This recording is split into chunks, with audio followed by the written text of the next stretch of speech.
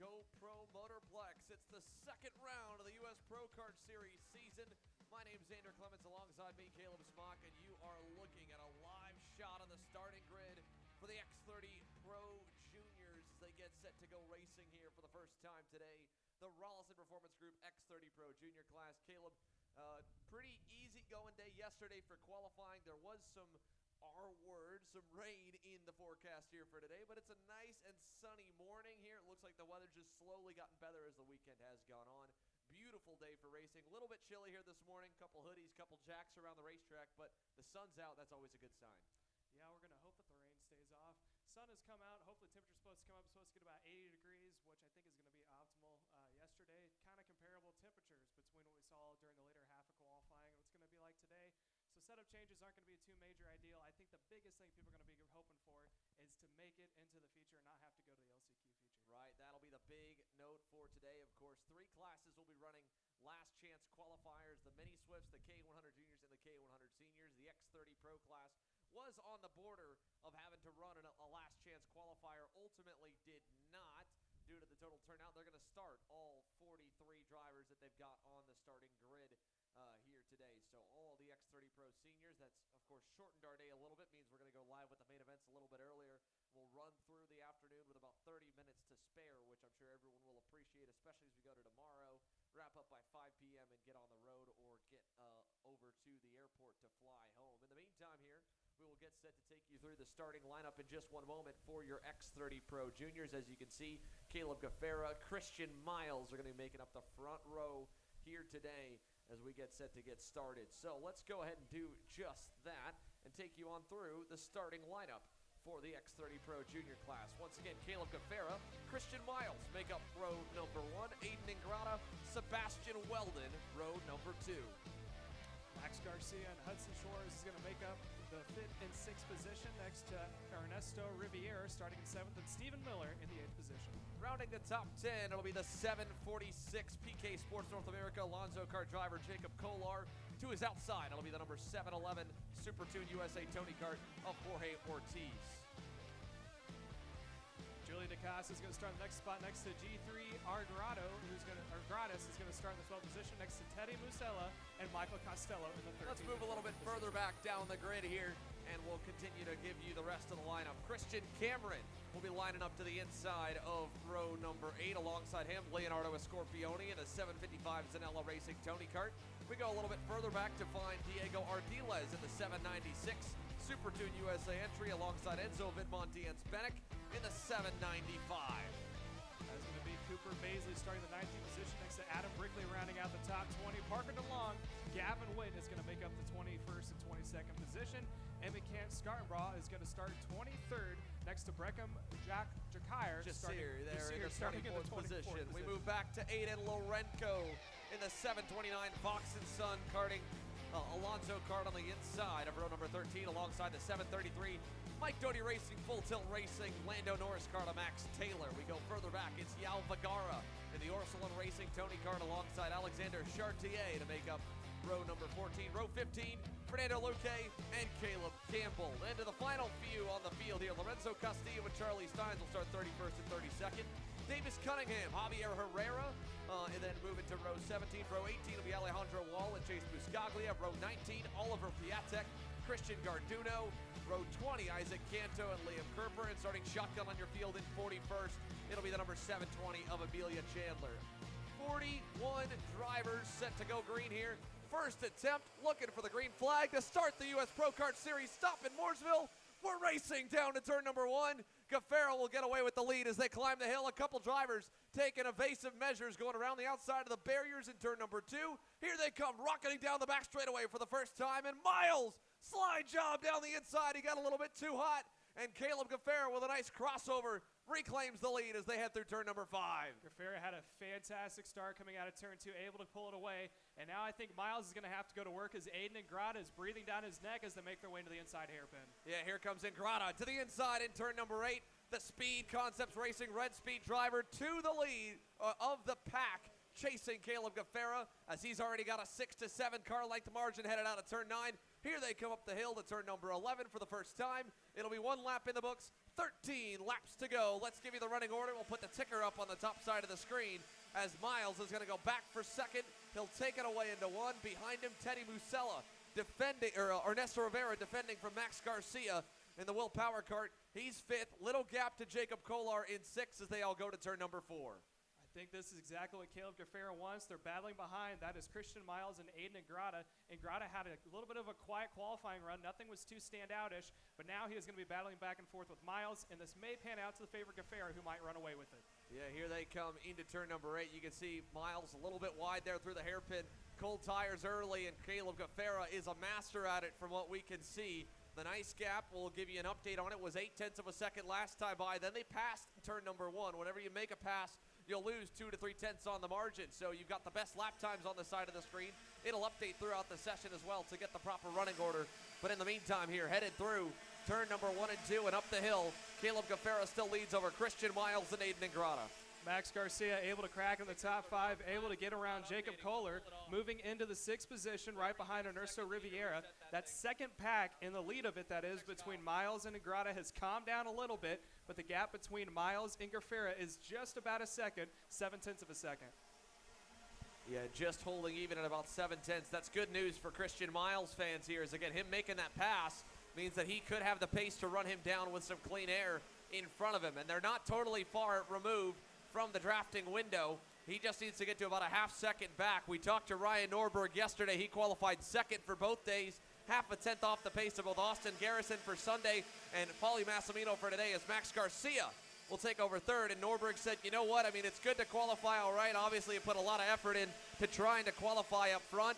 At the end of the day, Mooresville is a high-speed racetrack with a lot of pack racing. We're seeing that now as Garcia takes Ingrata down the inside in 4. He'll command the group, and Caleb Gaffera continues to lead. Now Miles with an aggressive move there, turn 5, gets through in the left-right chicane, throws Ingrata to the wolves, and here comes Ernesto Rivera, and they're all gonna, and Rivera goes around. Locked up the brakes there in turn 8, nearly collected Ingrata, and Rivera's gonna lose about 12 or 13 spots in that move. Ingrata is gonna get shuffled back, and it looks like it's gonna pan out to Max Garcia, making his way up into P2. He is at that about, I'm gonna guess about 0.9 of a second difference between himself and Gaffera. It's just now at a second. Michael Costo moves up into P3, so I think Gaffera is kind of sitting pretty right now. Yeah, Caleb Gaffera in a very good spot here at the moment. They'll head down the back straightaway. Here comes Christian Miles, making up for lost ground. He had to go wide as well in the exchange, so he'll get back by Michael Costello. And it now falls on 2 drivers here who have been at the forefront of the field in every division they've raced in, and they've raced against each other for a number of years. And Max Garcia and Caleb Gaffera. There they go battling again. Costello this time completes it. Miles aggressively getting back by in turn 9, and they'll continue to fight there. Costello wants and thinks maybe he's a little bit quicker. Ultimately, Christian Miles, I don't think has slowed down, but he's just been an unfortunate victim of all the chaos. So he's going to defend a little bit into 1 and hopefully try to get Costello to work with him. All the while, that pack's going to stack up. You can see Ingrata at the edge of the screen working with Sebastian Weldon. This is all 3rd on back while the top 2 continue to pull away. I think this is very much what the type of racing we're going to see all weekend long here at GoPro. This is kind of a draft-dependent track, and if you're battling back and forth like this mid-pack has, at the bottom of the screen you saw him starting to pull away was Max Garcia moving up 3 positions. Someone else is a big mover, Michael Costello, up 10 positions into 4th, but that mid-pack battle, who knows what's going to happen. And he was able to get by Christian Miles again over in turn number 8, so Michael Costello obviously thinks he's got a lot of speed. Christian Miles was trying to prove that he had some speed too, but Costello, when you're up 10 spots, you got to imagine how amped up he can be. Making 11 now as he moves up the order to 3rd.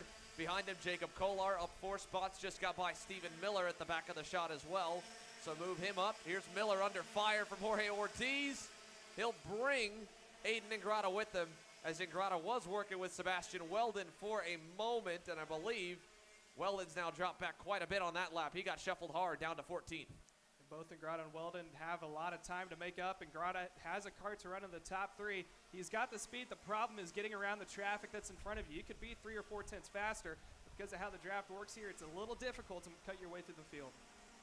Yeah, definitely a little bit tricky now as the 3rd group on back continues to shuffle. Miles, Costello, and Jacob Kolar, 3rd, 4th, and 5th up the road, giving you an update of where the lap times are. Caleb Gaffera has started to set sail. It is a 1.5-second lead for Gaffera, pulling away further and further from the rest of the pack, including Max Garcia, who was playing chase to him early on. Garcia was about 3/10 slower last time by. He was even to this pack behind in Christian Miles' group. But overall, Max Garcia, unfortunately, not enough pace on his own to run down the RPG Cosmic driver of Caleb Gaffera. His lead at the moment, 1.5 seconds. Aiden Ingrata is caught into the back bumper of Jorge Ortiz, who's the caboose for that battle for the second pack. As we go side by side again up the hill. Ooh, there's Ingrata trying to make a move up on the inside. It looks like he's going to take one more position, moving himself up into P6. Yeah, able to get by Jorge Ortiz right there. Lost a little bit of ground Ortiz did with the pass in front as Jacob Kolar went by on Michael Costello. So move it 5 spots forward now for Jacob Kolar as he starts to lock on to the rear bumper of Christian Miles. Kolar has struggled at this racetrack in the past times that he has come here, but he's looking pretty strong now. Here's the next group, led by Teddy Musella, just getting a shot of that one as Ingrata goes by on Costello as well, so he's back into the top 5.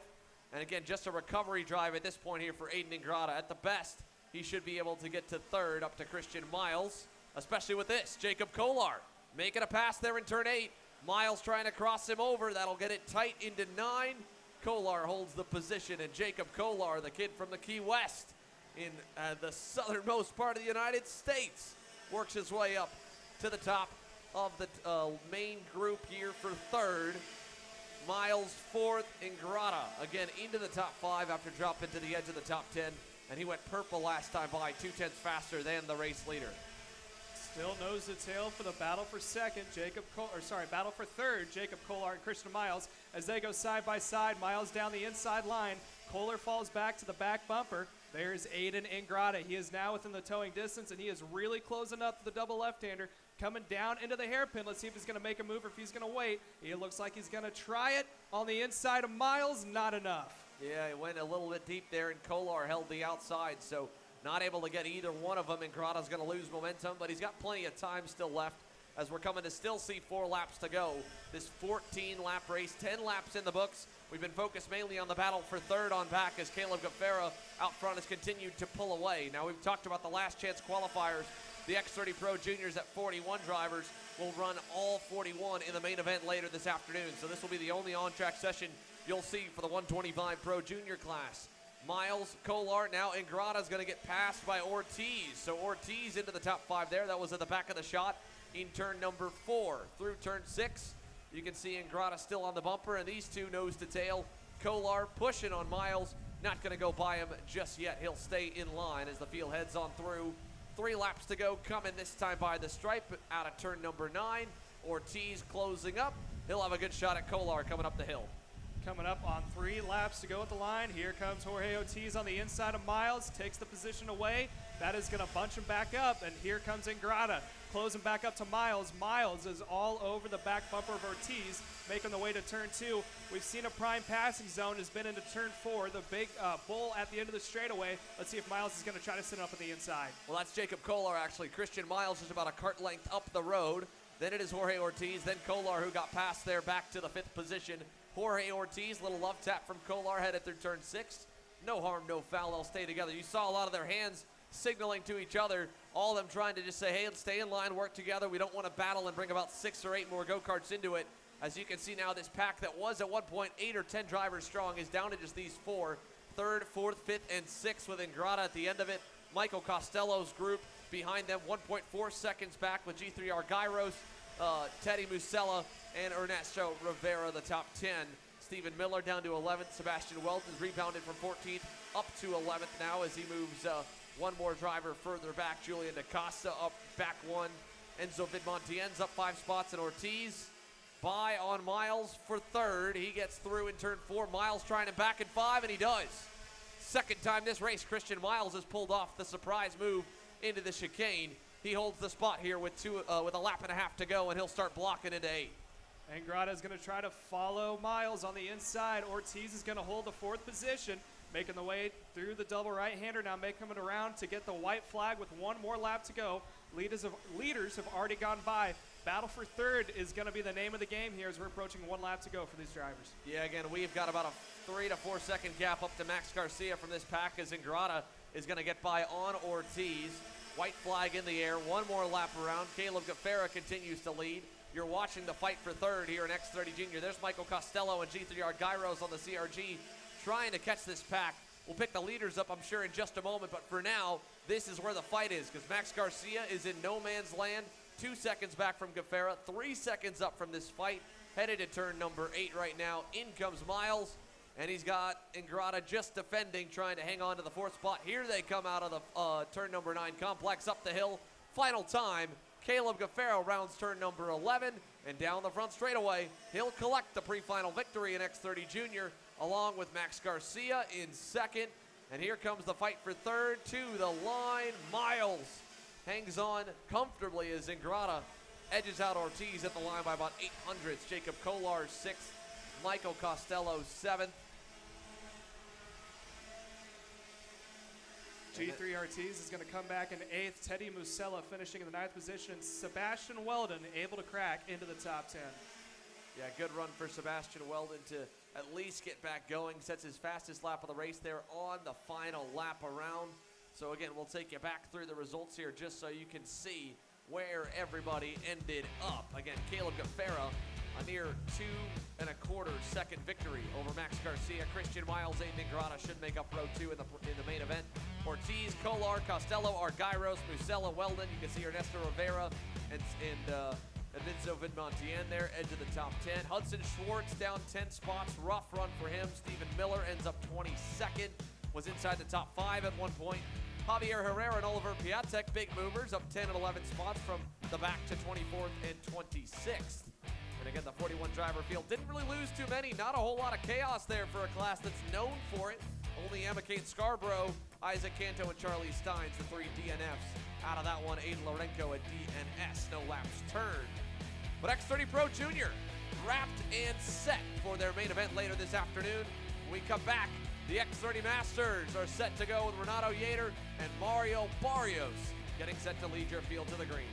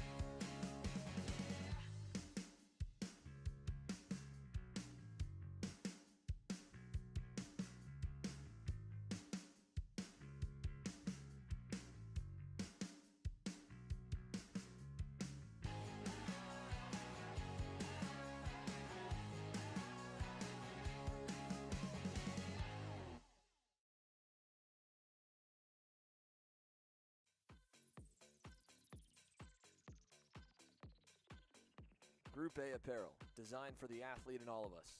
Check out more online at groupAapparel.com. I'm David Serra, 18-time Australian karting champion, and we're launching Kart Class. Kart Class is an advanced digital training program that suits a driver who's just starting out in the sport, all the way to the driver looking to win a national championship. In this program, you're going to be learning about how to find the ideal racing line and what an apex is. Braking and throttle markers, wet weather racing lines, and how to overtake other competitors. We target how to brake in the wet weather, and we look on the mental side of kart racing as well with our mental skills coach. At the completion of this program, you'll be lighting up purple sectors in qualifying, know when to defend on the opening laps, and how to pressure your opposition into mistakes. We teach you the tools to be resilient and how to get in the right frame of mind before a race. We look to complete the whole package by getting a strong mindset, a driving style to suit all conditions, strategizing your race, and getting the last 1% from your team. We'll teach you how to win the final lap of a race, driving the wet like Max Verstappen, and creating the perfect bubble for yourself to mentally be in the zone. To find out more, click the link below.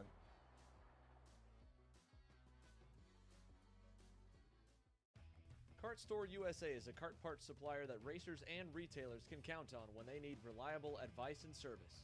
We focus on servicing all racers with honesty and pride while maintaining customer satisfaction. We carry a full stock of Kart Republic and Tony Kart chassis, as well as IAMI and Vortex Rock engines. We've also got a host of other parts available and in stock, such as products from Rev Performance Materials, Jekko Racing Seats, and more. We have a 100% satisfaction guarantee, and on top of that, if your order exceeds $200, shipping is on us. Check out all we have to offer today by visiting us online at kartstore-usa.com.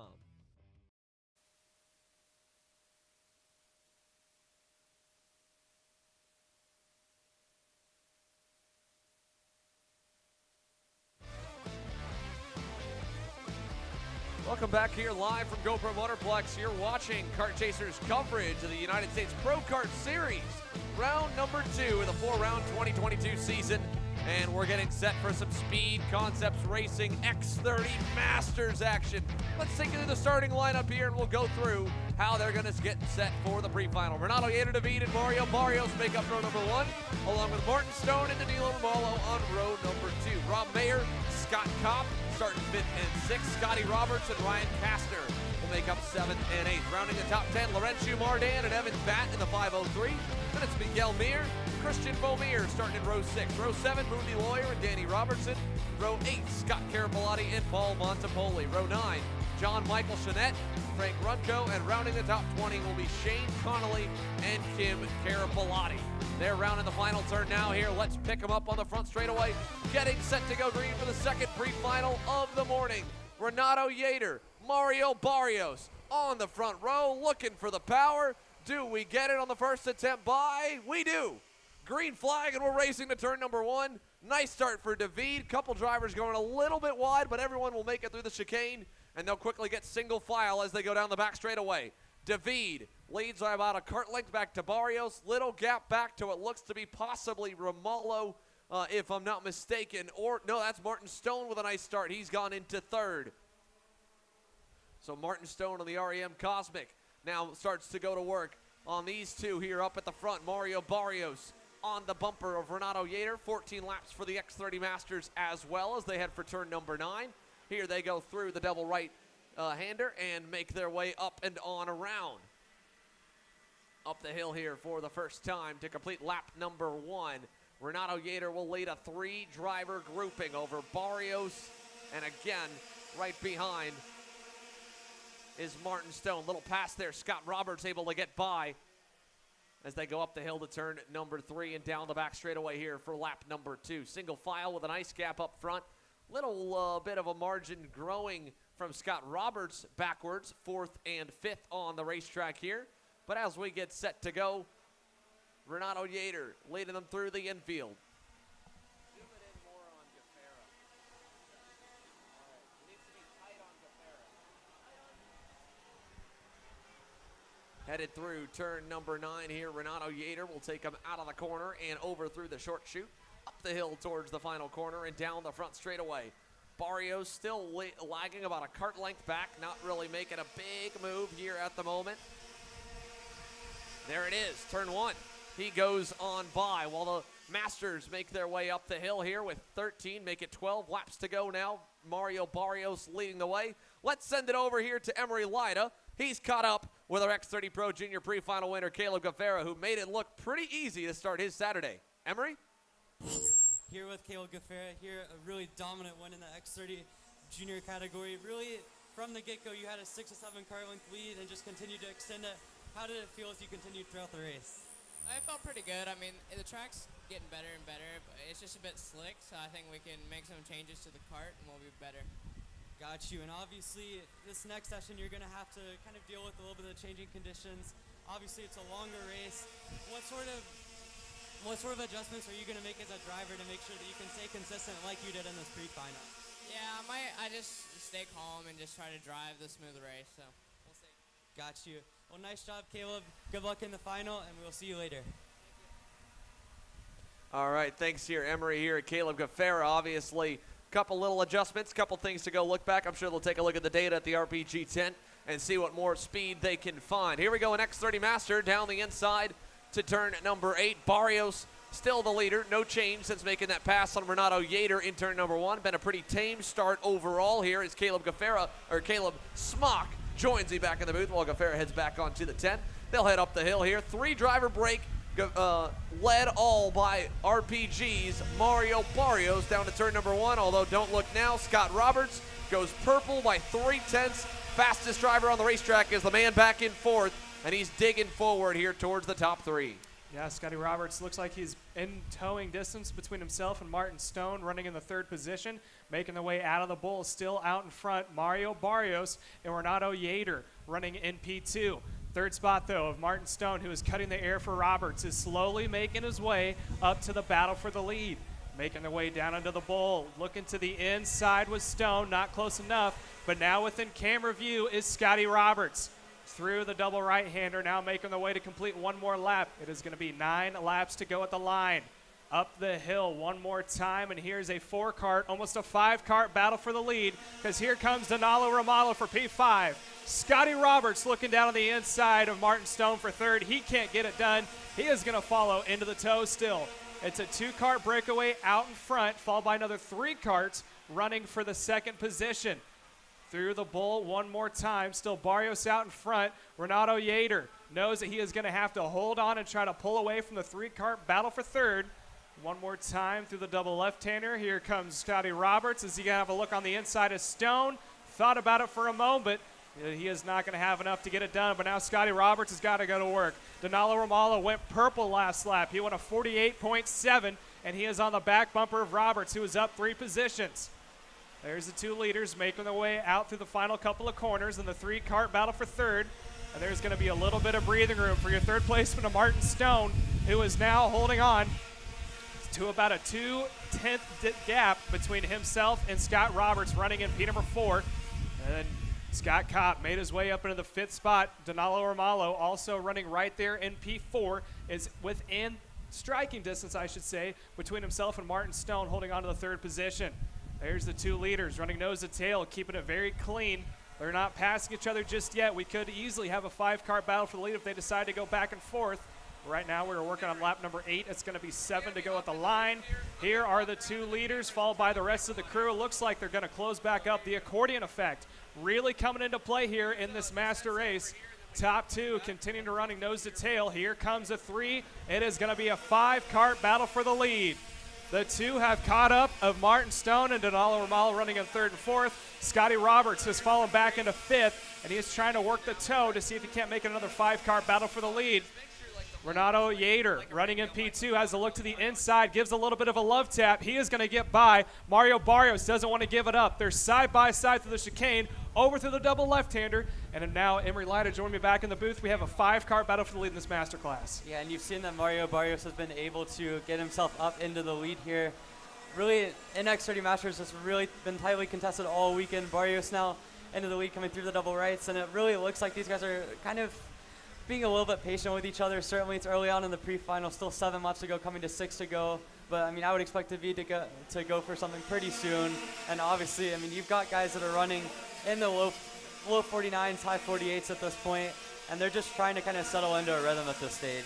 Yeah, we got the accordion effect has been in play, and for those of you who don't know, the accordion effect is when it spreads out, comes back together. But now to the inside, here comes Renato Yater. He is going to make move on the inside, and following him, or going to attempt to, is Martin Stone. Stone and Barrios are side by side. Barrios holds on to P2.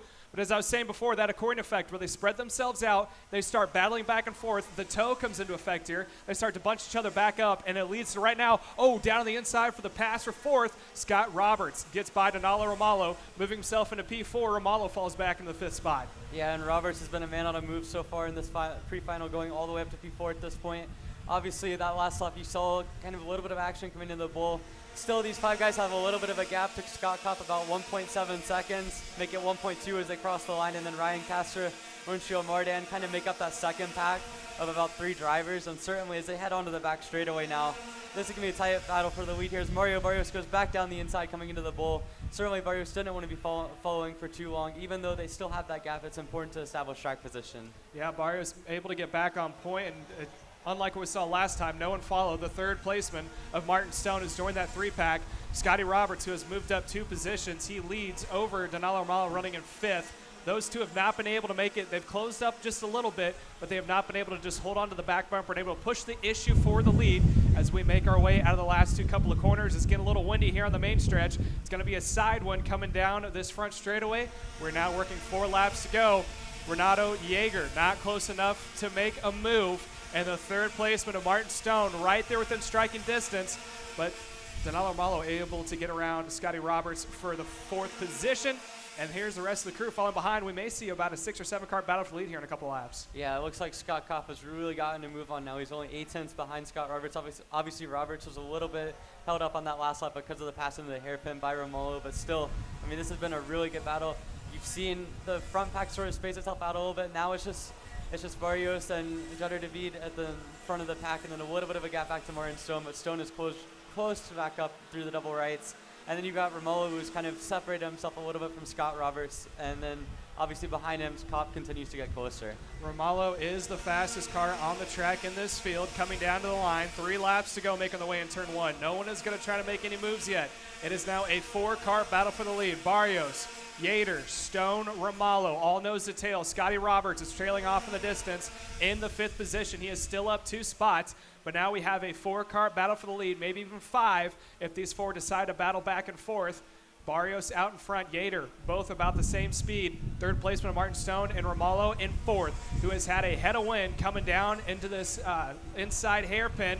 Has a look on the inside of the exit, not enough to get it done. Still a 4-car battle. Now up to the inside, he tries it once more, and he is going to go door to door, able to get around, move himself up to the 3rd spot. That is a very uncommon pass to see in a pre-final, coming through the double rights there, but Romolo was able to make it work. He's been the fastest car on track the last couple of laps, and what that's going to do is it's going to send Stone back into the clutches of Scott Roberts. And now Romolo has 2 laps to make up the gap that he's been seeing, that he's had because of that pass that he made in the double rights, but still an excellent move for Romolo to make up a little bit on the aggressive side, but certainly because he was able to get it done, now he can set his sights on the front 2 and have a little bit less pressure from behind. This is exactly what Scotty Roberts needed. He needed someone to tow off and catch back up to that main pack. Now what they all need is Barrios and Renato Jader to battle back and forth and try to bunch the pack back up.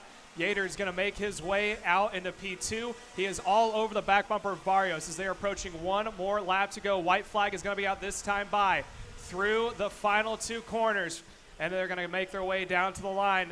They are spread out. It's a 2-car battle, trailing in 3rd place. Danilo Romolo, the fastest car on track. No one's close enough to make it move in 1, but they may have it going into 2.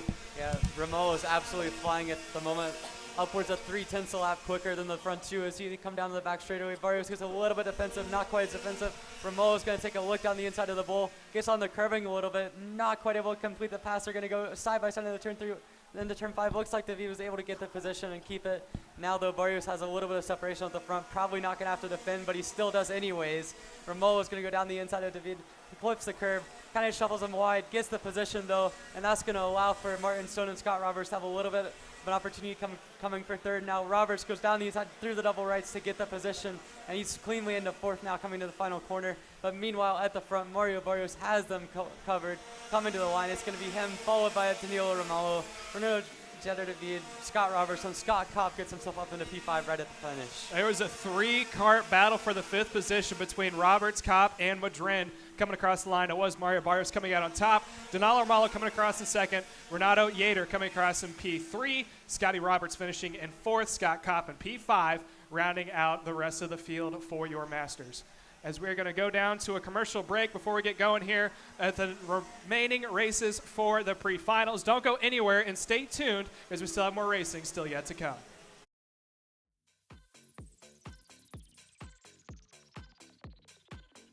Group A Apparel, designed for the athlete and all of us. Check out more online at groupAapparel.com. As the Western importer of the Praga and Formula K chassis brands, Leading Edge Motorsports is a high-performance kart shop and race team with a simple mission: teach others the joy of high-performance driving, supply our customers with the highest quality products and services, and most of all, win races. With our remarkable racing inventory, expert services, and top-ranked national-level team to back it up, we'll help to get your new kart racing package up and running fast. From arrive and drive service to kart preparation and driver coaching, to the parts you need to get you back on the racetrack, Leading Edge Motorsports is the industry answer. Odenthal Racing Products, your #1 producer in engine mounts since 1992, along with our leading-edge designs and product development, such as the Odenthal Racing Products EasyGP camera mount, which comes in 4 different styles and can be used on any karting platform. To see our products online, go to odenthalracing.com.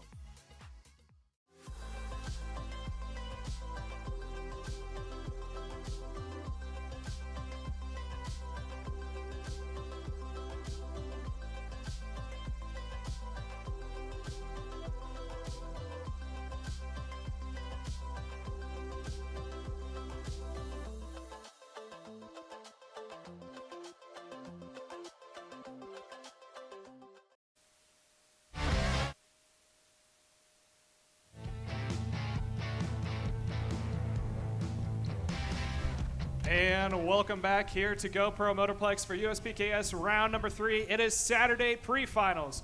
Now out on track is going to be our mini Swifts, as we are going to have Mr. Lida himself run through the starting order. All right, so we got Keelan Harvick on pole, almost 0.3 of a second in the first session. Last time, a 53.2. Put him on pole in this one. Ethan Tovo alongside him. Lucas Policio in third. Astro Oshin in third and fourth. Jack Iliff in fifth. Kai Johnson in sixth. Are we going to get the green? I believe so. So head into turn 1. Harvick goes a little bit wide to cover him off. Obviously, it looks like Ethan Tovo is going to settle into second now. Looks like that's Policio into third place as well. Got pretty clean start here by the Mini Swift kids. Down into the bowl, Harvick goes offensive. Policio's going to have a look on the inside of Tovo into P2. Can't quite make it stick though. Elsewhere behind them, you're still seeing them shuffle from 4th onwards back.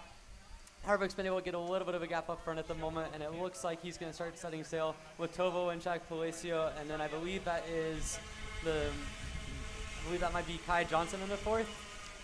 I believe it is. Keelan Harvick defended down on that back straightaway, trying to hold off the rest of the field. It looks like he is going to do so successfully. A fairly clean start here into turn 1 and through halfway around the track as we are now coming around to get lap number 1. The running order is going to appear on our screen as we are going to go down the order. Coming across the line, lap number 1 officially in the books. We're going to have 13 more to go. Harvick still out in front. Ethan Tovo in P2. Jack Iliff now trying to make a move on the inside of Tovo. He is going to take up one more position, but right now it looks like Keelan Harvick's starting to pull away as they all fan out going down into the bowl. Yeah, it looks like a lot of chaos going on there. Obviously, Iliff has been on the move early in the race, already up to P2, starting from 5th place. He was able to get by Policio coming into 11. He was able to get by Tovo coming into turn 3. Now he sets aside after Harvick, where he looks like he has the pace to catch him. Elsewhere behind him, you've got Ethan Tovo. Looks like Policio is going to go down the inside into the hairpin. Going to be followed through by Astro Oshin as well. Got another couple of carts behind him going into the double rights there, kind of shuffling things out. And that's going to give the front two a bit of a gap here as you've got Harvick in front, you've got Iliff in second, who's been able to catch him pretty well over the course of this lap, and then you've got a gap back to Tovo, or excuse me, Policio in third, and then behind him, you've got Astro Sr. Oshin was able to get into third while I was talking. Now Policio goes back into third, coming into turn 1, able to complete the position. Got those two, and then you've got Kai Johnson in 5th, and then a pretty decent sized gap back to 6th, where you've got Henry Taylor, Ethan Tovo, and Isaac Malcutt. Yeah, it looks like a couple of drivers starting to fall down through the order, but right now Harvick is under attack from Jack Iliff. Iliff was able to make the move going into the chicane. Now we are going on board live with the rest of the field. There's Oscar Iliff, Lucas Policio, Kai Johnson running a 3rd and 4th. Harvick had a look down to the inside of Iliff, and it looks like he is not done yet. Iliff still on point. Harvick now trying a crossover move to the double right, stays onto the back bumper, making their way onto the main straightaway here after a couple of corners. We are approaching 12, now 11 laps to go. It is Harvick out in front. Iliff has a look to the inside, into the toe. They're going to make a move here. They are not. They are going to follow right behind, but they are spanned out 3 wide. Policio, Alcostine, and Johnson battling it out for the 3rd spot, which is going to allow the top 2 to continue to pull away, but the fastest cart on track is now Kai Johnson. I think he had a little bit of a toe that last lap, kept his nose clean. Top 2 making their way out of the bowl, coming into the chicane. Here is Harvick and Iliff, nose to tail, rest of the field, Policio, Acosta, Johnson there at the top of the screen, battling for 3rd. Yeah, and it looks like Policio's dropped back into 5th place now. Oshin's unable to get into 3rd. You got Kai Johnson in 4th, and it looks like that group's going to have to get together quick if they want to hunt down Keelan Harvick and Jack Iliff. You saw in the last lap, Iliff was able to get in the front briefly, but Harvick was wasting no time trying to get back. Obviously, set him up through the hairpin and into the double rights. You saw really good sort of battling there, but then obviously got the fast done, and now it looks like Iliff is maybe a little bit content to just settle down, just went purple on that lap, pushing Harvick now, and the group behind him is not quite able to match the pace. They're right there with him, running 53 7s and 8s, but as of now, they're going to need a little bit more than that to be able to catch back up. Yeah, it looks like the top two are settling down, and so is third and fourth. Again, Harvick out in front.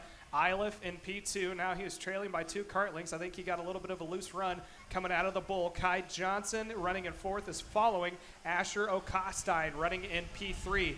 Again, last lap, O'Costine and Johnson were the fastest two before Jack Iliff was able to take it away. There's the 3-kart battle for third, right behind the 2 leaders out in front. O'Costine leads.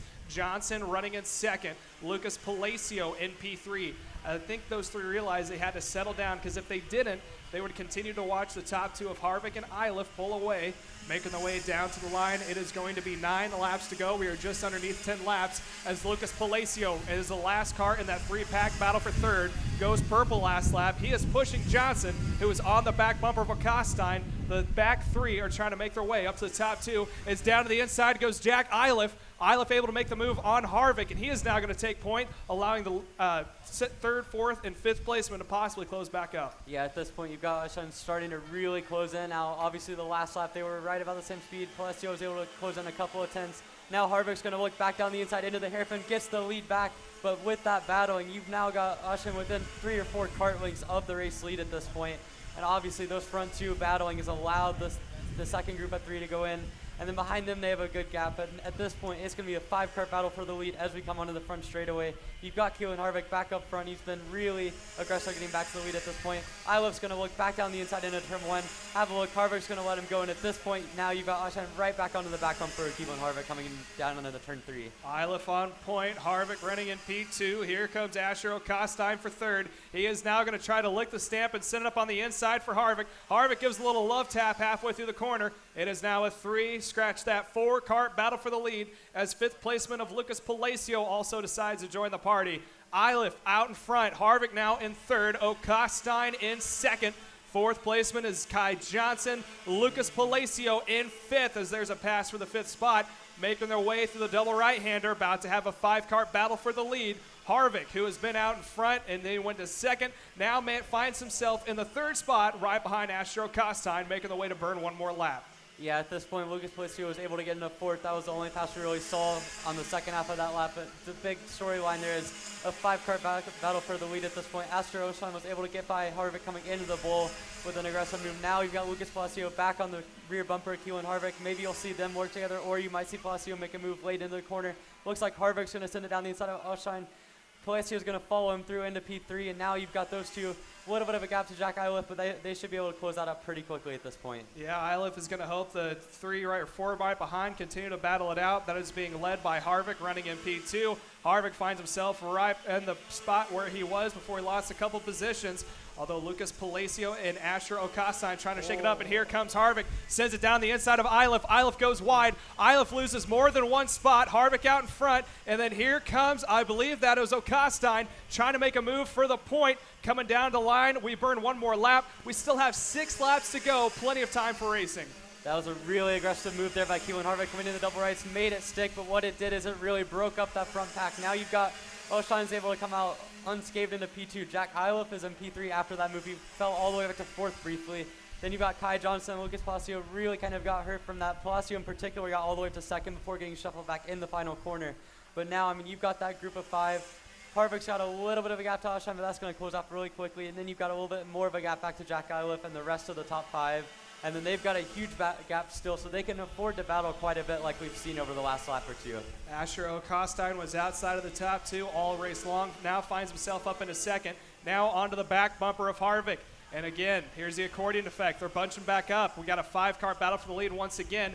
Jack Iliff now in 3rd. I think they're going to want to try to get around and catch back up to Harvick. Those two, when they work together, seem to work pretty well for themselves. Going down into turn 1. Here comes a pass for the lead. O'Costine out front. Iliff follows. Harvick goes back to P3. 4th and 5th of Johnson and Palacio also within striking distance, although Kai Johnson goes a little wide on the exit of 2. Down into the bull. 3-kart battle for the lead. Way wide goes Harvick. tries to get the momentum going into the chicane, not able to make a move on Eilif. Eilif still running in second, and now the leader of Asher Okastein is going to have to hold on for 4 more laps as we go down into the inside hairpin. Here comes Eilif. Harvick follows, and there tries to go Kai Johnson, making his way up into the point. Ostein's able to get into second now, coming through the double race now. Kai Johnson's going to go by both of them coming out of the double race. What a move there by Kai Johnson to get himself up into P2. That has allowed Jack Eilif to get a lot of separations. Palacio is on the inside into P4, coming out of the final quarter, passing off Asher Osteind into turn 11. And now you've got second through fifth all right together, but they've got a gap again to Jack Eilif, and now you have to think that they're going to have to settle down now as Kai Johnson gets himself up in a second, the highest he's been all race with Keelan Harvick right in tow, but he's not going to waste any time. He's going right back down the inside into the bull, takes Palacio with him into P3, and now Harvick and Palacio are going to set sail for Jack Eilif in P1. Harvick finds himself up into the second position, following right behind Jack Eilif. Eilif able to make it happen again, goes back up on a point after falling back into third. That is the second time they're able to pull it off. Rest of the field making their way out of the hairpin. Kai Johnson is going to try to push the issue to see if he can't get around Palacio, although here goes Harvick. There's the pass for the lead. Harvick now in front, Eilif into second. Eilif is now under attack from Johnson as they make their way through the final couple of corners. Coming down to the line, huge lead now for Harvick. Opens up a 5-cart advantage coming out of the final 2 corners. 3 laps to go at the line. It's going to be 2 to go next time by. And now the top 5 is broken up once more. Harvick is going to set sail and try to pull away from the rest of the field. Yeah, Harvick's move into the double rights again, extremely aggressive, but he got the job done, and that really opened the seas for him. He was able to get a big gap as the rest of them fought for second through fifth. Kai Johnson getting shuffled back to fourth in the process. Jack Eilif into fifth. And at this point now, Harvick's just setting sail. He's pretty much got to just keep it clean, keep the nose clean. I don't think they're going to have time to catch him. As we're approaching the final couple laps, Xander Clemens joins us back in the booth. Yeah, we're watching here this battle. I was also watching on your screen right now. This is the battle for the bubble spot. In the white Burrell art with the yellow gloves is Devin Waltz. He's currently 18th, trying to get up to 17th. Jackson Tovo is trying to get forward, and they're all going to go wide. And now the bubble spot changes again. Tovo is into the show. Waltz is still on the cusp. And the driver that just got pushed wide there was running in 17th. I think that might have been Austin Warner. So all in all, we'll give you the update where they're at when they cross the line. But that battle we just saw go down, that was for the final transfer spot. It was actually Roman McCurdy who got knocked wide. He hangs on, but it looks like we've lost the driver as a whole, and that was Paulie Hart Jr., who has fallen off the pace to the end of the pack. So now McCurdy is in, Waltz is in, Tovo's in, all that shuffling. Gabriel Balog, the next driver, out. He's 5.5 back, so we'll stay on the leaders here as they battle again, all for second and third. Kai Johnson ahead, and then they're still side by side there as Palacio gets pushed wide by Ochstein.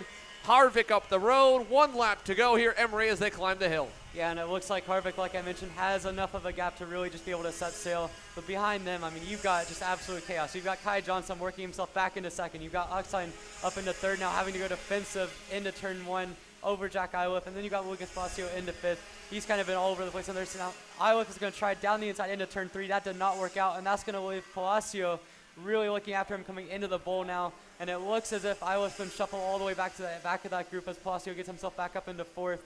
At this point now, it looks like Kai Johnson's comfortable in second. You've got obviously Harvick up the road in first, and Ochstein even has a little bit of a gap into P3. But it looks like the first battle you're going to see is Palacio versus Eilif into the into the hairpin. Palacio holds it for the moment, and it looks like Keelan Harvick's just going to set sail, going through the double rights, taking his time, just able to have a comfortable drive, which did not look that comfortable up until about 3 laps ago, but now it's turned into really just a cruise all the way to the finish line. He's got about a second and a half in hand over Kai Johnson, finishing up. Harvick wins over Johnson. Ochstein, Eilif, Palacio rounds out your top 5. And then you've got Vivek Hanton into P6, Massim Kurwan into P7, Isaac Malka from 19th to 8th in this heat race into P8, followed by Henry Taylor in 9th. And then you've got Brunson Costas rounding out your top 10 from 16th to 10th. Yeah, congratulations to our winner, Keelan Harvick. And again, we still have more racing yet to come with the Mini Swifts. That was the odd group. Now we have to go into the evens. I believe we're going to take it down to a quick commercial break. When we come back, we got the evens yet to come for Mini Swifts, so don't go anywhere.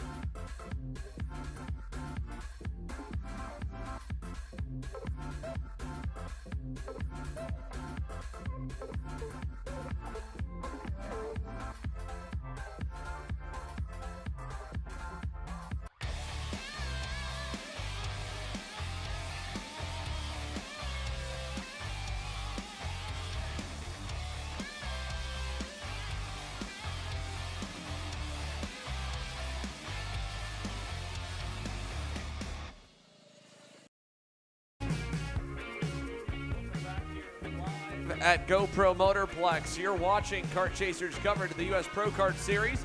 The DNJ Intermodal Services Mini Swift class already has half of its main event grid set.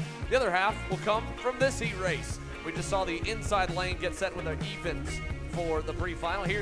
For the odds, here's your evens. Tyler Roberts, second overall in qualifying for Saturday. We'll start on the pole here for the pre-final evens alongside Tristan Murphy.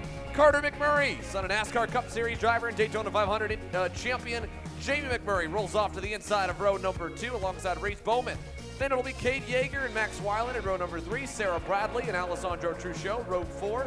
Ty Fisher and Gian Matteo Russo will round the top 10. Then Carson Weinberg, Oliver Weldon, Max Christie, Travis Pettit, Landon Boer, Salvador De La Vecchia, Lillian Scarborough, Martin Ramirez, Race Beckman, Cypress Andrus, Mateo Calderon, and Thomas Crispin, your 22 driver field. Coming out of the final corner, here we are looking for the green flag. My name's Xander Clemens alongside Caleb Smock in the booth.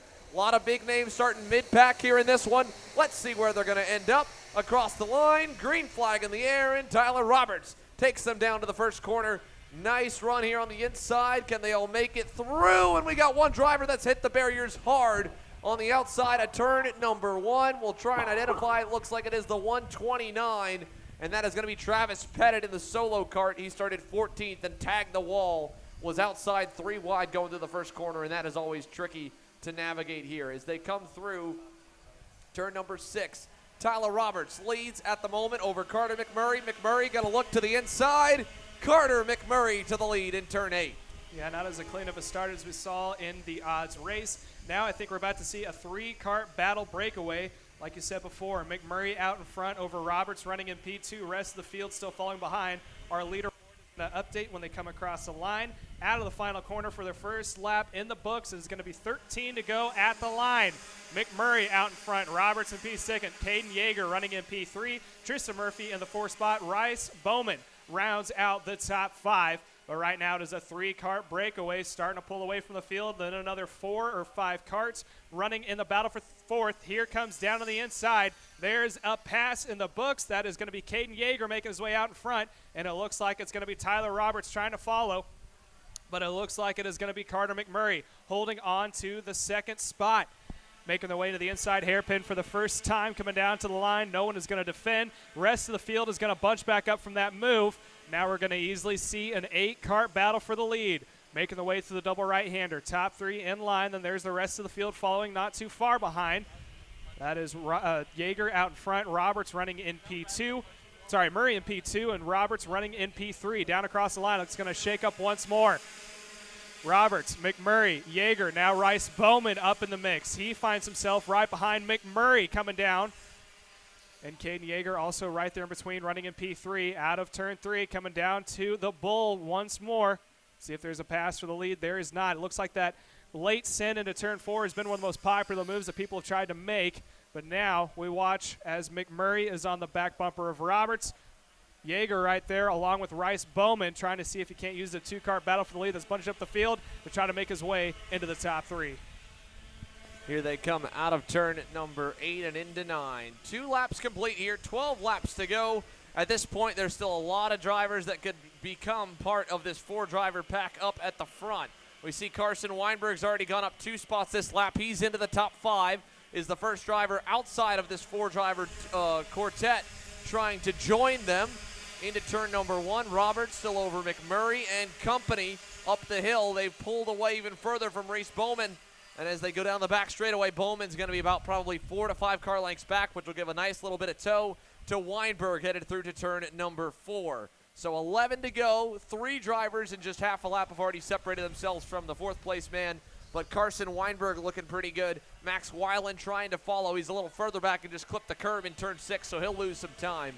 But Carter McMurray, smart driving so far, pushing Tyler Roberts, allowing himself, Cade Yeager, and of course Roberts to get further and further away as we saw a nice little pass there deeper in the pack. That was Alessandro Truccio going by Tristan Murphy. An update on the bubble spot right now. Oh, we got one off on the back straightaway. That is the 129 at Travis Pettit. And what has started off as a rough Saturday has gone from bad to worse as we see a change in the lead. McMurray down the inside will take over the top spot from Roberts. That'll pack them back up. It's 5 drivers strong now at the front again. Rice Bowman now sees his opportunity to make his way into the top 3. McMurray leading over Roberts, going down into the bull corner of turn 4. Making their way out, looking down at the bubble transfer spot. 14 transfer out. So that's Salvador Della Vecchia running in the 14th position, is the last car to make it in. Martin Ramirez running in the 15th spot. He's up 3 positions, but needs to go up 4 if he wants to try to make it into the final. Yeah, he needs to make just a little bit more time up. He's got about a second cushion up to Salvador Della Vecchia, and again, that means a big LCQ for the Mini Swift drivers, that they're only going to start 40 in their main events here out of the 40-plus that are on the entry list. Up the hill here to the final corner, out of the final turn. McMurray still leads the 4-driver train, and here they come down to turn number 1. 1, 2, 3, 4, headed into the first corner with about a maybe half-second gap and growing back to Reese Bowman, who's once again faded off that pack. Carson Weinberg, on the other hand, ready to go on the rear bumper of Cade Yeager. Does he go by into 4? He does not. They all trail the Timmy Tech comp card of Carter McMurray out of the pole.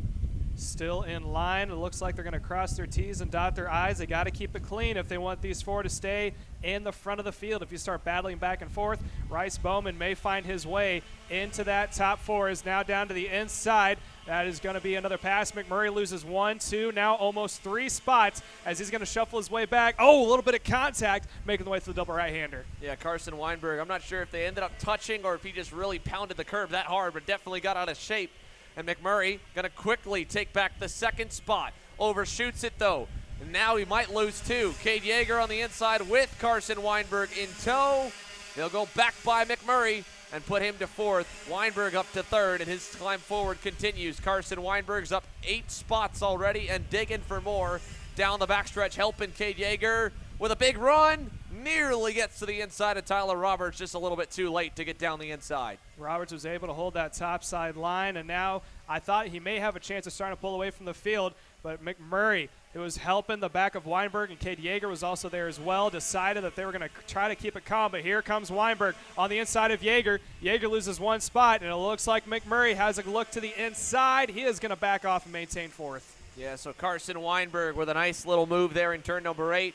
And now that makes him 9 spots forward so far in the pre-final, which is crucial, Caleb, because not only is that just 9 spots gained, that's 9 rows gained because they double the field size when they get back to the main event. So Carson Weinberg has taken himself from an outside of the top 20 starting spot up to what could be a front row position, potentially as high as 2nd if he can get the win here. Here he is looking for the lead. Turn 4, new leader. Carson Weinberg is through in the bowl. And the CRG driver for Speed Concepts Racing brings Cade Yeager's Nitro Kart with him. Tyler Roberts on the barrel and back to 3rd with pressure still from McMurray and more as they head through the infield. Bowman now is going to join the party. He is on the back bumper of McMurray's. There's a pass for the 2nd spot. Roberts able to get around Yeager, is going to try to now hunt down Weinberg. So now we got all sorts of shakeup in the field. Rice Bowman, he is right there, but not quite close enough to make any moves to crack into the top 4. Here they come to the final turn. A little more passing being made as they come onto the front stretch. McMurray going by Cade Yeager. 8 down, 6 to go in the 14-lap pre-final as we get set for the X30 Pros. We've got a few of them, it looks like, queued up here at the top of the grid. Emery Lida catching up with Jack Jeffers and Cameron Weinberg. We'll send it down to them here in just a moment. In the meantime, Weinberg leads them through to the bowl, and it looks like a little dual interview action here for Emery, getting both drivers a 2-for-1. Let's get ready, and we'll send it on over to Emery on the grid. Emery, take it away. Here with 2 of the younger guys in the X30 Pro class, starting out with Jack Jeffers of Speed Concepts Racing. Jack, you were top 10 most of the day yesterday, ended up qualifying P5 for today's race. What's your mindset going into the pre-final? My mindset's just to keep it clean, make it through the race. We still got to finish, and hopefully we can stay in the top 5 for the final because that will set me up the best for the final. Yeah, and obviously this is a track that really promotes a lot of close pack racing. When you go into a field that's as tight as this with the top 10 yesterday, oftentimes separated by just a couple of tenths, how does that impact how you race early on in the pre-final with a lot of positions up for grabs? You got to make up a lot of positions early on because since everybody's so close, it'll be so tough to pass, and it's all about kind of the track position with everybody that's close. Got you. All right, moving over to Cameron Weinberg. Cameron, you've been kind of up and down all weekend, end up topping the warm-up session. How does that give you some confidence heading into today's pre-final? It's pretty good. We had some problems with some stuff with the cart and, for qualifying, and we figured it out this morning, and put it on top, and hopefully we can do that same thing here in the pre-final. Yeah, and you've got a lot of experience racing around with GoPro in pretty much every single different class. How does that affect how you decide to race this pre-final? I know, like, when you pass, you can lose a lot of time, and everything's really close always and everything. So hopefully just try to stay clean and close the whole time. Yeah, thank you guys both and good luck. All right. Thank you for that here, Emery. We'll take it back trackside. This is a shot at the bubble spot here. The battle for the top 14 has heated back up. Ty Fisher, Salvador de la Vecchia, Lillian Scarborough all in this group here. I think that's where we are a little bit further back. Up front, Tyler Roberts has fallen all the way to the back of the train. Here is the bubble spot group. And I think we might be actually a little bit further back, if I'm not mistaken. I think this is the group further down to 18th. So I don't know where our bubble spot is, Caleb. You were thinking it's 14 transfer, or is it 18 that we have transferred to the main? I was thinking it was 14 that transferred to the main. Well, we'll check on that here in the meantime. This is the group for 18th. Now we're back to the lead. Carson Weinberg leads them up the hill here, looking for 3 laps to go. 6-driver party up front. Weinberg over looks to be McMurray. No, McMurray back to 4th. That's a new player we've got up into the mix here, right into 2nd. Reese Bowman making up some ground with a late race charge. Cade Yeager still 3rd. McMurray is 4th. Roberts is 5th. Max Weiland has been back and forth of almost there. Now he's in 6th, and look at that new leader, Reese Bowman, to the top as they head out of turn number 4. Bowman struggled to maintain with the pack of the top 5 all race long. Now he finds himself out in front, holding off Weinberg, running in P2. Yeager in the 3rd spot is going to be the connecting link between himself and the other 2 of McMurray and Roberts. I believe Weiland is also back in the mix somewhere. But right now we're going to watch Carson Weinberg try to go to work and see if he can't get around Reese Bowman. And if he does, he may have pulled Cade Yeager with himself as they make their way through the final couple of corners. It is going to be 2 laps to go at the line. But as we've seen, it doesn't take much to bunch up the top 8. We may see an 8-car battle for lead here shortly. Definitely doesn't take a whole lot here. You can see Reese Bowman already starting to defend a little bit now with 2 laps to go.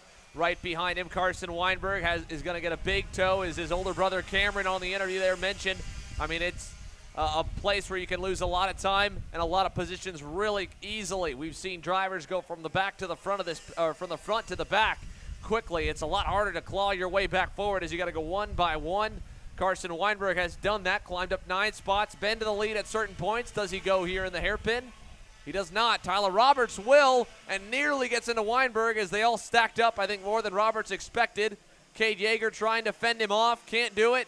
Crossover move, Roberts gets crossed up in turn 9. He'll drop back to 5th, now to 6th as Weiland gets by. 2-driver breakaway coming to the white flag. Yeah, McMurray also able to capitalize and take a couple positions coming down the line. You can see the battle for the lead. Down to defend goes Rice Bowman. To the outside was Carson Weinberg. Bowman gets a little loose on exit. I think he may have an opportunity for a pass into turn 4. Carson Weinberg, that is, as they make their way out of turn 3. Coming down into the bull. Here's a look to the inside of McMurray on Yeager. McMurray goes up into 3rd, and we may see a 3-car battle. Weinberg on the back bumper of Bowman. He's got about a half a lap to make his move. Through turn number 6 here, Carson Weinberg's played it safe, played it smart. He hasn't pulled the trigger yet. Does he go into 8? He's got the option. He looks inside. He'll get clear. Carson Weinberg takes over the lead with half a lap to go. Still side by side. McMurray's going to get put to the wayside. He'll cross over Yeager, take back the 3rd spot. Carson Weinberg, what a well-composed drive. 10 spots gained, a 2-car length cushion. Carson Weinberg will win the pre-final on the even side in the mini Swift class. Nicely done by Carson Weinberg. Again, Bowman 2nd, McMurray on the last lap. Falls back, goes forward, falls back again. Ultimately ends up in the 3rd spot. Let's take you through the results here from that one as the even pre-final is all wrapped up here. Again, Carson Weinberg with a win here in the pre-final. We'll start on the outside of row number 1 for the Mini Swift main event. Reese Bowman, Carter McMurray, Tyler Roberts, 2nd, 3rd, and 4th. They'll make up the other part of the outside lane. We go further back down the order. Max Weiland, Cade Yeager on the last lap drops to 6th, all the way to the wayside. Weldon, Russo, Bradley, Murphy. Then you go back to what we think could be the transfer spot at Martin Ramirez in 18th. Might be higher up than that, but he at least ends up on that could be the bubble. We'll confirm it here during the commercial break. Salvador de la Vecchia and Race Beckman, if it's the top 14, make it in safely. Then there'll be the last chance qualifier later on today, though. For now, the X30 Pros are up next. Austin Garrison joins Emery Lida on the grid here. Let's talk to Austin our pole sitter for tomorrow. He rolls off third here today. Awesome. So far, it's been a great weekend for you. Qualified on pole for Sunday's action. Today, you get to start third. What's your mindset going into this pre-final? For now, I just want to go and have a nice, clean race with everybody. Obviously, we don't want to go and everybody try to win the race in corner one. Obviously, you want to set yourself up as best as possible for the final, because that's what we're kind of going to go and shoot for, is the win. So hopefully, either first, second, third, you know, as long as you're near the top 5, I assume I'm going to go and shoot for a good starting spot for the final. Yeah, it's been a little while since you've been in the X30 class. Obviously, a lot of new faces here. Any nervousness racing against a lot of new guys? No, not entirely. I kind of been watching a lot of drivers in Tag Senior, how they go and drive and everything. Watch a lot of videos, so I'm not too nervous to be quite honest. All right, sounds good. Thank you for the interview. Good luck. All right, once again, Austin Garrison getting set to get going here. We'll let him get into the go-kart once again here. One more look as we go back through the Mini Swift pre-final even results. Carson Weinberg, as we mentioned, will start on the outside of row number 2. And there's a final look all the way down through the field of where the 22-driver field ended up. And, of course, Travis Pettit, unfortunately, to the LCQ after the crash. He should be a driver to watch later today. We'll take a commercial break. When we come back, X30 Pro pre-final action live from Mooresville. You're watching Kart Chasers coverage of the U.S. Pro Kart Series.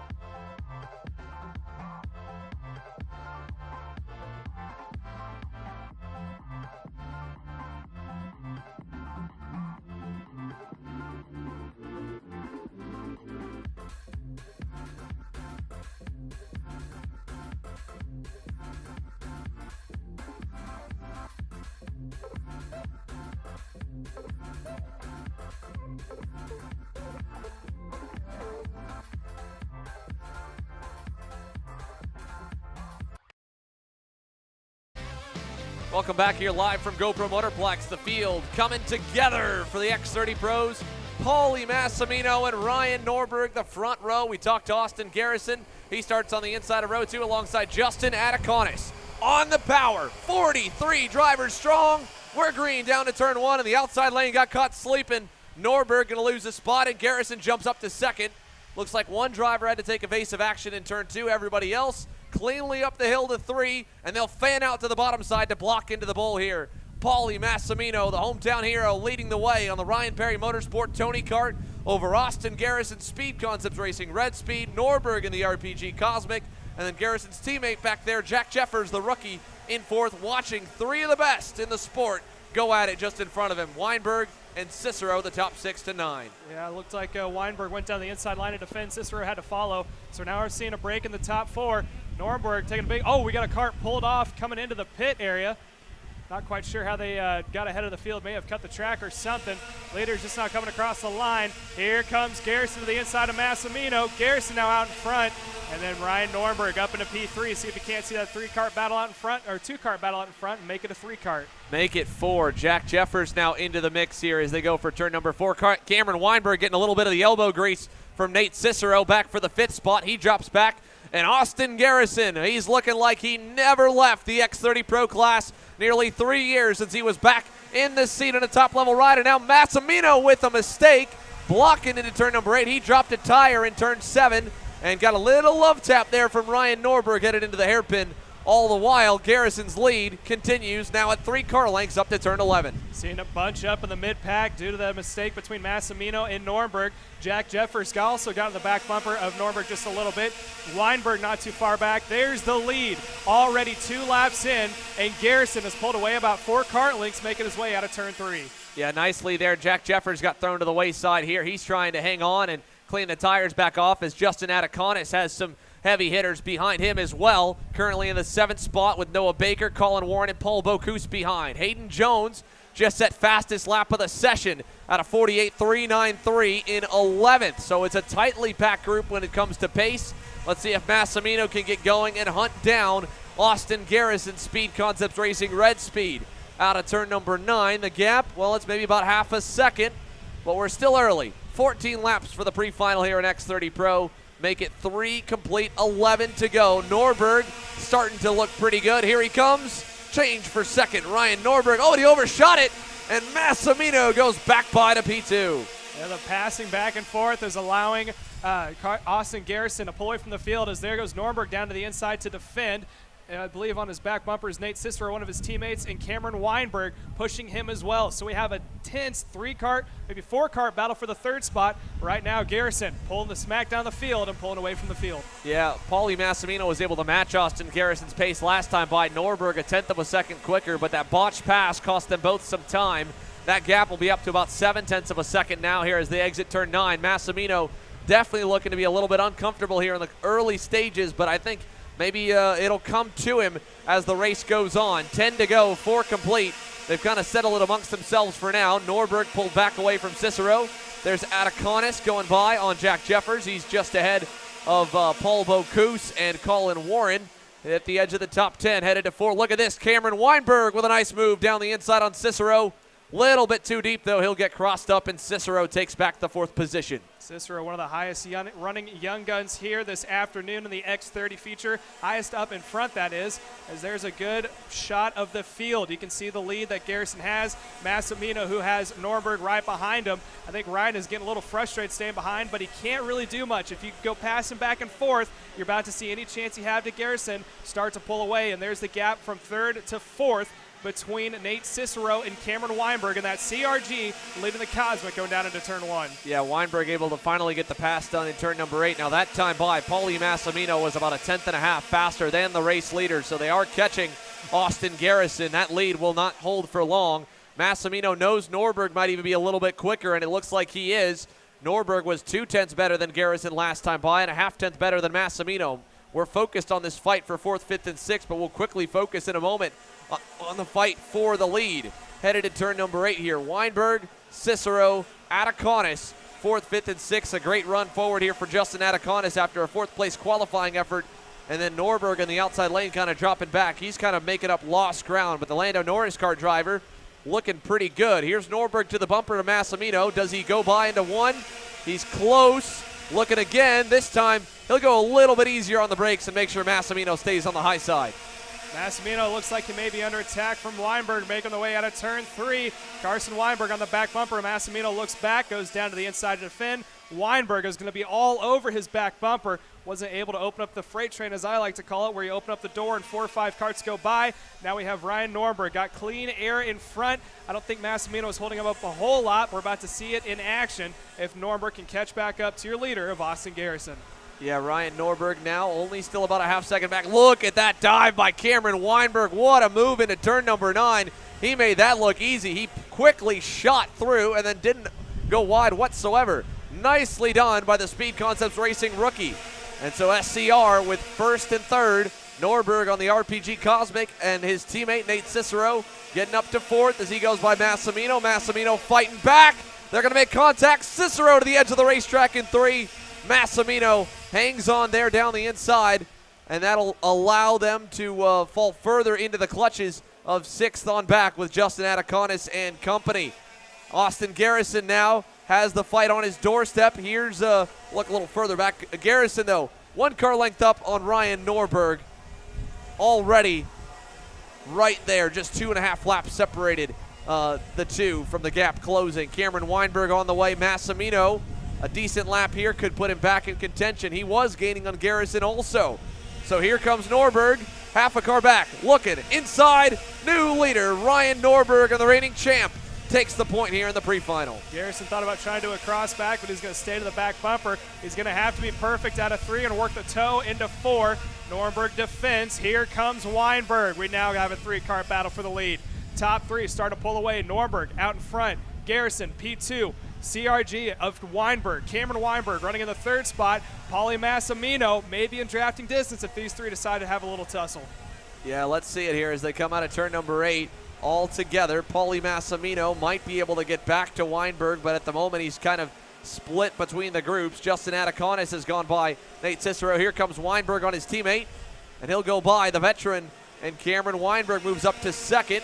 Austin Garrison checks the gap back with a look over his shoulder, sees he's still got plenty of time, and again, Weinberg so good on the brakes. I mean, he's able to pull a good bit on some of these guys, it looks like, in the braking zone, and not really pay for it on exit, which is a major advantage to have when it comes to racing in a pack. When you can go that much deeper naturally, you can go even deeper when you're making a pass, as we saw that move on Massimino. So here he comes.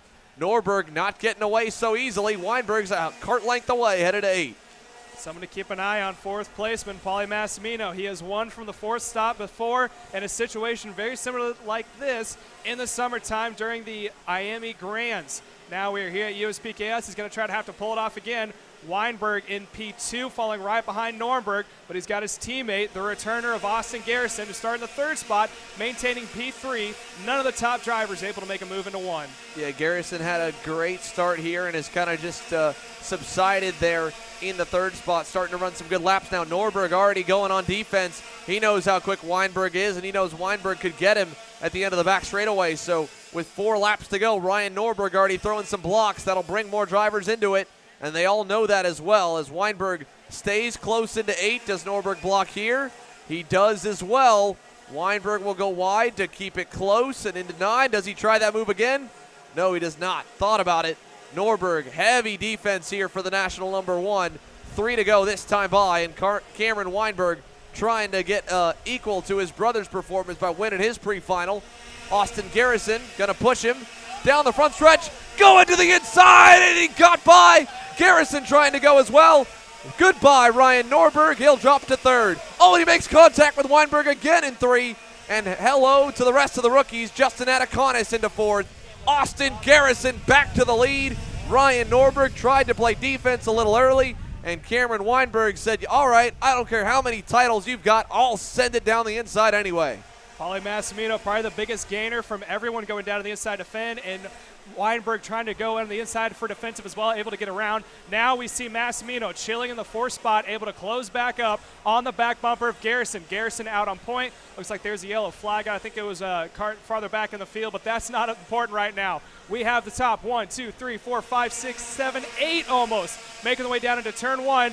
Massimino, the hometown hero, on the back bumper of Garrison, the returner. And here comes Ryan Norberg, able to find something out of his cart. Let's see who's going to go down to defend. Here comes Massimino for a move, and it looked like it was going to be Austin Garrison defending just a little bit going into 4. So again, Norberg back there. Cameron Weinberg to the bumper, and Weinberg nearly got the lead. He'll give him a little love tap in turn 6, letting him know he's there. That's going to force Norberg to go defense into turn 8. Weinberg sends it around the outside. Nate Cicero trying to get by on the bottom. He does not. He'll get choked up into 9. Norberg playing more defense. Weinberg following. This will allow the top 2 to get away. White flag coming, and I think we might see some fireworks here for 3rd as Cameron Weinberg is going at it with the 5-time national champion Ryan Norberg, who goes to block down to 1. Here comes Massimino, new leader. Paulie Massimino to the top spot into 2. Garrison's now in the toe of Massimino. Look for Massimino to cut back across the track and defend into 4. Has a quick look behind. Goes to the middle, not as low as I thought he would. Austin Garrison working the back bumper. There's a battle for 3rd at the bottom of the camera.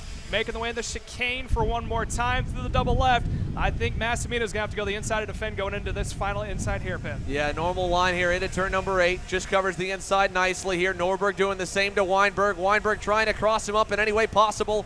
Back for P3. He wants to get by him. Garrison, I think, is pretty calm there in the lead. And look at that. Weinberg gets it done on Norberg. Back for P3. Massimino will take the pre-final. And Cameron Weinberg puts one over on the 5-time champ. He gets P3. Norberg ends up 4th. Justin Ataconis rebounds to the top 5. Hayden Jones 6th, Nate Cicero 7th, Jack Jeffers 8th, Ryan Raffa 9th, and Paul Bocuse rounds the top 10. What a pre-final, if that is what we're in store for when it comes to racing later on today for the main event. Well, Caleb, we're going to be treated to a show for the X30 Pros. What a start to the day. Paulie Massimino, your winner. Garrison and Weinberg, Norberg and Ataconis, the top 5. Again, Ryan Raffa up 4 spots into 9th. Hayden Jones climbs up 3 to get to 6 behind Justin Ataconis. We go further back, Paul Bocuse up 1 spot to round the top 10. Jack Jeffers hangs on to 8th behind Nate Cicero. And other big movers, Maureen Kremers up 6 spots to 15th as he tries to salvage something out of what's been a rough weekend for the world champ. Timothy Carroll up 8 spots to 19th. Noah Rosser up 6.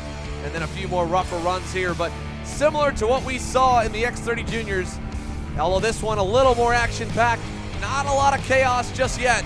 It may come later. We'll talk to the X30 Pros when they get through the scale line and clean the racetrack here in a moment. For now, KA100 Jr making their way to the grid here. Stick with us, folks. You're watching Kart Chasers coverage of the U.S. Pro Kart Series.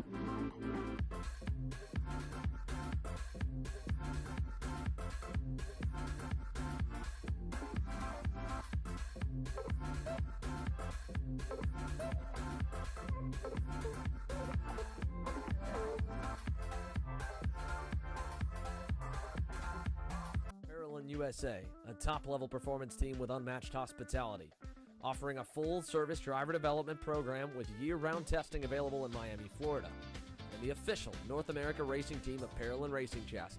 Chassis and parts available at ParolinUSA.com.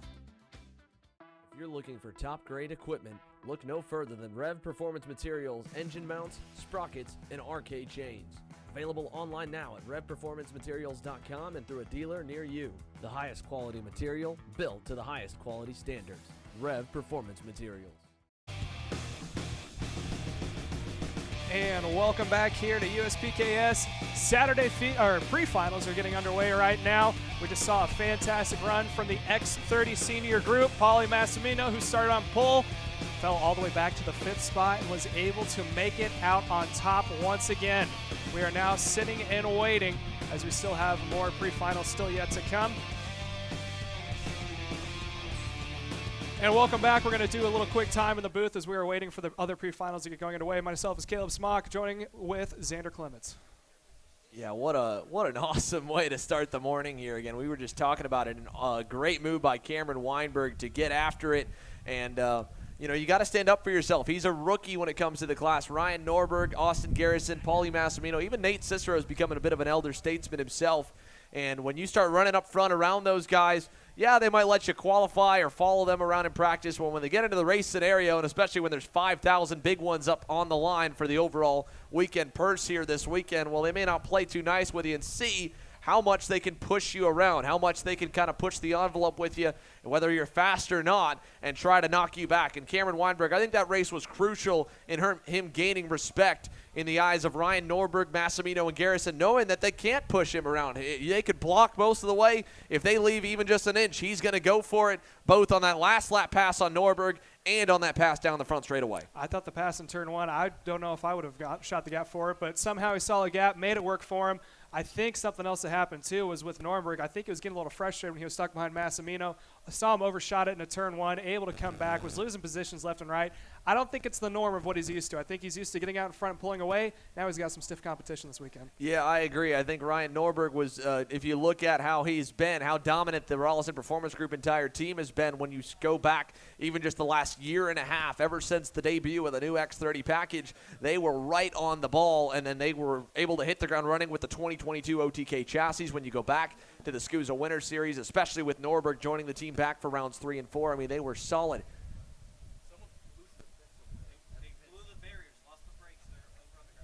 In the meantime here, as we're still under some track repairs, we did have a small incident, it looked like, coming into the scale line, so we'll give updates on that as it comes here. But for the moment, again, we have a little break in the action for the X30 Pro Seniors. We do have some videos, I believe, queued up, Trevor, if I'm not mistaken, because we, of course, have been here filming for the last 2 seasons of the U.S. Pro Kart Series season. We've got Kart Chaser edits of the main events, and when we go back there, of course, Ryan Norberg has been a name that's been in both of those videos. Paulie Massimino was up there as well. We go back Brandon Jarsakrak to his winning and championship winning weekend, where he tied Norberg's record at the time of 4 national titles in the modern era in the 125 Pro class back in 2020 as we get those queued up. So let's go ahead, and when we take a little break in the action, rewind the clocks a little bit. Let's go to Saturday, round 5 of the U.S. Pro Kart Series from 2020.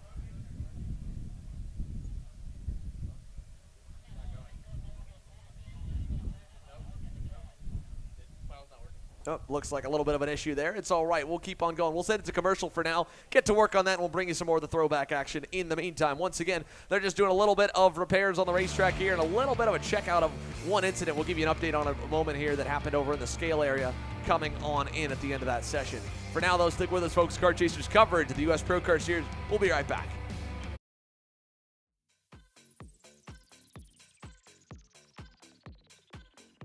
Group A Apparel, designed for the athlete in all of us. Check out more online at groupAapparel.com. As the Western importer of the Praga and Formula K chassis brands, Leading Edge Motorsports is a high-performance kart shop and race team with a simple mission: teach others the joy of high-performance driving, supply our customers with the highest quality products and services, and most of all, win races. With our remarkable racing inventory, expert services, and top-ranked national-level team to back it up, we'll help to get your new kart racing package up and running fast. From arrive and drive service to kart preparation and driver coaching to the parts you need to get you back on the racetrack, Leading Edge Motorsports is the industry answer. Odenthal Racing Products, your #1 producer in engine mounts since 1992, along with our leading edge designs and product development, such as the Odenthal Racing Products Easy GP camera mount, which comes in 4 different styles and can be used on any karting platform. See our products online. Go to odenthalracing.com.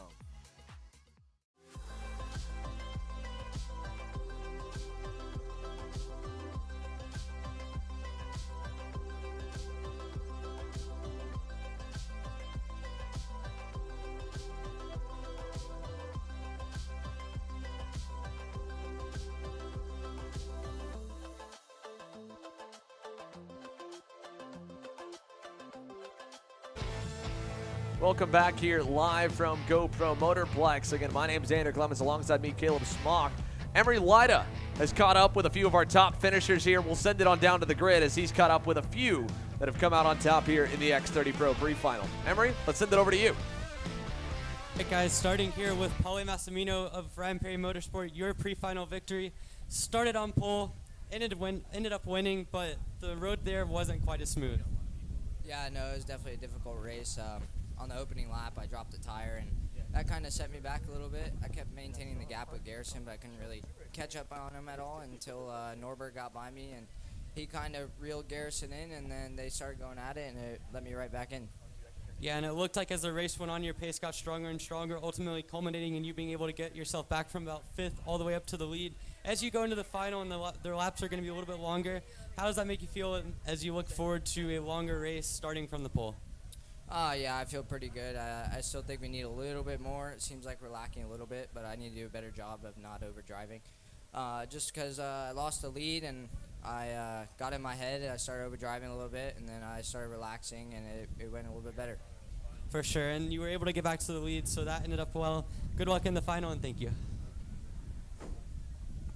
Well, a big thanks here to Paulie Massimino for speaking with us, of course, here. We've got a few more that we'll cue on in. As he mentioned here, a few things for him to work on, but obviously he's looking for a little bit more, maybe a couple adjustments they'll make during the lunch break. It's a big break, of course, with no last chance qualifier for the X30 Pro class, so they get a lot of time before they come back out. Yeah, I think some guys are going to have to make some adjustments. I think one thing they're going to have to factor in is weather. We saw it yesterday. It was cloudy and overcast in the morning, and then the sun came out of nowhere. Although today we're doing our anti-rain dance and hoping that it stays away for a clear afternoon. Yeah, hopefully it will. They'll be on track at roughly 3 p.m. Eastern time here. Let's send it on over to Emery. He's caught up with another one of the top finishers here from our X30 Pro Pre-Final. Emery?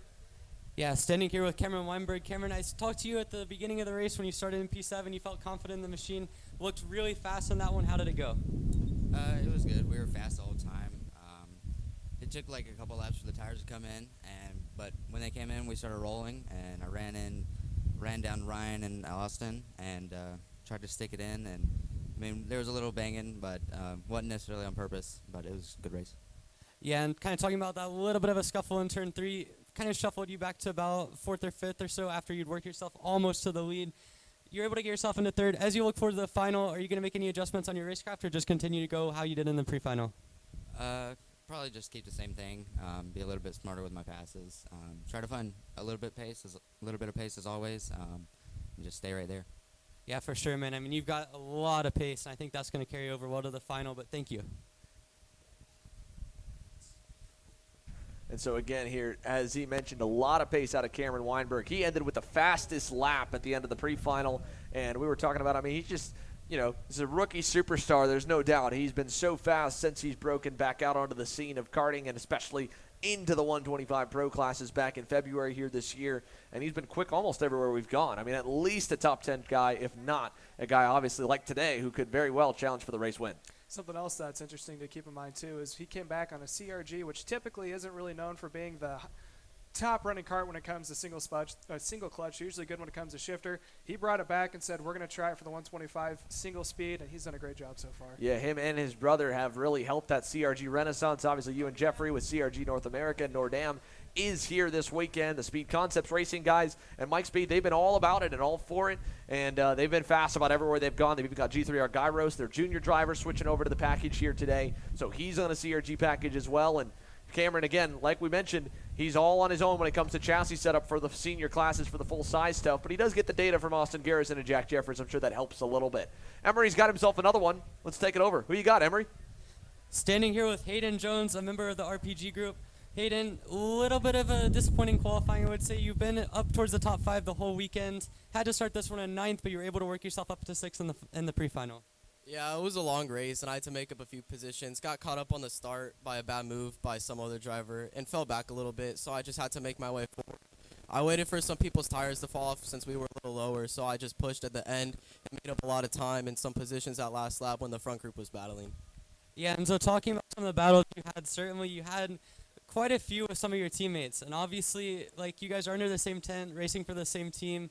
It looked like at times, especially in that 7th to 10th range, you kind of held yourself back a little bit. But as you look to the final, is that something you guys are going to discuss in terms of how to more efficiently move forward? Oh, definitely. There's a lot of us out there, so it's good to work with your teammates and just move forward. Got you. Well, you guys will be looking to move forward. Clearly have a lot of pace here. Thank you for the interview, and good luck in the final.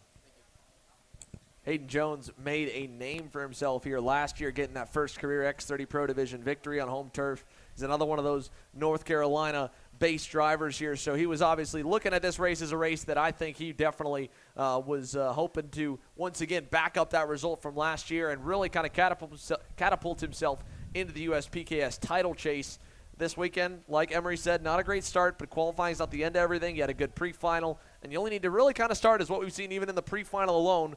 In the top 10, you get a decent run through the first few corners, and you're in the mix. Yeah, I think you get the name Silent Assassin for a reason. He's usually good at playing the long-term game, sits back, waits for everyone to make the mistakes, and then just gradually starts picking them off one at a time. I think he's going to be a real competitor, especially in the upper front pack when it comes time for the feature this afternoon. Definitely could be here. With all those interviews taken care of here, they're still doing some more track repairs and checking out more information on the driver. The driver involved in the incident was Santiago Fernandez, coming at the end of the race there with an issue, making contact with the barriers. The on-site medical team was right on top of it as soon as they cleared the racetrack to go and check him out.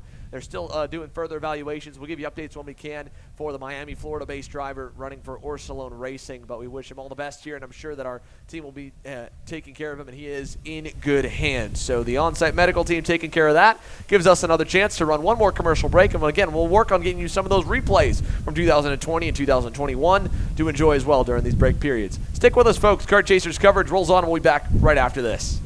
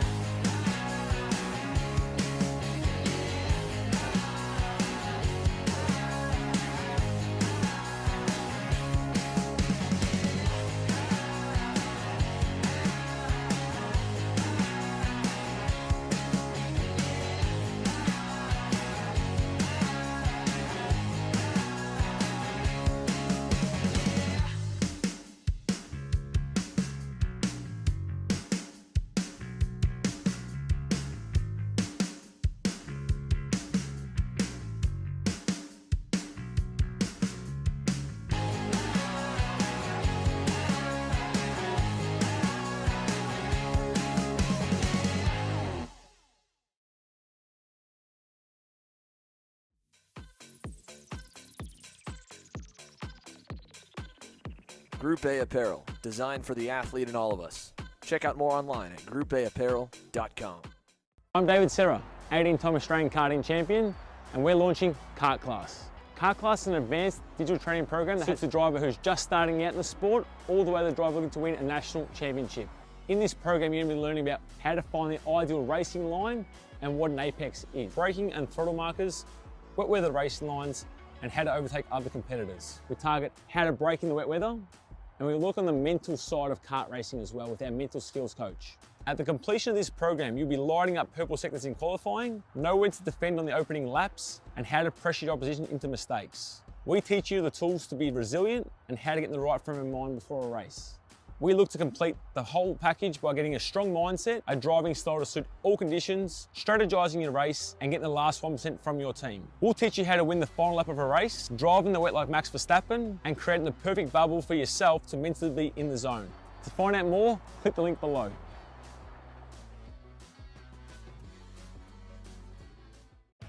Kart Store USA is a kart parts supplier that racers and retailers can count on when they need reliable advice and service. We focus on servicing all racers with honesty and pride while maintaining customer satisfaction. We carry a full stock of Kart Republic and Tony Kart chassis, as well as Iami and Vortex Rock engines. We've also got a host of other parts available and in stock, such as products from Rev Performance Materials, Jekko Racing Seats, and more. We have a 100% satisfaction guarantee, and on top of that, if your order exceeds $200, shipping is on us. Check out all we have to offer today by visiting us online at kartstore-usa.com. As the Western importer of the Praga and Formula K chassis brands, Leading Edge Motorsports is a high-performance kart shop and race team with a simple mission: teach others the joy of high-performance driving, supply our customers with the highest quality products and services, and most of all, win races. With our remarkable racing inventory, expert services, and top-ranked national-level team to back it up, we'll help to get your new kart racing package up and running fast. From arrive and drive service to kart preparation and driver coaching to the parts you need to get you back on the racetrack, Leading Edge Motorsports is the industry answer.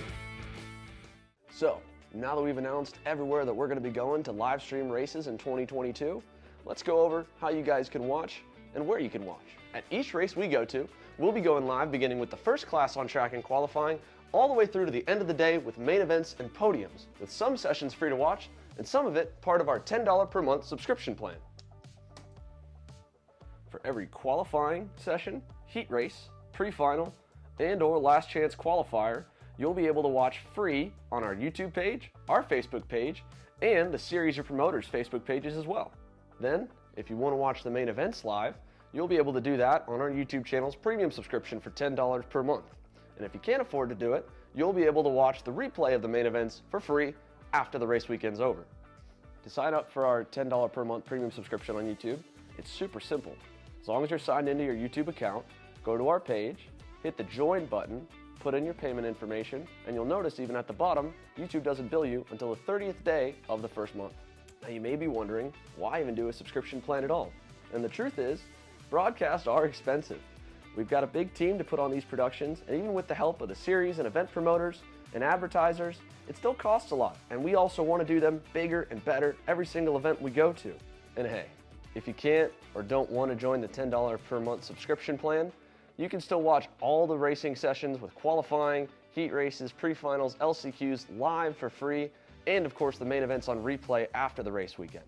But if you do want to join our $10 per month subscription membership plan and you join before we go live on Saturday, January 8th at AMR Motorplex in Homestead for our first event of the year, you'll be entered into a t-shirt giveaway for our limited edition Kart Chaser Miami t-shirt, the first of the city limited edition t-shirts we'll be doing this year. In the end, we're only here because of all the love and support you guys have shown us and continue to show us, whether it's liking, commenting, and sharing on all of our posts, supporting us through our apparel options, and any other way following along with the journey so far. And we can't wait to get the year started live from Miami.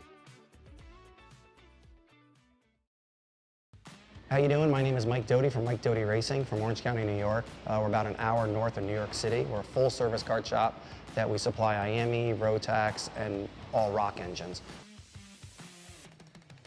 We sell OTK parts and all the tires for all the different series. We support USPKS, SCUSA, Rotax, which is the Stars and Stripes, and the Rock Winter Tour. What we do is we try to get the drivers better by data, driver coaching, and setup. We have a lot of good drivers that come through our program. We have a lot of experience. I've been doing it for almost 35 years, and we just try to translate that to all our customers. For more info about Mike Doty Racing, you can contact us at MikeDotyRacing@gmail.com or call us at 845-551-0572. I'm Billy Vincent, owner of MPG Motorsports. What we do at MPG is we try to keep it a nice, fun family atmosphere, try to combine sort of the bigger things and of the bigger teams and the professionalism down with sort of some of the fun, sort of family-oriented atmosphere. We try to not only develop drivers, but also the parents and the families for just in knowledge in general in motorsports. It all starts in karting. What we try to do is try to help the drivers, the moms, the dads understand the sport of motorsports in general, not just karting, but what it takes to get all the way up through. Whether you end up wanting to be a driver or a mechanic or an engineer, you know, we can help you with that, and that's what we're here for. If you're interested in joining us at MPG, our home base is at Whiteland Raceway Park in Indianapolis, and you can contact us at info@willpowerkart.com, and one of our great people will reach out to you, and we'll try to put the best program together. Odenthal Racing Products, your #1 producer in engine mounts since 1992, along with our leading-edge designs and product development, such as the Odenthal Racing Products EasyGP camera mount, which comes in 4 different styles and can be used on any karting platform. To see our products online, go to odenthalracing.com.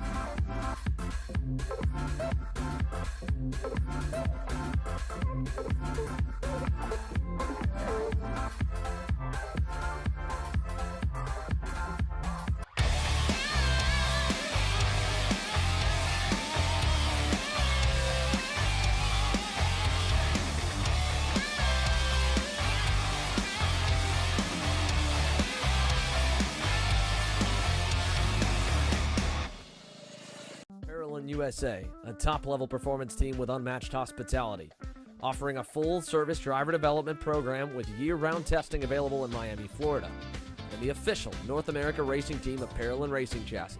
Chassis and parts available at ParolinUSA.com.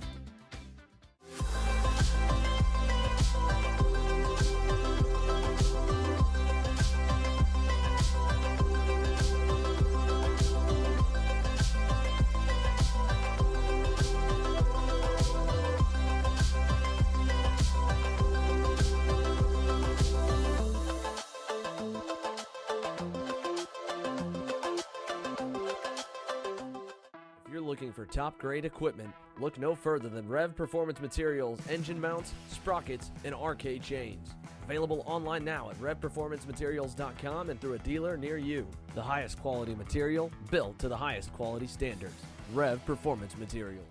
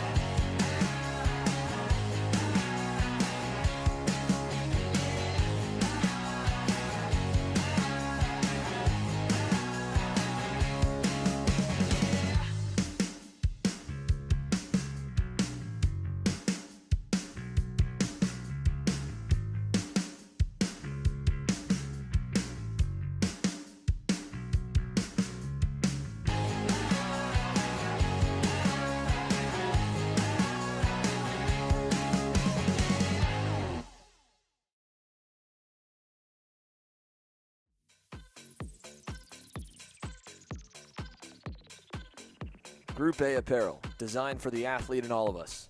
Check out more online at groupAapparel.com. I'm David Serra, 18-time Australian karting champion, and we're launching Kart Class. Kart Class is an advanced digital training program that suits a driver who's just starting out in the sport, all the way to the driver looking to win a national championship.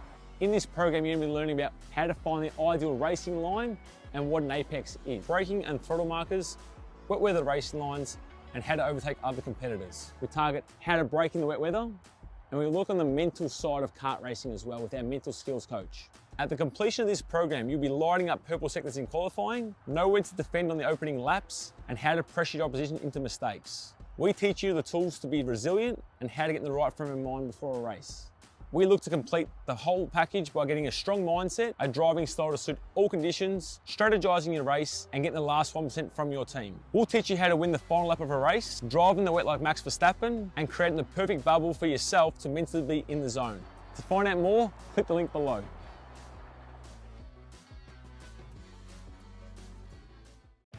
Kart Store USA is a kart parts supplier that racers and retailers can count on when they need reliable advice and service. We focus on servicing all racers with honesty and pride while maintaining customer satisfaction. We carry a full stock of Kart Republic and Tony Kart chassis, as well as IAMI and Vortex Rock engines. We've also got a host of other parts available and in stock, such as products from Rev Performance Materials, Jekko Racing Seats, and more. We have a 100% satisfaction guarantee, and on top of that, if your order exceeds $200, shipping is on us. Check out all we have to offer today by visiting us online at kartstore-usa.com. As the Western importer of the Praga and Formula K chassis brands, Leading Edge Motorsports is a high-performance kart shop and race team with a simple mission: teach others the joy of high-performance driving, supply our customers with the highest quality products and services, and most of all, win races. With our remarkable racing inventory, expert services, and top-ranked national-level team to back it up, we'll help to get your new kart racing package up and running fast. From arrive and drive service to kart preparation and driver coaching to the parts you need to get you back on the racetrack, Leading Edge Motorsports is the industry answer. So, now that we've announced everywhere that we're going to be going to live stream races in 2022, let's go over how you guys can watch and where you can watch. At each race we go to, we'll be going live beginning with the first class on track and qualifying, all the way through to the end of the day with main events and podiums, with some sessions free to watch and some of it part of our $10 per month subscription plan. For every qualifying session, heat race, pre-final, and or last chance qualifier, you'll be able to watch free on our YouTube page, our Facebook page, and the Series of Promoters Facebook pages as well. Then, if you want to watch the main events live, you'll be able to do that on our YouTube channel's premium subscription for $10 per month. And if you can't afford to do it, you'll be able to watch the replay of the main events for free after the race weekend's over. To sign up for our $10 per month premium subscription on YouTube, it's super simple. As long as you're signed into your YouTube account, go to our page, hit the join button, put in your payment information, and you'll notice even at the bottom, YouTube doesn't bill you until the 30th day of the first month. Now you may be wondering, why even do a subscription plan at all? And the truth is, broadcasts are expensive. We've got a big team to put on these productions, and even with the help of the series and event promoters and advertisers, it still costs a lot. And we also want to do them bigger and better every single event we go to. And hey, if you can't or don't want to join the $10 per month subscription plan, you can still watch all the racing sessions with qualifying, heat races, pre-finals, LCQs live for free, and of course the main events on replay after the race weekend. But if you do want to join our $10 per month subscription membership plan and you join before we go live on Saturday, January 8th at AMR Motorplex in Homestead for our first event of the year, you'll be entered into a t-shirt giveaway for our limited edition Kart Chaser Miami t-shirt, the first of the city limited edition t-shirts we'll be doing this year. In the end, we're only here because of all the love and support you guys have shown us and continue to show us, whether it's liking, commenting, and sharing on all of our posts, supporting us through our apparel options, and any other way following along with the journey so far. And we can't wait to get the year started live from Miami. How you doing? My name is Mike Doty from Mike Doty Racing from Orange County, New York. We're about an hour north of New York City. We're a full-service kart shop that we supply IAME, Rotax, and all rock engines. We sell OTK parts and all the tires for all the different series. We support USPKS, SCUSA, Rotax, which is the Stars and Stripes, and the Rock Winter Tour. What we do is we try to get the drivers better by data, driver coaching, and setup. We have a lot of good drivers that come through our program. We have a lot of experience. I've been doing it for almost 35 years, and we just try to translate that to all our customers. For more info about Mike Doty Racing, you can contact us at mikedotyracing@gmail.com or call us at 845-551-0572. I'm Billy Vincent, owner of MPG Motorsports.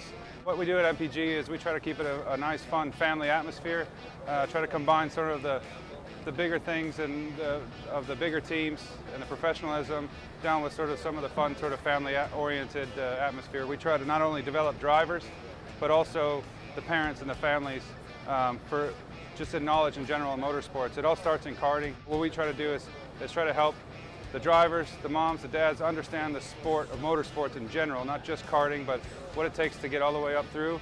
Whether you end up wanting to be a driver or a mechanic or an engineer, you know, we can help you with that, and that's what we're here for. If you're interested in joining us at MPG, our home base is at Whiteland Raceway Park in Indianapolis, and you can contact us at info@willpowerkart.com, and one of our great people will reach out to you, and we'll try to put the best program together. Odenthal Racing Products, your #1 producer.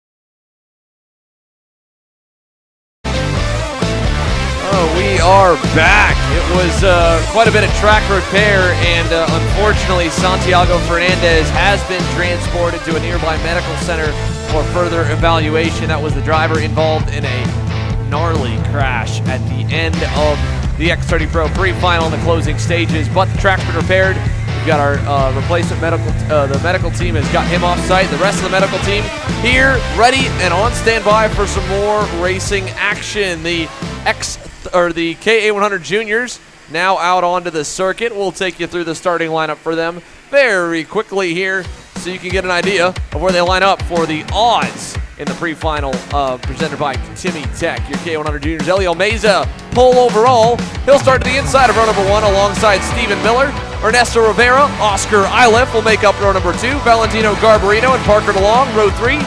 Eli Warren and Michael Costello, row 4.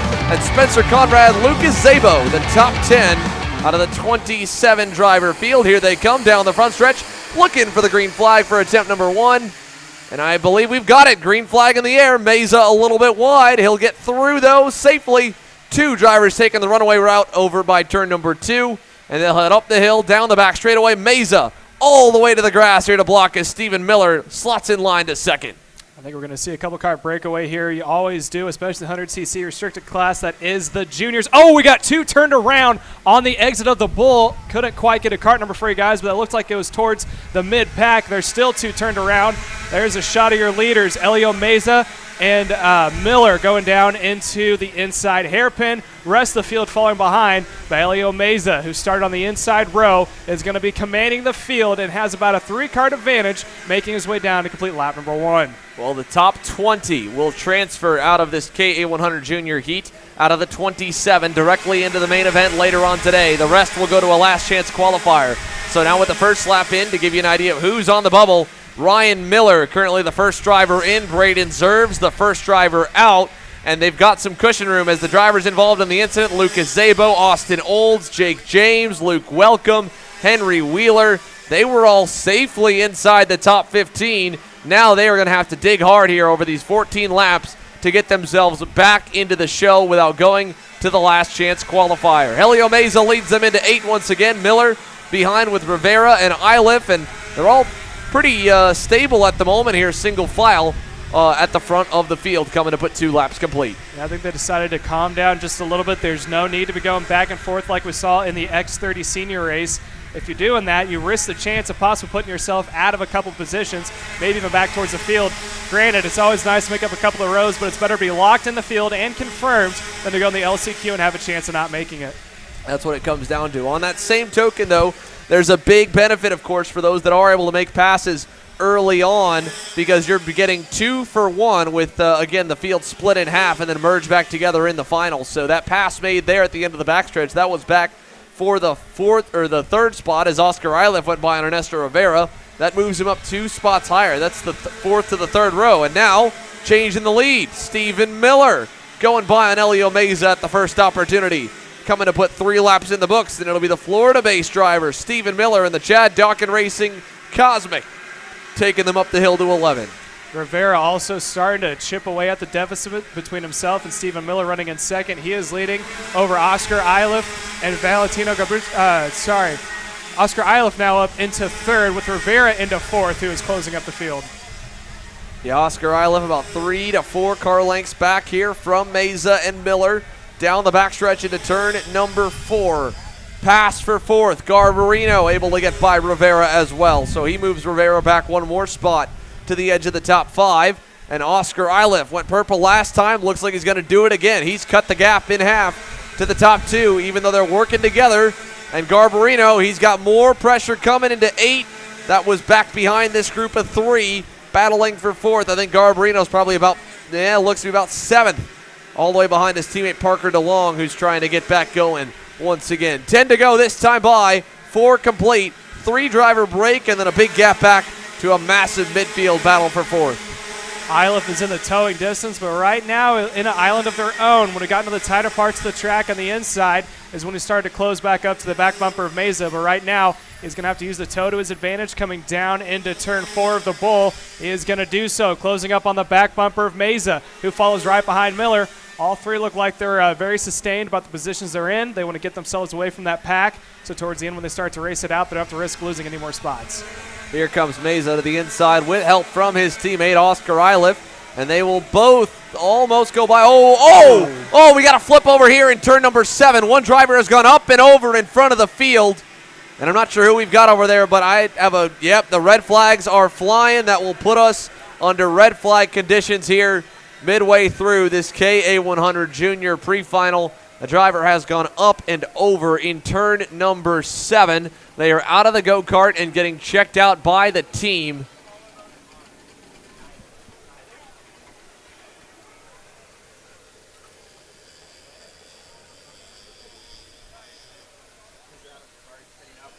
Does appear to be potentially one of the Franklin Motorsports drivers involved in the red flag incident over here that has brought racing to a halt for the moment. So your K100 Juniors, they were not yet halfway, only 4 laps completed at the time of the red flag, which means there will be a restart to set them back since they haven't made it a complete race at the moment. It'll be a single file restart when they go back green. We'll give you more updates as they come, but the drivers will now be instructed to get up out of their go-karts and to stay away from them. They're not allowed to adjust on them, make any fixes under the red flag. They obviously cannot push the pushback bumpers back out in that case, but very quickly, unfortunately, the on-site medical team will have to go check that out. And rather than go into commercial, we do have some of our older United States Pro Kart Series videos. Let's throw it back to 2020 to the 5th round of the 6th-round championship, where Brandon Jarczyk came into the weekend with a massive points lead and off a hot streak with himself, Ryan Norberg, Paulie Massimino, and more vying for the top spot. We'll be back after this. Underway. Coming into championship weekend, Paulie Massimino only 67 points out of the lead. The problem, the championship leader, Brandon Jarczyk, just won today's pre-final. He's going to start on the pole for the main event. Ryan Norberg will join him on the outside of row 1. Field looks good. Here we go. Green flag for round number 5, and we're underway as the field goes through the first few corners. Brandon Jarczyk away with the early lead. Everybody chasing the Mike Doty Racing number 2 machine. He has had so many laps around this racetrack. He's got his teammate Paulie Massimino up to 2nd. Massimino is looking for max points and that first career X30 Pro victory. Was so close at opening weekend this year. Hannah Greenemeyer 2nd, now back to 4th as Thomas Neveu is up to P3. The Canadian in the number 24. Hannah Greenemeyer still right there. It is all one pack together here still early on. Thomas Neveu now up to P2. Here comes Luca Mars as well in the 41. He's in 3rd. Everybody chasing down the leader. Brandon Jarczyk more than a second out in front. Luca Mars up to 2nd now. Thomas Neveu back to P3. They still have a ways to go to catch the leader, but they have at least escaped the mid-pack. It is all smooth sailing for Brandon Jarczyk out in front. More than a second out in the lead. Here comes Ryan Norberg on the charge. The RPG Cosmic coming on strong in the second half. He is right there on Neveu. Now P3. Norberg sets his sights on Luca Mars. The 348 on the charge in the final stages. Rookie Johnny Ports looking good as well. He's gotten by Luca. For Johnny Ports scoring his first career podium here. He's been so close, been a front runner all summer long. He is 3rd, chasing down the lead RPG driver Ryan Norberg for 2nd. Everybody's still chasing down Brandon Jarczyk though. It's been 490 days since Jarczyk's gone to victory lane. Brandon Jarczyk is back in the winner's circle here in Mooresville. He wins round 5. Ryan Norberg holds on to finish 2nd. Jonathan Ports, the hard-charging rookie, comes away with his first career pro podium. And what left is there to say about Brandon Jarczyk? 5 years in a row and ongoing. He wins in Mooresville and a max points day to boot.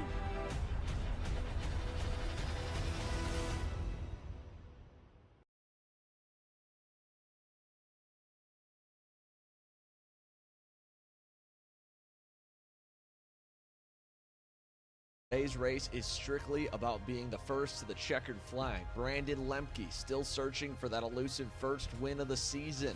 Starts 2nd. Ryan Norberg also winless in 2020. Then there's Brandon Tyner, maybe a dark horse in the fight. He rolls off 3rd. Everyone's packed up nicely. Final time in 2020. X30 Pro underway. Brandon Jarczyk, a nice and clean start. He'll get away with the early lead. Brandon Tyner up to 2nd, and Brandon Lemke getting shuffled to the outside lane. Hannah Greenemeyer, Paulie Massimino go through, and more are coming. All the while, gap building here for the number 2 machine. The Mike Doty Racing Cosmic pulled away, broke the draft, led every lap on Saturday. Hannah Greenemeyer, Brandon Tyner, the next 2 challengers trying to run him down. Brandon Lemke now back by Tyner for 3rd. The Merlin driver just needs a little bit more to be able to run back to your top 2. In fact, it is a top 2. Hannah Greenemeyer has closed the gap to the Pennsylvania native. She is there. Brandon Lemke also on his way. So we will see a battle this time, or at least we're going to see some pressure. Hannah Greenemeyer, 1 kart length back now as they come through turn 4. Brandon Jarczyk knows it too. He is having to be absolutely perfect out in front if he wants to keep that bubble back to the 308 machine. Greenemeyer closing in. half a kart length. Hannah Greenemeyer to the lead here in Mooresville. Brandon Jarsakrak back to second, and just like that, it's a 5-kart party up front. Brandon Jarsakrak answers quickly. He'll go back to the lead. Greenemeyer down to second. The number 2 wants to stay in the number 1 spot, and that is going to continue to bind him up. Greenemeyer again back out in front. Jarsakrak back to second. Jarsakrak answers quickly, and Greenemeyer falls down to P2. Hannah Greenemeyer now 2 kart lengths back. She's got to worry about pressure from behind. Brandon Jarsakrak continues to lead, but Branyan Tyner, fastest on the racetrack. The 369 Rollison Performance Group Cosmic was so fast throughout practice day, rolled off third here for the final. He is coming on very strong and is now gotten by Greenemeyer and is only 3 kart lengths away. Make it 2 kart lengths. Branyan Tyner closing up. Final lap here. Tyner is in the lead. He's got it, but Brandon Jarsakrak is going to send it down the inside. He left the door wide open. That was the window Jarsakrak needed. He'll block all the way through this final lap. He's done it plenty of times before. If he pulls it off, it'll be one of the biggest wins of his career. And he's done it. Brandon Jarsakrak sweeps the weekend in Mooresville. Fortunately, second will have to do for Brandon Lemke here today. Hannah Greenemeyer able to edge out Branyan Tyner at the line by just mere thousandths of a second for P3. As for Brandon Jarsakrak, it's the win from yesterday, the win today, the overall $5,000 bonus, and his 4th consecutive X30 Pro National Championship.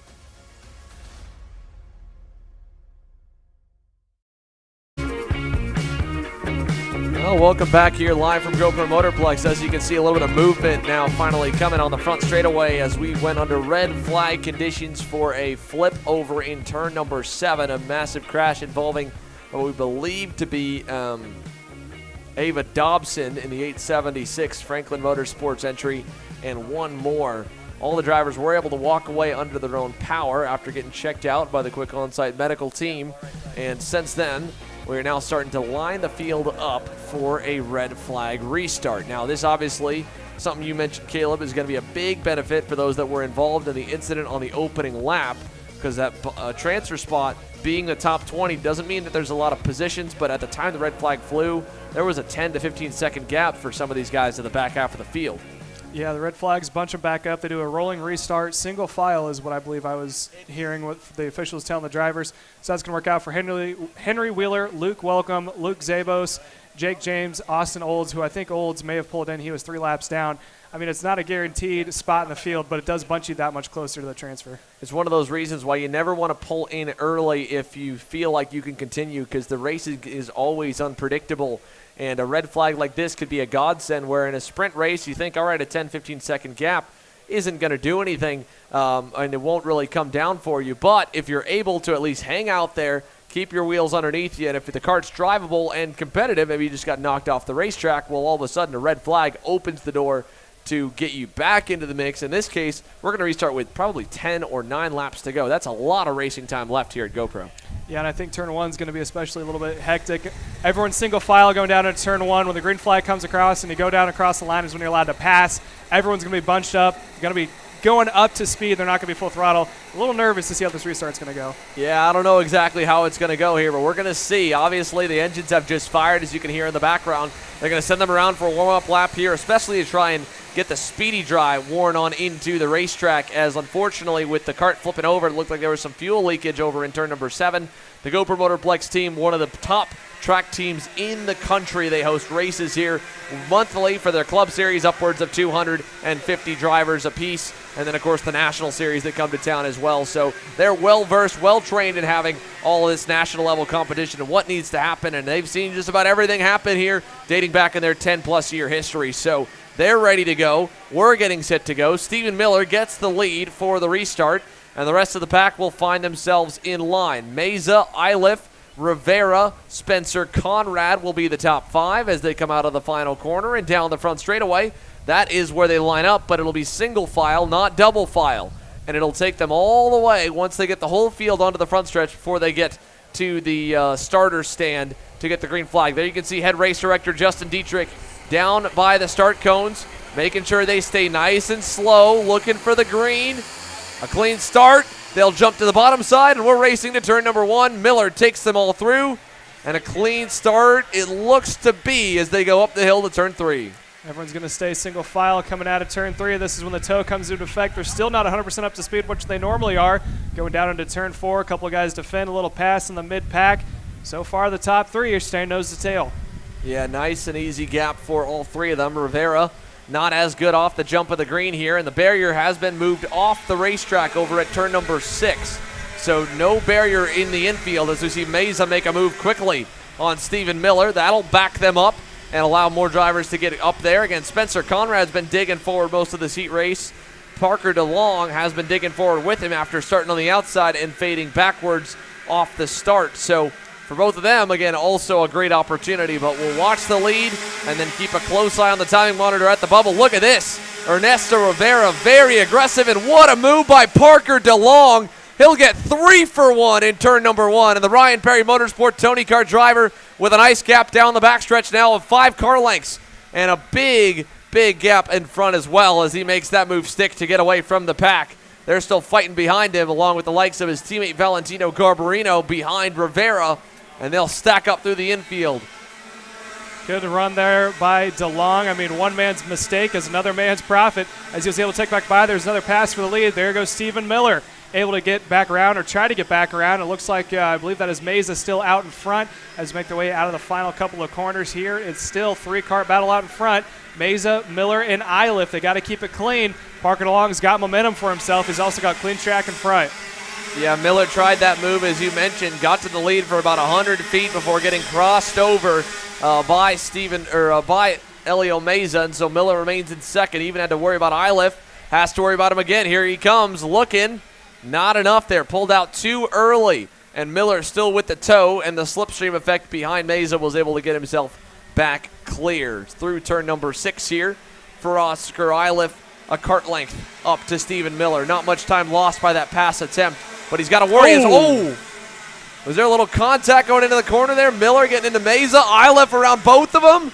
Oscar Iliff to the lead in turn 9. Here comes Parker DeLong. He's closing up on that gap. Did that mistake in the inside hairpin. So now it's Iliff out in front, and I believe that is still Miller in P2. Meza falls back to 3rd. May see a 4-car battle for the lead here shortly if they keep that up. Yeah, he definitely may here. Oscar Iliff now defending. This time Miller's the one on the receiving end of the bumper as he gets pushed a little bit wide into 1. All the while, here comes Parker DeLong. His teammate, Valentino Garbarino, is on the way, and so is Ernesto Rivera. Both of them hit their best laps of the race last time by, and we're a 10th better than the leaders. It's a 4-driver, nearly 6-driver party up front. Could be even more in a lap or 2.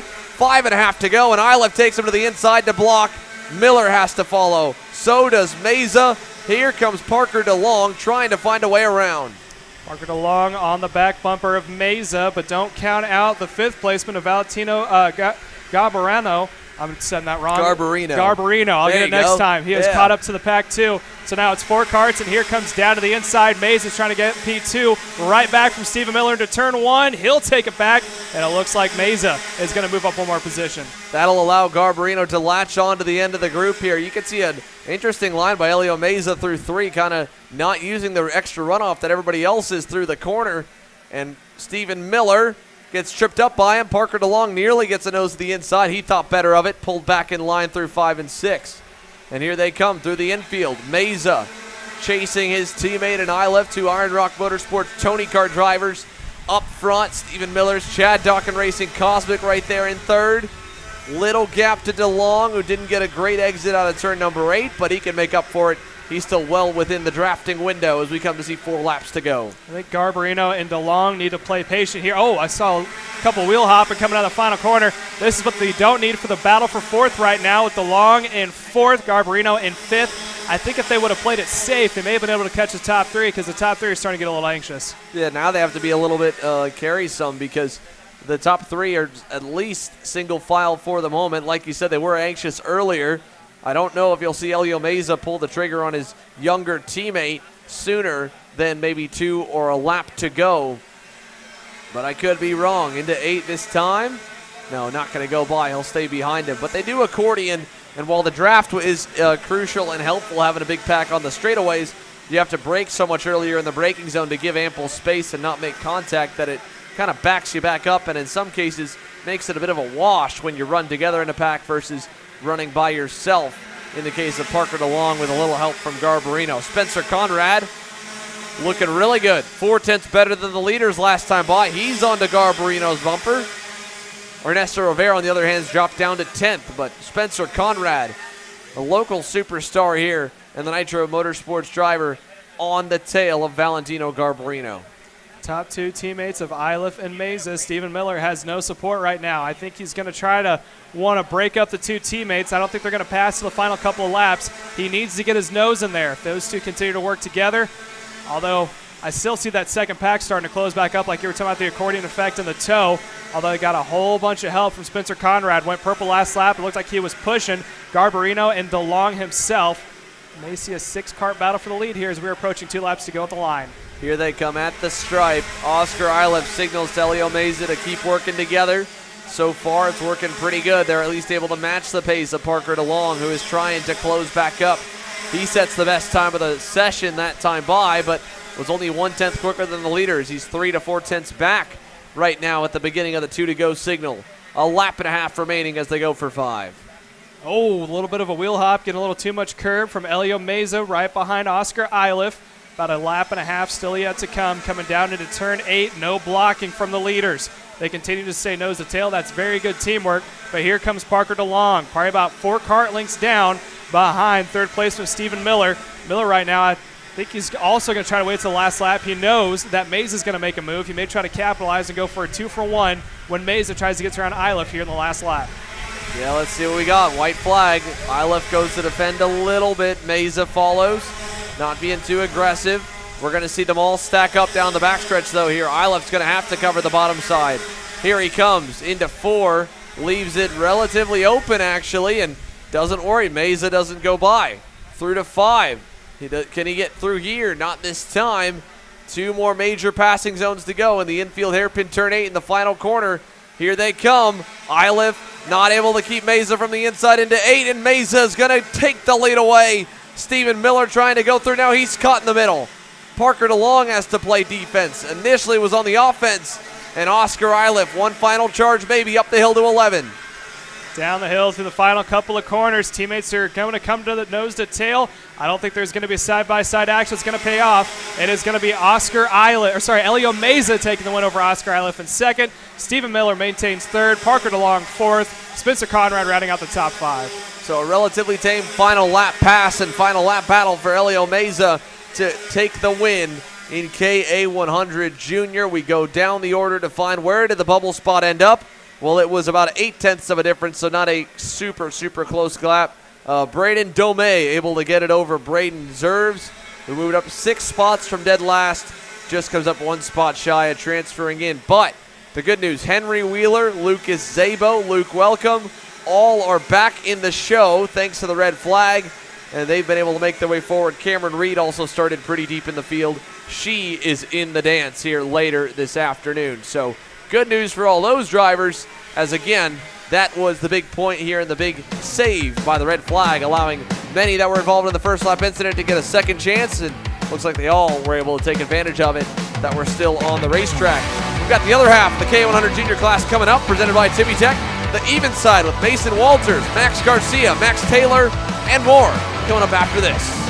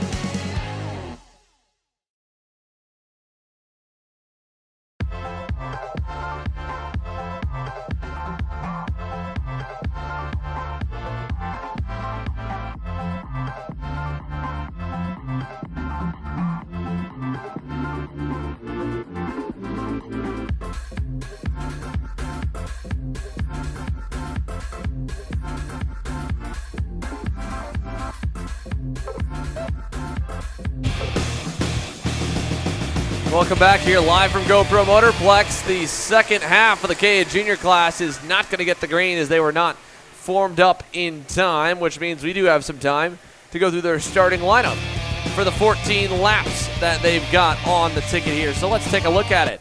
Where do they all line up? Well, Mason Walters and Max Garcia will be on the front row here. Max Taylor, Cooper Shipman on row number 2. Oliver Piatek in the Tony Kart. Another one of the many drivers in front of him pulling double duty, like Garcia. Starts the inside of row 3 alongside Adam Brickley, quick time qualifier earlier on in the weekend. Julian DaCosta and Caleb Gaffaro make up row 4. We talk about Gaffaro's stellar season. Well, a 16th place qualifying result. That's going to put some work ahead of the North Carolina driver here. Alex Mercado, Keegan Kaminsky, grounding the top 10. Then it's Reagan Seville, Mateo Naranjo, Ivana Richards, Anthony Rivera, Cash Perkins, Diego Guillo, John Antonino Jr., Jackson Wolney, Michael Levitt, Hayden Wise, your top 20 coming to the green flag for attempt number 2. And this time, green flag in the air, we're racing to 1, and they're all going to make it through double file. Nobody going 3 wide just yet. Still double file from about 5th on back as they head through turn number 3 for the first time. And Max Taylor takes him down the inside, I believe. No, Mason Walters takes him to the inside. Taylor slots into 3rd. Garcia with a good start from the outside into 2nd. And behind them all, Cooper Shipman in the 4th spot. So an even start for all the front rows. They're using all that runoff in turn 6. Usually first couple laps. Oh, here's pass to the inside from Garcia. He is going to go on point. Oh, looks like a couple of followers from behind. I believe that is a couple of Caleb Gaffaro is making his way up in the field as well, going into P4. So they're already, I thought they were going to stay single file, but already from the top, we're going to have intense. Looks like now 5 karts battling out in that front pack, but it may close up and then separate back out as there's still plenty of racing here yet to come. Here comes Oliver Piatek to the inside in the Tony Kart.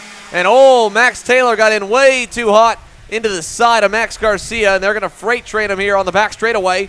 To the outside goes Taylor, trying to get clear. He will, right behind Mason Walters. Gaffaro already up to 3rd, and again, Oliver Piatek has never led at a national race before. At a track he's got a lot of laps at. The Georgia-based driver leads them through 6 here for his first ever time out front of the national scene. Pulling down the lead, here comes Garcia down on the inside, gets around Oliver with a little bit of help from behind from Gaffaro. Gaffaro now is going to see if he can't try to make his way back around to catch back up to Garcia. Garcia up on point, Piatek running in P2. Gaffaro, 3rd spot. It looks like Gaffaro is going to be under attack. I believe that is from Mason Walters, not too far behind in the 4th spot. Top 5, 6, still nose to tail. And down to the inside, looks like there's going to be another pass towards the 5th or 6th spot. Keegan Kaminsky was the driver under fire from Max Taylor after just getting by him. The GFC Speed Concepts Racing driver inside the top 5, up a few already, and going on the defense mode is ahead of him Mason Walters, trying to get by on Caleb Gaffaro, who slams the door shut and holds it tight on the outside lane to remain in 3rd. Meanwhile, everybody's still chasing MPG Motorsports' Max Garcia as he leads the way to turn number 8. Piatek still right behind him, side by side. This time Taylor going to get the job done on Kaminsky. He gets put in the dirt a little bit, will lose another one. It allows the top 4 to break further away. Here's leaders coming out of the 3rd to last corner through the final 2 up the hill. Again, the elevation change, you can't really see it from just looking down from a camera, but there is a little bit of a hill coming up there with the off-camera corner as we now have Garcia going down into turn 1. Piatek doing a great job maintaining that 2nd spot. Caleb Gaffaro has got all sorts of momentum, had a fantastic winter series, is now trying to see if he can't crack his way into the top 2. Yeah, let's see here. He's lost a little ground to Piatek and Garcia at the moment. They open up as much as 2 car lengths down the backstretch. It'll obviously tighten through the corner, but Gaffaro, not necessarily the outright quickest driver. That honor does go right at the moment to the 8:59. And Oliver Piatek, maybe seeing that, wants to go by him. Gaffaro trying to do the same. They'll shuffle Garcia back to 4th as Mason Walters gets through in the Lando Norris kart. Now back to 4th. Garcia is going to have to stick to the train right now. You can't get away from that draft. You also can't let him pull away.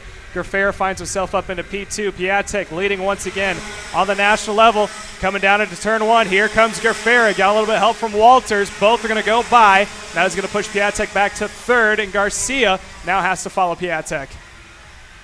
Yeah, Max Garcia back to the end of the grouping here. Max Taylor starting to follow, and with Gaffaro already blocking into 4, that'll back him up and allow Max Taylor to make it 5 drivers up front here with 10 laps to go.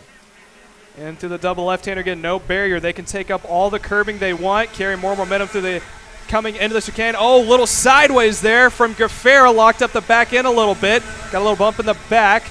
That is now Gaffera out in front. Piatek, I think, got shuffled back even more so, making the way through the final couple of turns. Here they come up the hill, 9 to go at the line. Caleb Gaffera still blocking the pack back as we see Piatek getting passed for third by Garcia. Here comes Walters to the inside for the lead. Mason Walters gets through.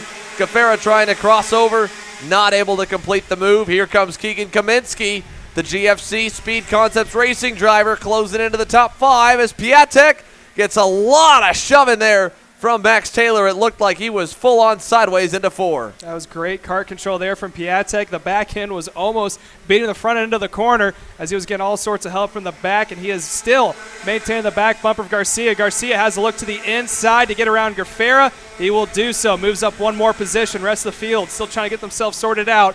And on point, Mason Walters leading the pack around. Yeah, Mason Walters doing a great job out front of the Mike Doty Racing Lando Norris kart. There goes Piatek to the inside.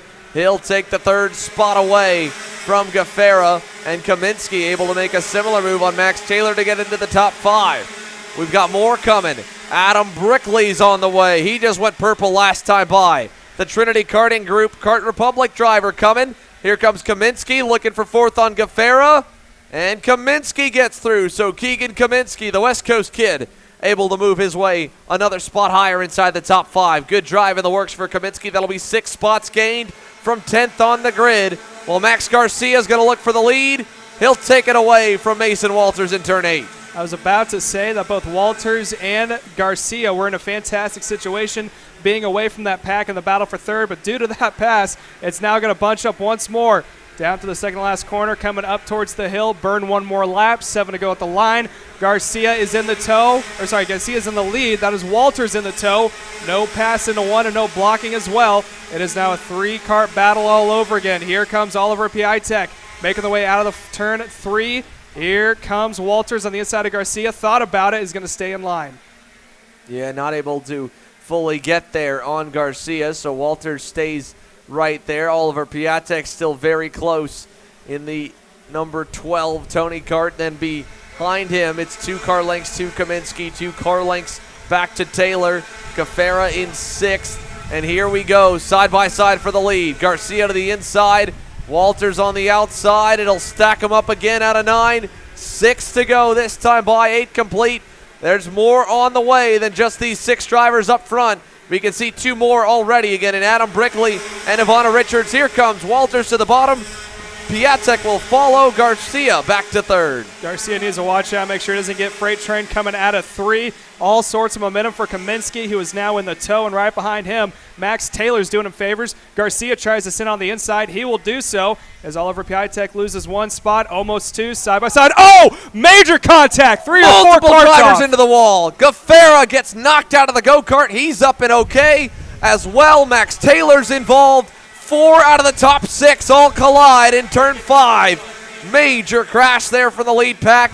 It was a matter of time, and Piatek came together with Keegan Kaminsky at the exit of the corner, and all of them collected. It's now Mason Walters and Max Garcia leading out of 11 with a heavy gap back to third. Who ends up in third? It might be as high as Ivana Richards. No, it's Brickley. Then Richards in 4th. Cooper Shipman 5th. Julian DaCosta 6th. Guido 7th. Mercado 8th. Seville 9th. All the drivers involved, I'm sure, were trying quickly to get back going because they knew they'd fall out of the transfer zone. And again, indeed, Gaffera to the LCQ. Max Taylor to the last chance qualifier. Oliver Piatek as well, all outside the top 20, and will have to fight their way into the show later today. Meanwhile, while Garcia and Walters now have a little bit of a calmness in the water here with a nice gap back to Adam Brickley, Emery Lida's caught up with a couple teammates to Cooper Shipman. The Iron Rock duo of Elio Meza and Oscar Iliff are standing by. Standing here with Oscar Iliff and Elio Meza, ended up 1 and 2 in the pre-final. Obviously, Elio, you started on pole, had a pretty clean start. Ended up, obviously, with the red flag and everything, had a little bit of a chaos there. Talk us through how you guys worked together and, in the end, ended up 1 and 2. Well, yeah, we had a good start off the line. Unfortunately, there was a red flag. Hopefully, everyone's okay. The restart, we had to start second on the restart, and then we managed our way up to the top step, and then Oscar, my teammate, came in, and we just worked our way, and then I got the lead on the last lap. Yeah. Coming over to Oscar now. Oscar, you had a really good race going from 4th to 1st. Ended up controlling a lot of the race up until the final lap. For one, you guys worked really well together. Talk us through that. And then two, what are the advantages to having a teammate starting both 1st and 3rd now in the final? It's going to be really helpful to be 1st and 3rd for the race because, I mean, we'll probably get 1st and 2nd after the start, so we can just push away from the field and work together and hopefully get another 1-2. And then, yeah. Got you. And one last question. If you could do anything differently on the last lap to make sure that the positions weren't swapped, what would it be? I would defend it more for turn 8, a whole lot more. Just go all the way over to the track. Got you. Well, regardless, still a really good starting spot. You guys will be starting 1st and 3rd in the final coming up later, so excellent job, guys, and thank you. All right, thanks, Emery here. Look at this battle heating up here with just a couple laps to go. Max Garcia and Mason Walters going at it. 2 to go now. Garcia defended a little bit, but he had such a big run down the front stretch, didn't really need to. As they climb the hill towards turn number 3, 2 car lengths between the pair down the back straightaway.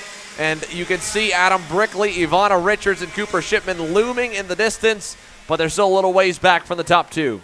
About a lap and a half still yet to come. Walters in the tow. He's going to catch back up, closing the gap to Garcia out in front. Keep an eye on the 3rd spot of Adam Brickley. Cap bird seat has come into effect already here, and we're just into the pre-finals. Coming out of turn 8, it is still Garcia out in front over Walters in P2. Check for turn 1. I think there's going to be a big block by Garcia, and we may see Walters trying to send down the inside just in case. Yeah, let's see them. Through the final corner, Garcia blocks a little bit into 11. How low does he go on the front stretch? He'll go to the middle. Walters trying to go lower. He's going to force Garcia to stay on the bottom. Here comes Adam Brickley. He's got a big run of steam here up the hill to turn number 3. Down the back straightaway. Almost there. Garcia takes him all the way to the bottom. And here comes Richards and Shipman. It's 5 drivers in the lead group with half a lap to go. Garcia's going to have to hold on. Brickley's got momentum. He's going to want to cut through the field quickly as Walters is also trying to find a way around Garcia. Look for Garcia to come to the bottom to defend going into turn 8. There it is. Everyone's going to stack up from behind. We got 2 more joining the party. Cooper Shipman also up in the mix. So there's now multiple karts eligible for a possible win here. Garcia is going to hold on to it coming into the final couple of corners. Walter's going to have to pull some of that out of the hat if he wants the point. He'll have to send it here in the final turn, but he's not close enough. Max Garcia will punch his ticket to the outside pole in the main by winning the pre-final here over Walters, Brickley, Cooper Shipman at the line. Nabs, Ivana Richards for that 4th spot. That's an entire row. That's 8th versus 10th, which could be crucial depending on how the cards fall in the main. DaCosta, Guillo up 9 spots. Alex Mercado ending 8th over Reagan Seville. And again, all of this here wrapping up the other half of the KA100 Jr division. The evens are set. We go back from Guillo and Mercado, Reagan Seville, and John Antonino Jr. up 7 spots to 10th to round the top 10. And you can see all the big names at the bottom. Max Taylor, Caleb Gaffera, Oliver Piatek. They're going to the last chance qualifier. That'll be up after the lunch break later on this afternoon. So some work to be done for some of your KA100 Juniors. After this, it's time to go micro racing here. We've got the youngest drivers on the grid set to go. Marco Samut getting set to go green here and lead a 40-driver field to the start for the pre-final. How you doing? My name is Mike Doty from Mike Doty Racing from Orange County, New York. We're about an hour north of New York City. We're a full-service kart shop that we supply IAME, Rotax, and all rock engines. We sell OTK parts and all the tires for all the different series. We support USPKS, SCUSA, Rotax, which is the Stars and Stripes, and the Rock Winter Tour. What we do is we try to get the drivers better by data, driver coaching, and setup. We have a lot of good drivers that come through our program. We have a lot of experience. I've been doing it for almost 35 years, and we just try to translate that to all our customers. For more info about Mike Doty Racing, You can contact us at MikeDotyRacing@gmail.com or call us at 845-551-0572. Hi, I'm Billy Vincent, owner of MPG Motorsports. What we do at MPG is we try to keep it a nice, fun family atmosphere, try to combine sort of the bigger things and of the bigger teams and the professionalism down with sort of some of the fun sort of family-oriented atmosphere. We try to not only develop drivers, but also the parents and the families for just in knowledge in general in motorsports. It all starts in karting. What we try to do is try to help the drivers, the moms, the dads understand the sport of motorsports in general, not just karting, but what it takes to get all the way up through. Whether you end up wanting to be a driver or a mechanic or an engineer, you know, we can help you with that, and that's what we're here for. If you're interested in joining us at MPG, our home base is at Whiteland Raceway Park in Indianapolis, and you can contact us at info@willpowerkart.com. And one of our great people will reach out to you, and we'll try to put the best program together.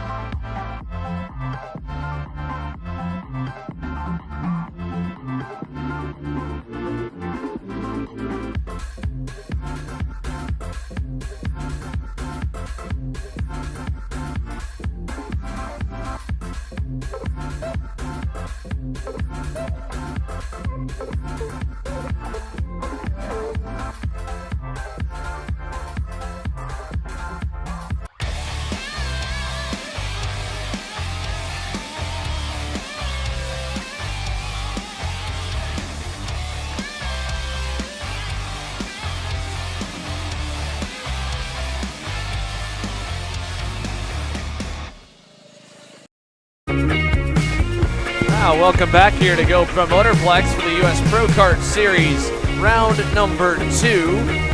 And we are getting set to go green with a micro Swift class presented by Team Ferris Racing. Marco Samet will start on the pole alongside Parker Ives. Then Rocco Simone and Joseph Saddington will make up row number 2. Troy Ferguson, big-time winner in our last major national U.S. race at NOLA Motorsports Park, rolls off to the inside of row 3 alongside Holden Myers. Then it'll be Jackson Gibson and Cameron Marsha on row number 4. Cade Wolf and Royce Vega round the top 10 ahead of Bowen Green and Benja Fernandez. Benja, of course, the standout star from Orlando Kart Center, was leading and nearly came away with a couple big wins from that weekend. Kai Mars, pole award winner for tomorrow. Well, he rolls off 13th here for today alongside Luke Giglio, a couple of Georgia boys in row number 7. Then it's Nico Orbezo, the Texan, for Iron Rock Motorsports to the inside of row 8 alongside Antonio Pizzonia Jr. Drew Waltz and Ashton Woon will make up row number 9. Then Jackson Porter and Jacob Majeski, row 10. Alex Chandler, JJ O'Neill, Pasha Ali, Maverick White, and William Kim, your top 25 out of 35 in the Team Ferris Racing Micro Swift class. Here we come. Pretty fast on the start, and especially for the outside. Parker Ives nosing ahead. He drops back in, and ultimately it was too quick for our head flag importer, Wiesensenzel. So we're going to have them go around again and try one more time before we go green. And, of course, that's important, especially in the kids' classes, to be vigilant on the starts here, Caleb, because obviously these karts, as small as they are, as safe as they are, still are going at speeds of 60-plus miles an hour for 7 to 10-year-olds. They want to try and do everything they can to give them a safe and clean start. Yeah, that's one thing you have to look out for. Another thing, too, that they don't like is a lot of pushing on the start. Obviously, people want to get the jump as soon as they can. Turn 1 does have the option of the runoff if you want to take it for the penalty. Not something that you'd want to do, ideally, but we all want a safe start through turn 1.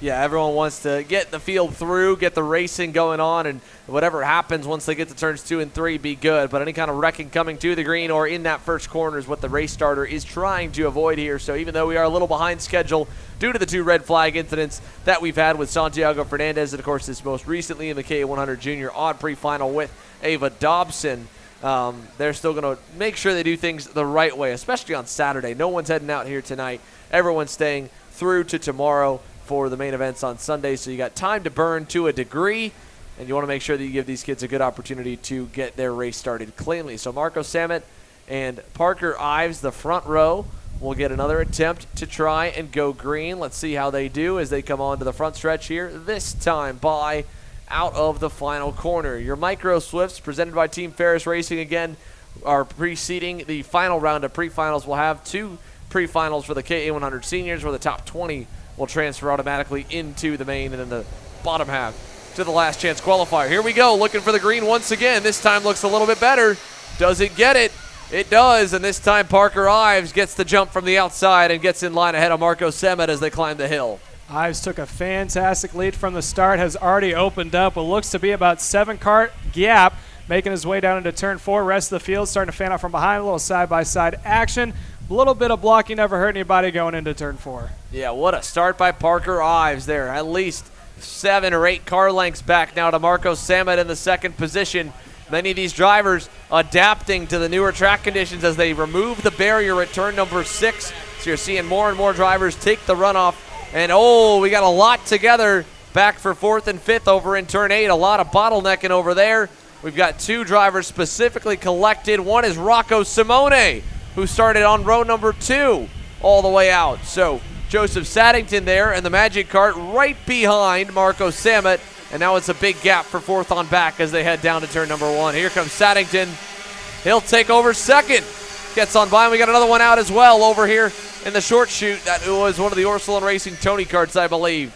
But a great start for Jackson Gibson, Cameron Marsha, and especially Kai Mars and J.J. O'Neill. As we see, there goes Samet back on the inside of Saddington. Parker Ives pulling away, 1.4 seconds the gap now, and growing for the race leader. But 7 spots gained for Kai Mars, 12 gained for J.J. O'Neill to come from 22nd into the top 10. That's one thing with these wild card of a starts that you have here. Everyone's running so close together. Everyone's fighting over the same piece of real estate as well. So you always have the option, or opportunity, I should say, for a couple of cars to get taken out, spread the field out. You could have some big movers just by laying back and waiting for the chaos to happen. And as of now, it looks like we only have a 2-kart battle for the second spot between Rocco Samut and Joseph Saddington running in 2nd and 3rd. Parker Ives has, I think he's checked out of the hotel because he is currently 2 seconds almost ahead of the rest of the field. Phenomenal early race pace here for Parker Ives in the 48 machine.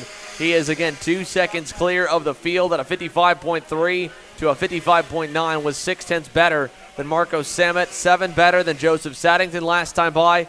And it looks like they're fighting through some more groups. Here is Cameron Marsha in the middle of the battle with Jackson Gibson and Kai Mars. So this is 4th, 5th, and 6th headed into turn number 8. They're not terribly far back from Saddington, so they could get there. You can see he fits into frame.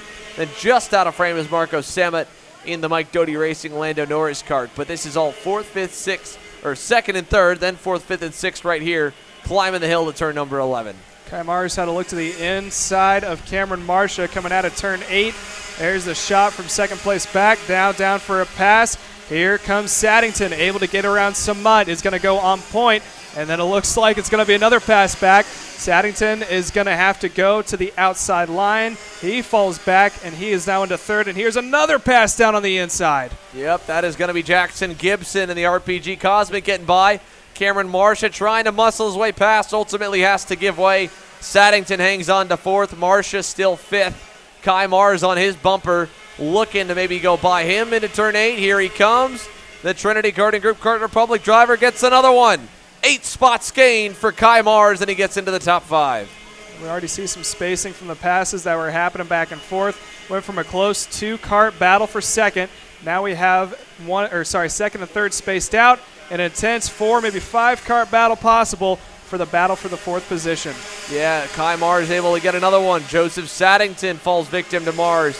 He gets by. Mars up to 4th. 9 spots gained. Cameron Marcia looking on Saddington as well. The Magic Kart driver struggling a little bit. Marcia took a peek. Ultimately stayed back in line here down the back straightaway, but he's got company. Benja Fernandez right there on the bumper. So's Bowen Green, Luke Gilio, and Ashton Woon, who's up 8 spots into the top 10 as they all head through the infield here. We've also got a few of our KA100 Sr drivers making their way up to the grid. Let's send it over to Emery, who's caught up with Team GWR driver Alex Stanfield. Emery? Standing here with driver Alex Stanfield. Alex, you've been fast all season long. This weekend been really fast. Put it fastest in final practice. Finished 3rd in Saturday qualifying. What's your mindset going into this pre-final where you start on the front row? Yeah, I'm just trying to get a good start, just get to the inside, and then just work together with a bunch of drivers, and just hopefully finish in the top 3 and make a good starting spot for the final. Got you. And you're in a unique position. You're racing for points. Had a really good weekend in Orlando. You've got a lot of people around you that might not be racing into points. How does that factor into your decision-making you make coming into the pre-final? Yeah, I mean, I don't really look at the championship. I just look at race by race, and then, hopefully everything comes out good. Got you. Well, good luck in this race, Alex, and thank you. Big thanks to Alex Stanfield for chatting with us here as we see Marco Samet's got company. Actually, this is one of the Mike Doty Racing Lando karts. Yeah, that is Samet right there. Right behind him is Jackson Gibson. So they've reeled him in for second. All the while, Parker Ives 2.5 seconds out in front. We'll go back and forth with this fight here for P2, P3, P4 as Kai Mars is on the bumper of Gibson. We'll also send it down, talk to a face we haven't seen in, well, a few months. Call it all the way back to, of course, the big storyline at the Miami Grands last year. Let's send it over to Emery. He's caught up with Weston Workman. Yeah, it's been a while. Weston Workman, driver for Timmy Tech, starting in 4th in this KA Senior race. First off, I got to ask you, Weston, how does it feel to be back in a kart, and especially in a KA kart in a 65 kart field? It feels great to be back in a kart. I've been doing a lot of car stuff with Mazda, and, this is where I got my start in karts, and it feels really good to be back on my home track as well. Yeah, and so you're entering this race. Obviously, you have a lot of experience KA racing. This one, as big as they come. There's over 60 karts in this field. You're racing in a pre-final where basically every position you gain or lose is 2 positions. What's the balance that you have between being aggressive and just being calm and collected? I think you have to be aggressive. There's a lot of really good drivers racing here. You have Alex, who won the last round. In my pre-final, you have Paulie as well, who's, he's a really fast driver, and this is his home track as well. So I just got to be aggressive, keep my eyes up, and see what happens. For sure, man. Certainly a lot of fast people to watch in this field, but you'll do great. Good luck, man. Big thanks to Weston Workman here. As you can tell, he's happy to be back. Obviously a racetrack where he got his start in outdoor racing, so awesome to see him here. As we see with 7 laps to go, Marco Samut, big time pack all behind him. Here we go, side by side, Saddington to the outside, tucking back in. He's worked his way back up to 3rd. Kai Mars 4th, Benja Fernandez in 5th. Jackson Gibson's been shuffled down to 6th. We've got another one here. It looks like Dalton Haynes is caught up with Emery Lida in, well, not the same type of manufacturer he's running for in the X30 class. Let's see what he's got to say. Yeah, so Dalton Haynes, it has been a while since you've been on a top kart. First off, I got to ask you, how did this come together to be driving a top kart in KA and then an OTK in X30? Yeah, so I talked with the guys at Top Kart, and they wanted me to run it for KA. And I did a test the weekend before and ran the club race, got P3 there, and I thought the kart was really good. So we were like, why not try it? So we went KA Top Kart, and then in X30, I just stuck with the OTK. I think that's the best move for X30. But yeah, the Top Karts, it's fast. So we're just going to move forward in the pre-final. Yeah, it makes sense. And you were really good in that club race. Ended up 3rd. You're racing a lot of the same people in this heat race today. Obviously, KA is something where you've kind of been off and on over the last few months, but certainly somewhere you've showed a lot of speed. So as you come look at this field, who are some of the people you're most looking forward to race against? Mainly just the front 5. I'm just going to try to get in the top 5, maybe even top 3 on the first couple laps and just stay there and be consistent for the pre-final, get a good spot for the final. Got you. Well, if there's anyone that knows how to win at this track, it's you. So good luck, Dalton, and thank you for the interview. Big thanks to Dalton Haynes once again here. 6 laps to go, make it 5 to go now. Marco Semut back from Parker Ives. They finally kind of formed up over the course of those interviews, Caleb, and started kind of hunting him down. They were 2/10 better than the race leader last time by. That gap of 1.5 seconds is shrinking.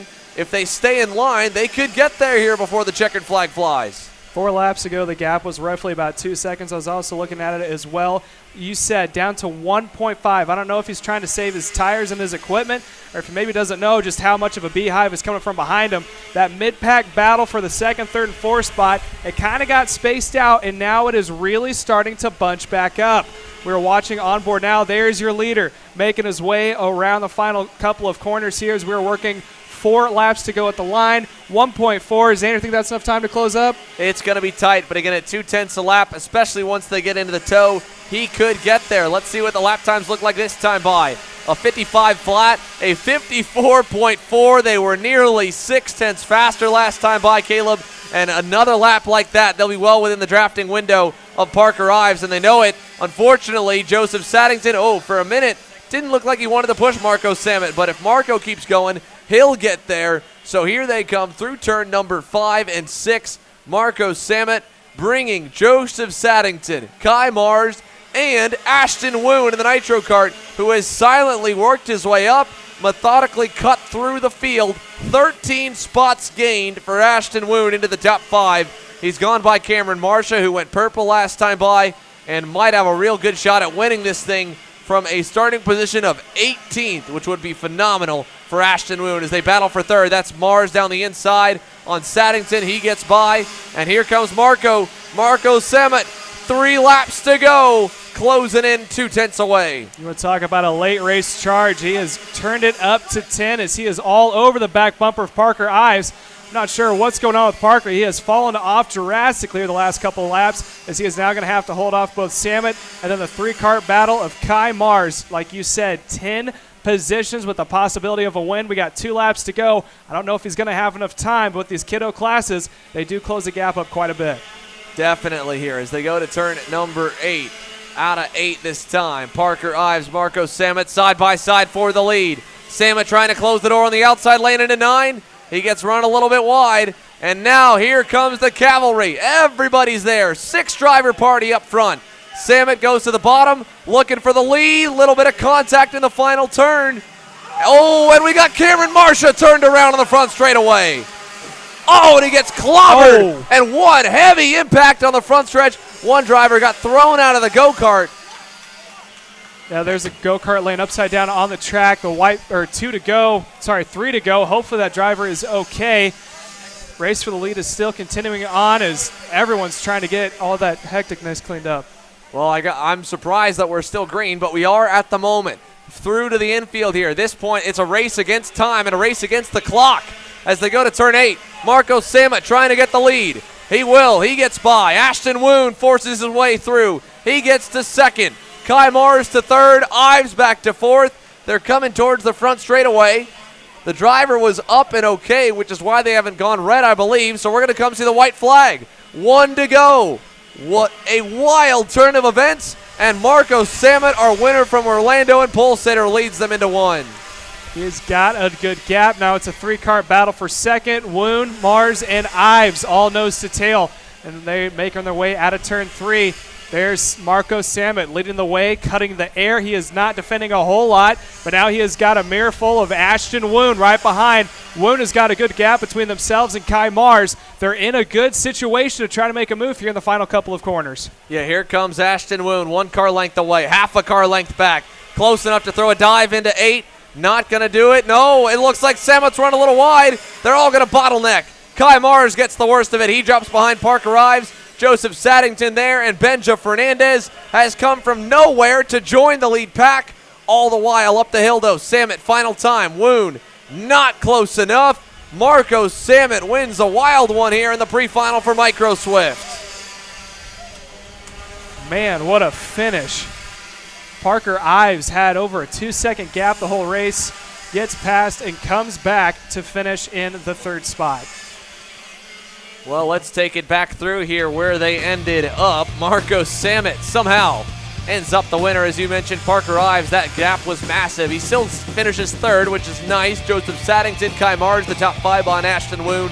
Benja Fernandez, Jackson Porter in the Hy-Vee Nitro Kart, up 12 spots to 7th. Jackson Gibson 8th, Royce Vega 9th, and Bowen Green rounding the top 10.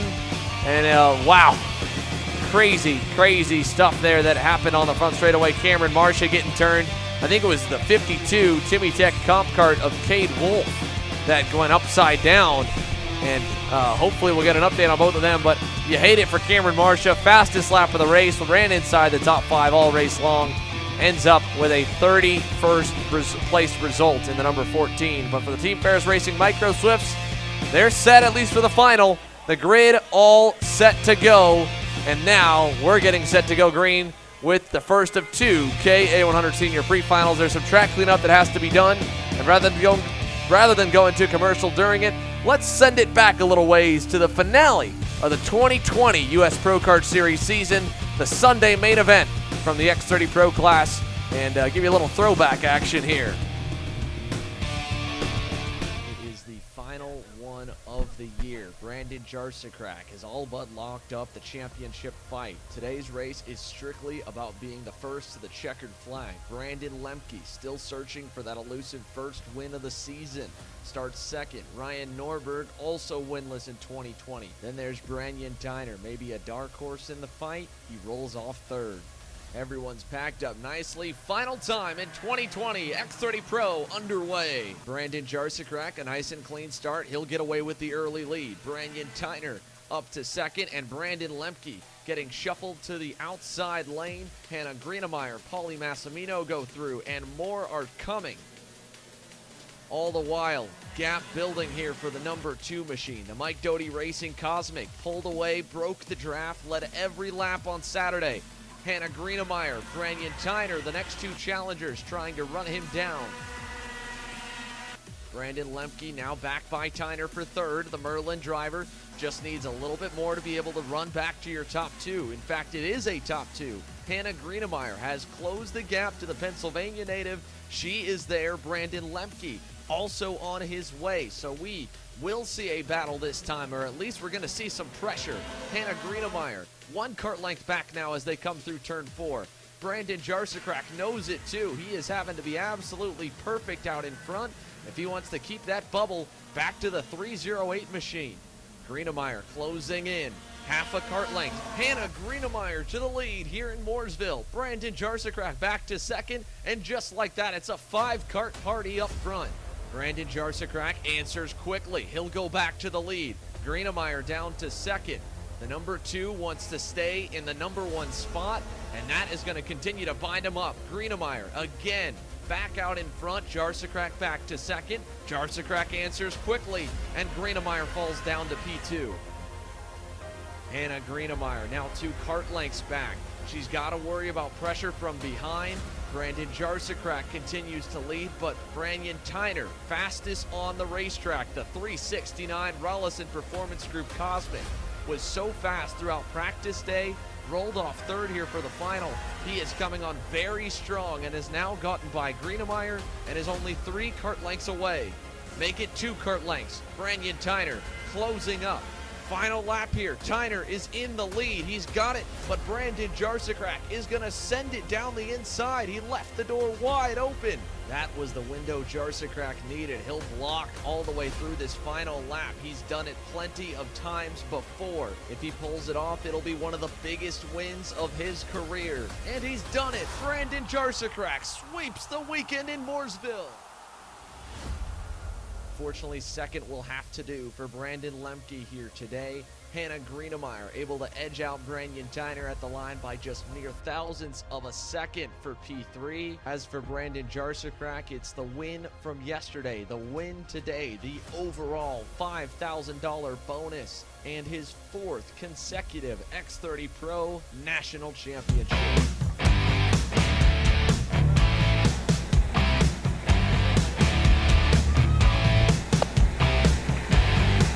Welcome back here live from GoPro Motorplex. The engines have fired and the grid is being released for Pre-Final A for the KA100 Sr class presented by Mike Doty Racing. 65 drivers here in this one, which means that they are all going to be lined up. Well, it looks like our grid's a little bit off here, but nonetheless, I think it's actually an invert of where they are. It'll update it here in just a moment. Nonetheless, 33 drivers hit the racetrack, 20 will make it out. and transfer directly into the main event. The bottom 13 will go into the last chance qualifier to meet with the other 12 from pre-final even that's currently on grid. Paulie Massimino swept the poles here for the senior classes on Saturday. Pulling double duty, he lines up alongside GWR Tony Kart driver Alex Stanfield, who we talked to and is in a very good championship points position coming out of Orlando. Jeremy Fletcher, Orlando, Florida native, lines up to the inside of Weston Workman's return to the seat in row number 2. Then it's John Burke and Jake Walker, row 3. Will Robusto and Dalton Haynes, row 4. And Drew James and Alex Murray will round the top 10. 33 drivers strong, 20 make it out. It's time to set one half of the grid for the KA100 Sr main event. Here we go into the start box. Green flag in the air. We're racing down to turn 1. Massimino got a good run. Oh, a little bit of contact there. I think that was Stanfield and Workman through the dirt. Man. Anyways, what I was about to say was the depth of this field is deep. Everyone here in the top 10, I think, has a good chance of maybe pulling out a good result. But right now it is Massimino out in front over Jeremy Fletcher, who had contact in turn 1. But now it is now a 3-kart battle out in front. A little bit of gap before we get to P4. Yeah, again, Weston Workman felt like he had to take the escape route through turn 2. And then when he got back on the racetrack, there was no room. He ended up in the dirt. So he's down to the top edge of the top 10. John Burke has inherited the 4th spot. Looks like Will Robusto up into, Will Robusto from 8th up into the 5th position, although he'll lose that from Dalton Haynes getting by. So Haynes from 7th moves up a spot into the top 5, and Paulie Massimino leads as Fletcher with a late move pulls the trigger on Alex Stanfield. He gets by. Stanfield came down to fin a little bit, and Fletcher said nay to that. He is up into P2 now into the toe of Massimino. Massimino's got some breathing room, but for how much longer? He can't really defend. Well, he's going to have to, but the gap that he's got, if you do defend, you're guaranteed to lose all that time. Fletcher now is going to try to reel him back in as we had a kart turned around over. I believe that was in the bowl of turn number 4. And now here's Fletcher to the inside of Massimino. Stanfield tries to follow, but he is not going to be able to. Massimino holds on to P2. And here comes in the 4th spot, Dalton Haynes from 7th, already up 3 positions on lap 2. Nice drive forward here for Haynes. He goes to work on the rear bumper of Alex Stanfield as behind him we see a little more defending from John Burke this time. He's fending off Will Robusto. Here comes Haynes for 3rd. He'll get by, and Dalton Haynes picks up another one. So move Dalton Haynes into the top 3. Here as they head down the backstretch. Fletcher also going by Massimino. And look at that, Will Robusto quickly to the bottom side. I think he was trying to work his way around either Peyton Phillips or Drew James as they go side by side for P3 into 5. Stanfield with a nice crossover, and he hangs on. Yeah, the yield there was Dalton Haynes. You have to give up that spot like we saw before earlier. You can easily throw your race away. Like we saw in the X30 Jr, it's better to maintain where you're at, try to get the accordion effect to come back to and catch back up. Already a good drive, though, making his way up into the top 4 as we are now watching the top 3 making their way through the final couple of corners. Here they come out of the last turn. It'll be 3 laps complete, 11 laps to go. Jeremy Fletcher leads over Paulie Massimino and Alex Stanfield in a short gap. Back to Dalton Haynes on the top cart. Actually, he's lost another spot, lost a couple. John Burke is by. Here comes Robusto and the cavalry through. Peyton Phillips is coming. Drew James is on the way by. Dalton Haynes shuffled to the wayside through 3, while the top 3 remain single file. Fletcher now on point. Massimino, P2. Stanfield in the 3rd spot. These 3 need to keep it clean.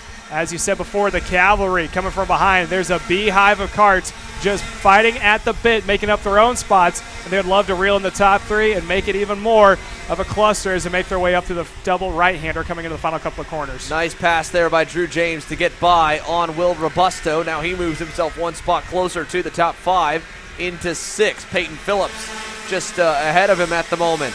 Then it's John Burke headed to turn number 1. That's right there on your screen. Phillips, then James in the white helmet, then Robusto, then Dalton Haynes, and then we've got Weston Workman, who again got knocked off the racetrack early. He's trying to play catch-up currently in the 10th position.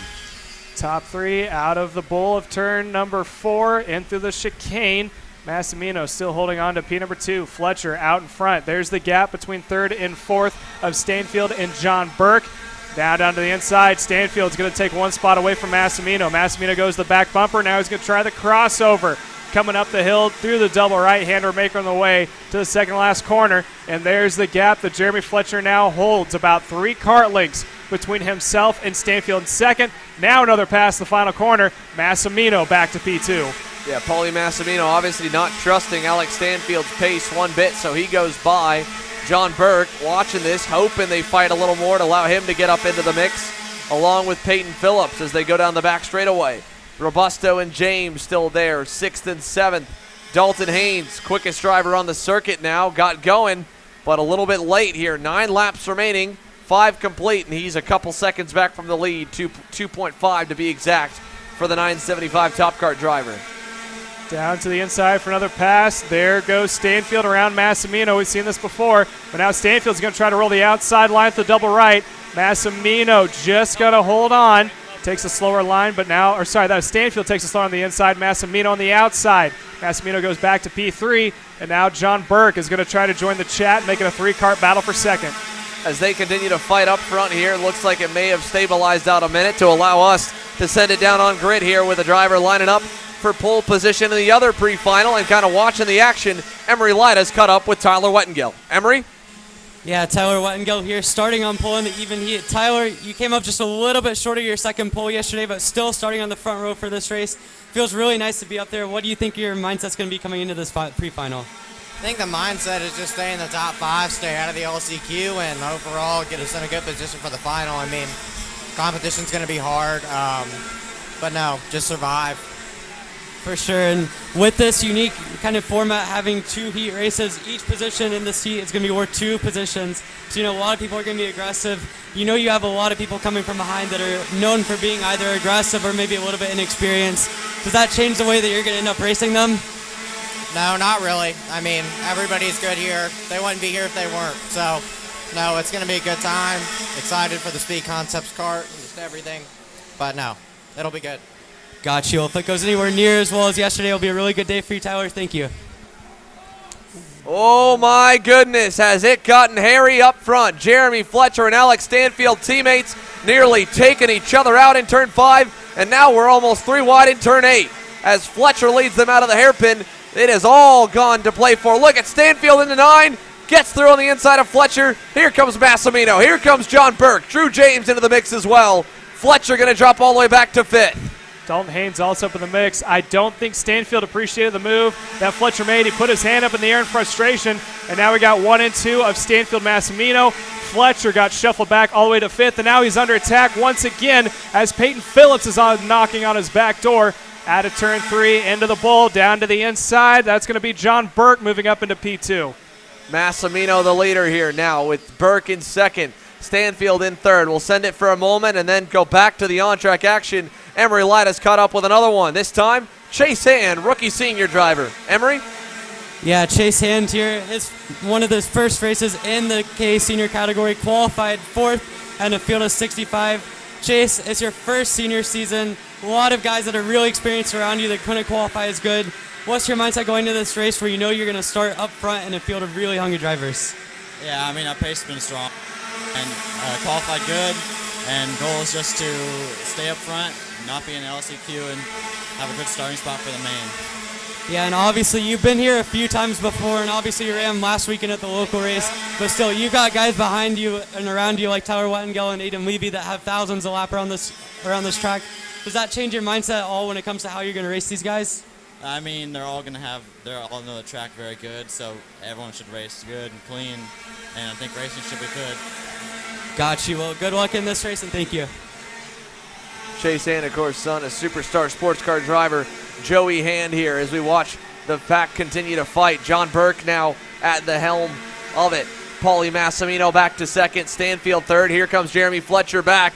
He might have a little bit of an answer for him. Speaking of a guy who, well, while it's heating up on the racetrack, he knows how heated he can get here in this KA100 Senior class. He was on the receiving end and the giving end a little bit in Orlando. Brandon Lemke is back, and he is down with Emery. Emery? Well, Brandon Lemke here, one of the most experienced drivers in the field. I mean, more national championships than I can count, but this weekend you're a little bit on the back foot, starting in 9th, 18th overall in qualifying for both days. Brandon, are you confident that you've got the issues sorted heading into the pre-final? Not yet. After this race, we'll be able to tell, but I think how the practice went this morning, it seemed okay. We were only a 10th off. and probably got held up in traffic the last lap. So, and we were on very good tires. So, yeah, I think it seems okay so far, but the races will be able to tell, and hopefully, work our way back up into the top 5 and not sit there in 9th. Yeah, and I want to take a look at some of the guys you're going to be coming across in order to get to the front of the grid. You've got a lot of guys that have a lot of youth, and then you've got Ray Silverante, who you got a little bit of a coming together with in Orlando. First off, how does the guys that have an experience kind of play into your strategy in this race? And second off, any strategy for getting by race? No, I mean it's kind of just go out there and see how they react, and then I can race against them how I think they're racing and what could beat them. Like we said before, we got guys that have experience, and I think I'm one of them. So we can kind of change how we drive, our driving style around different drivers. So that might be an advantage that Race and I have against these other guys. But nothing against these other guys. These rookies are crazy fast, and they're definitely going to give us a run for the money. For sure, man. Well, it's going to be exciting to see you come up through the field today. Good luck, and thank you.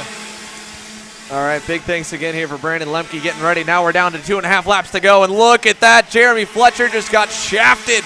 Third turn, number 2, beaten all sideways here behind Alex Stanfield. They've been going at it. We've been watching the battle intently, and all the while, it's allowed Paulie Massimino to build a little bit of a margin back to John Burke and company. Stanfield trying to get back there. Fletcher as well back in the 4th spot. Then Drew James. Dalton Haynes has kind of got a second life in this case, as he now gets back into the top 5. Weston Workman is up to 8th behind Peyton Phillips. They're a little bit back, about a second away. And, well, Paulie Massimino is starting to unload. White flag this time, Caleb. I think Massimino is going to have this possibly wrapped up if he can keep it perfect this lap. Stanfield, Burke, Fletcher, James, Haynes now have all been going back and forth as we see Stanfield go down to defend on the inside. Fletcher tries to roll the outside line, getting around, I believe that is, I can't tell who that is right now. He tried to get around Stanfield, it looks like, and Burke still leading him. Ultimately didn't work. Then Dalton Haynes tried to cross him over, hit the curb, got a little bit out of sorts. Here they come to turn 5. Fletcher on the back bumper, and they are all packed up. You can't even see Massimino in the photo. There's Dalton Haynes in the blue top cart, able to make his way back up, down to the inside to defend. Fletcher tries to possibly capitalize off the move, really wide on the exit. He pushed Stanfield way wide there, and no love for the GWR teammates as they come out of the final corner. The win is going to go comfortably to Paulie Massimino, a perfect start to his Saturday. And behind him, it's Burke over Fletcher, Haynes. Stanfield finishes 5th, Drew James 6th, Peyton Phillips 7th. Weston Workman is going to end up in the 8th position. And, man, lots of shuffling all around. I'm not even sure. We watched so much on the battle up front. We didn't even really get a good look at the bubble spot. But that one was actually not too close by the end. It ended up going into the hands of Jack Chimura. 7 spots gained to work his way into the show over Alex Doncho, who unfortunately just misses out by 1 spot and is headed to the last chance qualifier. The big note here is none of the major KA senior names will be in that one, as we only lost Tanner Bunny, who had to start from the back of the field anyway. So no major big name guys going to the back, but that doesn't mean there wasn't controversy. That got about as elbows up as it can get between Jeremy Fletcher and Alex Stanfield, and that whole lead pack with Massimino, Burke, Fletcher, Haynes, and Stanfield ending as the top 5. What a wild show, and we got the other half ready to go now here, Caleb.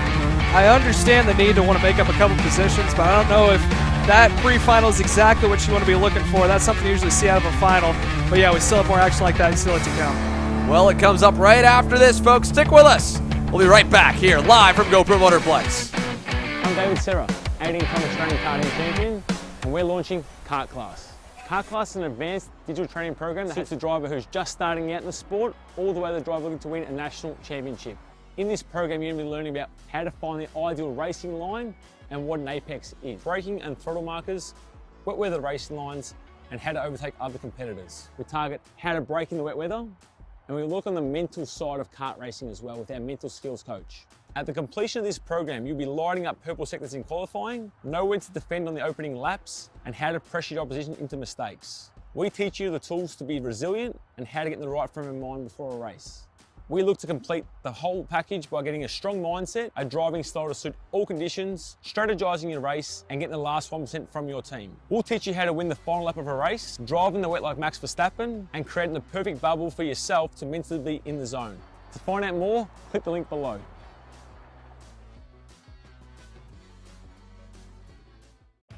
Kart Store USA is a kart parts supplier that racers and retailers can count on when they need reliable advice and service. We focus on servicing all racers with honesty and pride while maintaining customer satisfaction. We carry a full stock of kart repository.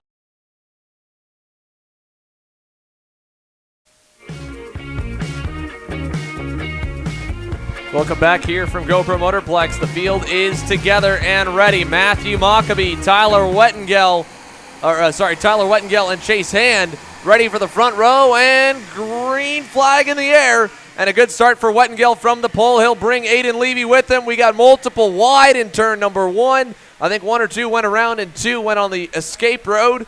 But Wettengel, a clean start up front, leads them into turn number 4.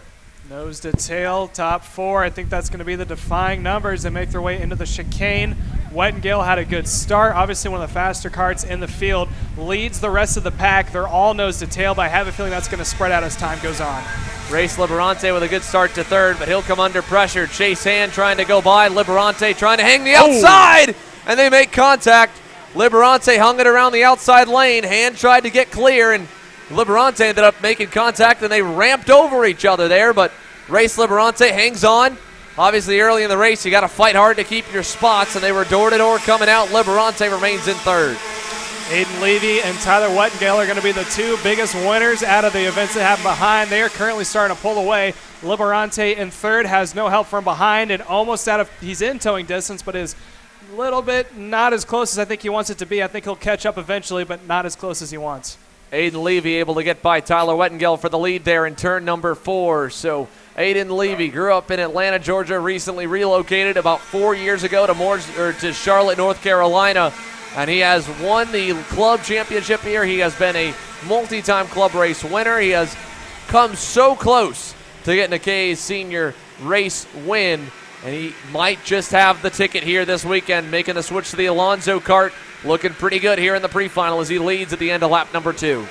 Liberante now has caught the back bumper of Wettengel. Levy is in the lead, and right behind Liberante is going to be Chase Hand. They've all bunched back up going into turn 3. Toe is now going to come into effect. How hard is Levy going to defend? Looks like he's not going to at all. Here comes Liberante on the inside, moves up to P2. Wettengel is going to lose 1 more position as Chase Hand's able to get around for 3rd. Diego Ramos, usually in the X30 Pro class here this weekend, running in KA100 Sr. He's currently P5 on the racetrack behind him and looking for a move. Colin Hayes. Around he goes, and he takes Ramos wide. Colin Hayes is going to have to really try and get going quickly, and there's more contact as he tries to get going in front of the field. And unfortunately, Colin Hayes now is going to fall outside and into the danger zone of not going to the main event here today with that lockup under braking. Diego Ramos as well, we'll see where he crosses the line. He'll be outside the top 10 for sure. Ends up 11th as Liberante's gone to the lead. Liberante able to make the pass in turn 1. He is now in front of Levy. Not too far behind is Chase Hand. So we got 3 different chassis manufacturers in the top 3 right now as they make their way through the chicane. Liberante on point. Let's see if he's going to defend coming down into turn 8 or if he is going to get passed by Levy, who's going to be deep on the brakes. Yeah, Levy not going to go back by him here, so Race Liberante leads the way out of turn number 8. Crossed the line after initially was set to win before getting DQ'd on fuel back at Orlando Kart Center, so he's looking for a win and runs a little wide out of 9. Levy gets through, and Chase Hand a little more timid now to try and get by Liberante as Liberante slammed the door shut. Now Hand's going to lose his spot to Tyler Wettengel for 3rd. See if Wettengel and Hand may be able to work together to catch back up to the top 2. Liberante is going to be in the tow coming out of turn 3, heading down into turn number 4. Here is your leader. That is Levy out in front. Looks like Liberante still down by about 3 or maybe 4 kart lengths, but I think that's going to close back up, especially when we get in the deep braking zone of turn 8. Yeah, he'll be able to close back up to him here a little bit, but Aiden Levy looking really strong early. That gap closes maybe a half car length, but he got a great exit, so it's back up to 2 as they go for 9. 9 laps to go this time by. It'll be 5 laps completed.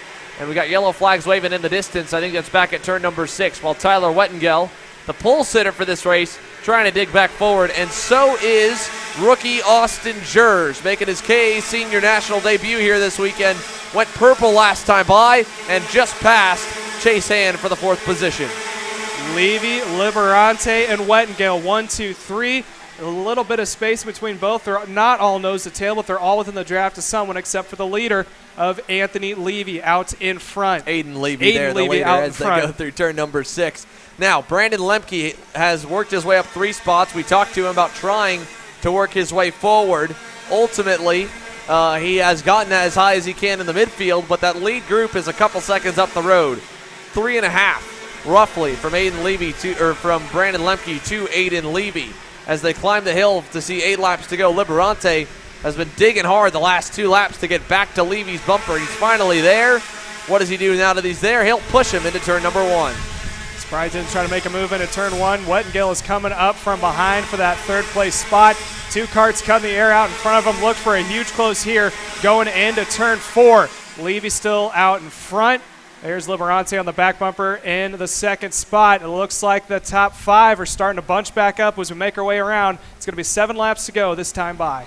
Yeah, 7 in, 7 to go right at the halfway marker here. We're keeping an eye on the timing charts while the leaders battle here for where the bubble spot is and what it looks like. Right now, it's Vinny Maskelis in 20th. He has moved up 1 spot, is 1 spot to the good. He's about 9/10 up from Vance Bowersock in 21st. Xander Rogers is up 9 positions to the back of the field. However, he's half a second back from Bowersock. And again, Bowersock a second back from Miskellis. So the bubble spot not heating up just yet, but it could with the speed differences between them. As down the backstretch again, Aiden Levy leads. Here comes Liberante this time with help from Tyler Wettengel, and he'll reclaim the lead. Wettengel able to do a good follow up into P2. As it's now Liberante on point. Levy all over the back bumper of Wettengel, and now it's for Aiden Levy, it's a back bumper full of Austin Jers and Chase Hand also in the mix as they're 2x2 side by side. Now it is Liberante going to get shuffled back. He falls back in the 4th position. And that was all from Tyler Wettengel making the pass on Liberante for the lead and overshooting it. Levy crossed him over, and it's 2 young guns here at the front now. Levy on his 2nd senior season. Austin Jers, a rookie in his debut weekend. 1st and 2nd, back to Tyler Wettengel in 3rd, and Race Liberante in 4th. At the end of the drain is still Chase Hand, and they've still got a good chunk to Brandon Lemke, but Lemke's chipped away a little bit at it. His group staying single file with Connor Ferris. They're only 2.5 seconds back from the leaders now with 5.5 laps to go. The top 5 continue to go back and forth like they have. We may see Brandon Lemke able to make a crack into the top 5 to make their way into that heavy braking zone. This is probably one of the best passing points and one of the most defended spots on track. No one defends and nobody passes. Still, Levy in front. Jers making a great run and capitalizing off of the mistakes of the previous lap. Finds himself in 2nd. Tyler Wettengel is going to have to hold on because I'm sure Race Liberante wants to find himself up in the top 3. Yeah, Liberante obviously has led some laps already here, but so has Tyler Wettengel as they go down the front straightaway. Headed to turn number 1. No passing this time. 5 laps to go. 9 laps completed for your KA100 Senior class, presented by Mike Doty Racing EVEN Pre-Final.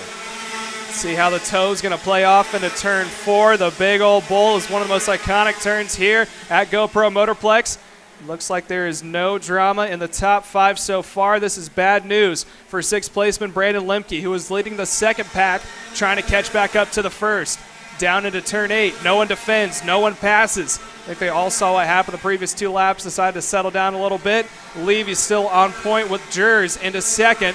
But look for Liberante on the back bumper of Tyler Wettengel. 2 that have led the most so far, although Aiden Levy's probably going to take it with most laps led right now as we come across the line. 4 more laps remain. And here comes Jers to the inside to take the lead. Yeah, Austin Jers to the point here. One heck of a senior debut to take the lead in the first race session of the weekend. Levy right behind him here. They're all nose to tail. Now Wettengel trying the inside on Levy. Oh, no! Tyler Wettengel, I think the bumper got caught behind the left front tire. He's got it quickly cleared back up, but he is slowly getting back up to speed. He'll drop in line outside the top 10. That's going to push Brandon Lemke inside the top 5, although he's not close to improve any more than he already has, as they are now making their way out of turn number 8, heading up towards the double right-hander. Still, Jers on point, Levy in second place, and now the third placeman goes Race Liberanto, chased hand right on his back bumper. Here they come down the front straightaway, 3 laps to go. Austin Jers, we got problems in turn 8. Looks like Matthew Maccabee's involved, along with either Xander Rogers or Cohen Summers. And both of them, all of a sudden, from being potentially in the show, are now well outside of it. Leaders now making their way out of turn 4. Top 2 starting to pull away. Jers and Levy are now nose to tail. Liberante looks like he has lost a little bit of time. Chase Hand is on the back bumper in the 4th spot of Liberante. Out of turn 8, top 2 nose to tail, a little bit of break, and then we get Liberante and 4th placement of Hand. Brandon Lemke in the top 5 is not within frame yet. Yeah, Lemke's close, but he's not close enough, and as quick as he and Connor Ferris have been, I mean, their group is fast. Adrian Cruz is the quickest overall lap time. He's right behind those 2 drivers. As they go down to turn number 1, though, 2 laps to go. Austin Jers leading here. What a way to make a statement, to let it be known that you are joining and moving up to this class than it would be to win the opening pre-final that you compete in. But Austin Jers has company again. Aiden Levy right there on his tail. This is, again, setting the outside lane for the main event. Now, an update on your bubble spot and where it's at now. Nikita Paneris is now in the show, but Vance Bowersock is only 2.5 tenths back from him. So we will have a fight for the bubble spot before this one's said and done here in the final 2 laps, as well as a fight for the race lead. Out of the turn 9 complex, Austin Jers and Aiden Levy, 1st and 2nd, with about a 7/10 gap to Race Liberante here, coming to see the white flag. One more time by, still 1 and 2. That is Jers and Levy. Levy does not make an attempt to turn 1. He was not close enough. And then you can see the battle for 3rd. There's Liberante at the bottom of the screen, holding on to the 3rd spot. Chase Hand would love to move up one more row if he has the opportunity. He is going to try to take it into turn number 4, able to get around, as that is now Chase Hand up to the 3rd spot. Here's the top 2. Jers in front, Levy in 2nd. Chase Hand now 3rd. Liberante gets bumped to 4th. Here they come through 7. Jers to the bottom, Levy to the outside. Levy sets him up, crossover move, gets tripped up a little bit on the exit, and Jers hangs on into 9. Aiden Levy going to need a perfect double right-hander to get there. He gets onto the bumper, so it's going to come to the final turn. Jers will cover the inside. Levy gives him a little love tap. Another tap. Contact in the final corner. Who's it going to be across the line? Chase Hand wins the pre-final. How about that for a final corner? And where's the bubble spot here? Trying to find out where the 20th place position is, because it was a fight coming into the line. Vinny Miskelis has Colin Hayes on his bumper. Brooke Nachtman trying to fight her way in the show across the line. 3 drivers together. Colin Hayes gets the final bubble spot. Miskelis, Nachtman, Surgener all going to the LCQ, along with Aiden Rudolph, who was running inside the top 15. He's going to the last chance qualifier. Maccabee, Zane Sadi, Xander Rogers.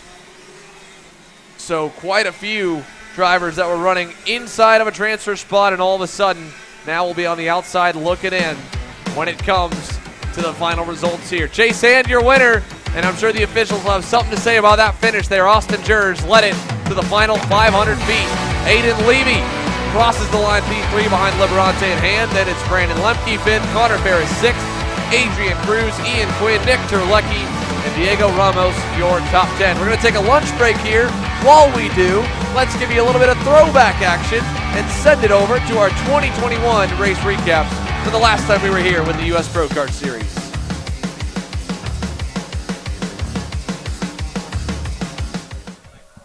Those of you tuning in from live around the world, welcome to Mooresville, North Carolina at the GoPro Motorplex site of the 2021 US Pro Kart Series finale, featuring a number of pro stars getting set to get underway. Paulie Massimino, quick driver in qualifying, set to lead your field to the green here for this pre-final. And while it's a little bit cloudy skies here, we are green and underway. Good jump for the inside lane. Massimino takes Hayden Jones along for the ride with him. Norberg slots into 3rd here on the opening lap. And it is Paulie Massimino showing the way out front on home turf. Behind him, all your field. Oh no, one driver's off. That's Kyle Larson. The NASCAR Cup Series point leader knocked off the racetrack on the opening lap about midway through. He'll drop a number of spots back as your field is tightly lined up here on the opening few circuits. Massimino, Jones, Norberg still your top three.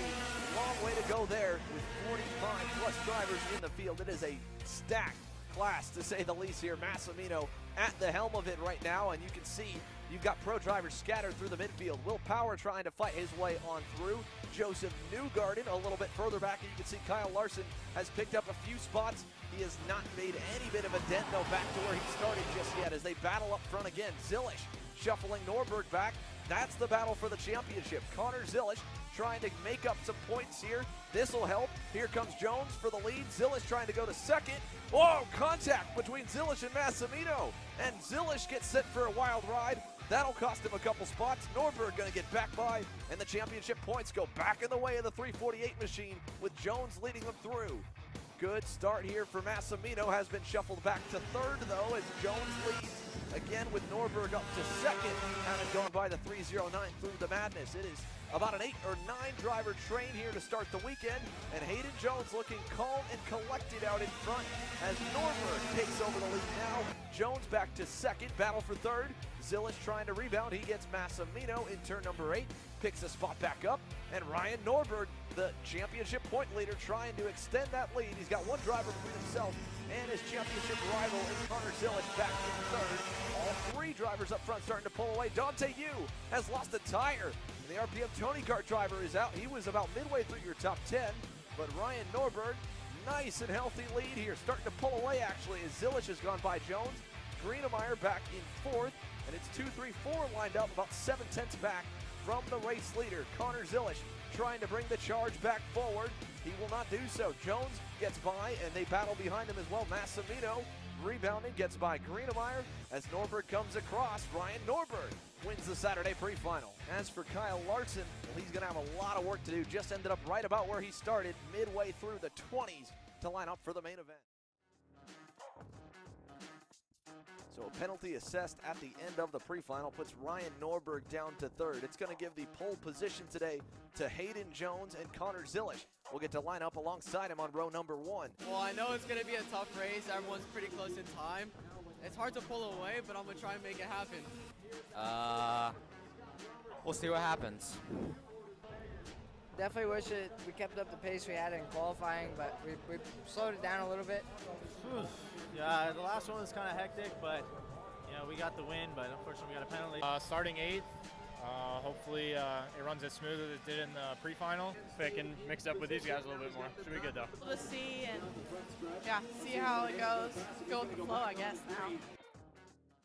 The question is, how nervous may Hayden Jones be here? It is one of the biggest fields we will see on the 2021 pro season, and they are all in his control right now. Looking for the green, we've got it. Saturday is underway here at GoPro. Jones gets away cleanly, Zilish into second, Norberg's into third, and a little gap back for the top 2 to start this main event as everybody shuffles through turn number 9. Hayden Jones out front. Kyle Larson again gets taken out on turn number 9 on the opening circuit. He is about half the track back now, maybe 10 seconds back from the next driver as Jones leads them up the hill. Hayden Jones, Connor Zilish, Paulie Massimino now into third, and now Zilish taking over the lead out of turn number 9. Jones going to answer back. They're all going to get sideways, and here we go down the front stretch 2 by 2. Massimino to the lead into turn number 1. Zilish goes through to second, and Paulie Massimino, your pole sitter in qualifying, now takes control of this main event. And then behind them, Hannah Greenemeyer's gone by Ryan Norberg. She is up into third or fourth, I believe, as they're all shuffling. Will Power making up a couple spots already. He's up towards the edge of your top 10. Joseph Newgarden had to start a little deeper in the field, trying to crack the top 20. And around is Power. That's Will Power around in turn 9. Same place that got Kyle Larson collected in a wreck. Power gets spun. Just was running around 11th at the time. Back up front, Connor Zilish leading here with Hannah Greenemeyer. Hayden Jones now in the lead. Massimino still close somewhere in that group. Zilish going to answer back to Jones. He'll get by in turn 8. Greenemeyer close, and Jones an answer back for Zilish. He'll retake the top spot again. They continue to trade it up front. Brandon Jarsakrak bearing down in 4th, and Zilish, this time with Greenemeyer's help, gets back through to the lead, and they are 7 drivers deep for the lead. Zilish takes them through turns 5 and 6 here with a kart length advantage back to Greenemeyer. That pack goes back to about P6 or P7. And again, last year's reigning champ, Brandon Jarzakrak, trying to get in there. They're all 3 wide out of turn number 4. Jones, the leader. Oh, Greenemeyer up on top of Jarzakrak through the infield chicane, side by side. And somehow the whole lead group gets through, but it's a big gap now. Jones the leader, Jarzakrak 6 or 7 tenths back, and then this is the battle for 3rd and 4th. Norberg P4, Zilish P5, and out of 6. Oh, big contact with the outside barrier. Connor Zilish, heavy damage to the right rear end of the axle. That is going to end his day and effectively end his championship hopes. Ryan Norberg now can look back and just drive for the win, or at least a top 5, because Connor Zilish is going to get a 40th plus place result. That is going to end his championship bid. And now Norberg looking on Jarzakrak, not going to go by, but they have sandwiched the number 1, and the RPG Cosmics are looking strong. Jones leading, Greenemeyer second. There goes Norberg through to 3rd. 1, 2, 3 for Rollison Performance Group as they try to not only snag a race win, but a 5th national title for Ryan Norberg here in the works this weekend. Ryan Norberg now up to 2nd, trying to hunt down the 316. Hayden Jones has grown up here at GoPro Motorplex, started his karting career here, knows the track very well. Here's the battle for 4th. Massimino on Jarzakrak, gonna get by in turn number 4. And the number 1 slowly slipping further and further backwards here in this main event, while Hayden Jones has actually added a little bit to his lead over Norberg and Greenemeyer.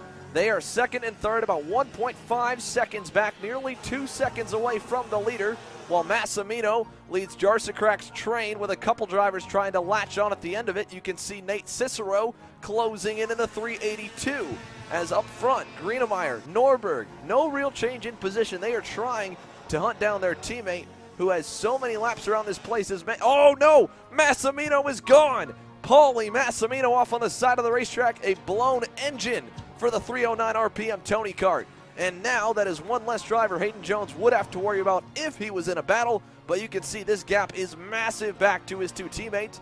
Jarzakrak is 4th, Cicero 5th. Oh, and Cicero's off as well. Nate Cicero late in the going with an issue in turn number 8. That'll move Alessandro Tullio into the top 5, while up front, no change. Hayden Jones has never won an X30 Pro main event before. He is just a moment away from doing so. Final time to turn number 8. Norberg is not going to be close enough, and in front of his hometown crowd, Hayden Jones is a national race winner. His first race under RPG, his first win with the new team, and the rest of your field cycles on through. Kyle Larson able to rebound from the wreck, gets back towards the midfield just behind Joseph Newgarden and Will Power. That was crazy. I don't know what Connor was thinking. I know that he's in a championship, but I mean, I don't see the necessariness of chopping down me twice in a row, and it's not even halfway through, so. If I could put another X30 on the side of this, I think I'd be fast, but other than that, I don't know what to do. I'm super happy for him that, you know, he was able to get his first win on his first race with the team. I mean, that's amazing for RPG and just the program we have just in general. Talk about a debut with a new operation. Hayden Jones has had somewhat of a sophomore slump here through most of 2021, and he comes home to GoPro Motorplex with the new team, P1, on day number 1.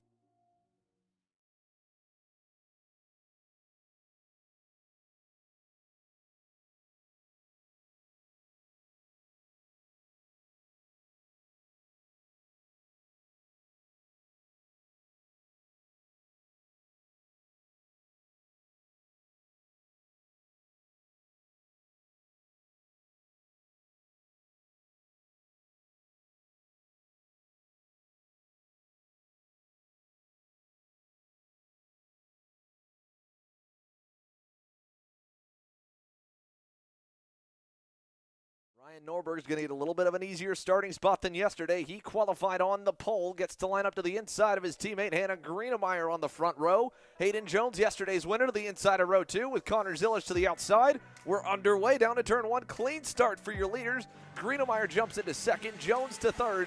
It's the RPG karts out front as Zilish shuffles back, and Norberg quickly down to 4th here in the opening couple of laps. Thomas Neveau gonna put him another spot back as he battles with Massimino, hangs on to the 5th spot, and very quickly everyone's shuffling the provisional champ down the order as he's at the edge of your top 5 on the opening couple of circuits. Connor Zilisch, what a dismal day Saturday was for this youngster. He is trying to at least get his mojo back, end the season on a high. Currently P3 trailing Jones, and Jones actually now on the move, looking inside. New leader Hayden Jones takes the lead here in the pre-final over Hannah Greenemeyer, and the 316 North Carolina driver gets to get out front. Back behind him, more passing further back through the field. That is Massimino on Neveau. They're still battling outside your top 5. In fact, Nevo's going to lose 2 more spots. There goes Tullio. Ryan Raffa got by as well. They'll move a couple spots higher. Alessandro Tullio, kind of quiet yesterday, just snuck his way up the order. He's doing the same thing here today. And behind them, Neveau now under pressure from Will Power and company, about 7 drivers strong in that group. Power down the inside. He'll move Neveau back another spot. And the Trinity Karting Group Kart Republic falls back. Power another spot higher inside the top 10 as Jones leads your field out of 4. 4-driver break there, then 3, and then Power's group of about 4 drivers going back to last season's champ, Brandon Jarsakrak, who is trying to work on Neveau now. Back up front, Hayden Jones, Hannah Greenemeyer, nice little lead over Zilisch. Greenemeyer, again, was so close yesterday, so close again in qualifying, and she is P2 where she has been so far this weekend, just the bridesmaid, as Zilisch remains a couple kart lengths back. In fact, he's losing ground. Norberg gaining a little bit here for 3rd. We'll see how long he waits before he makes the move on the 372, as the 4 drivers up front have gotten a massive lead back. Norberg, the end of the train there in the number 348. Not much movement up here in the lead group. Hayden Jones able to keep about a half kart length buffer back to Hannah Greenemeyer. Greenemeyer is closing every time down the backstretch, has not been able to get by just yet, but Jones a kart length away in the infield. Here's the white flag waves, trying to score the pole for the main event today. It looks like it should be an easy cruise. And out of the final turn, Hayden Jones, pre-final winner here for Sunday. Greenemeyer 2nd, Zilisch and Norberg, and out your top 4.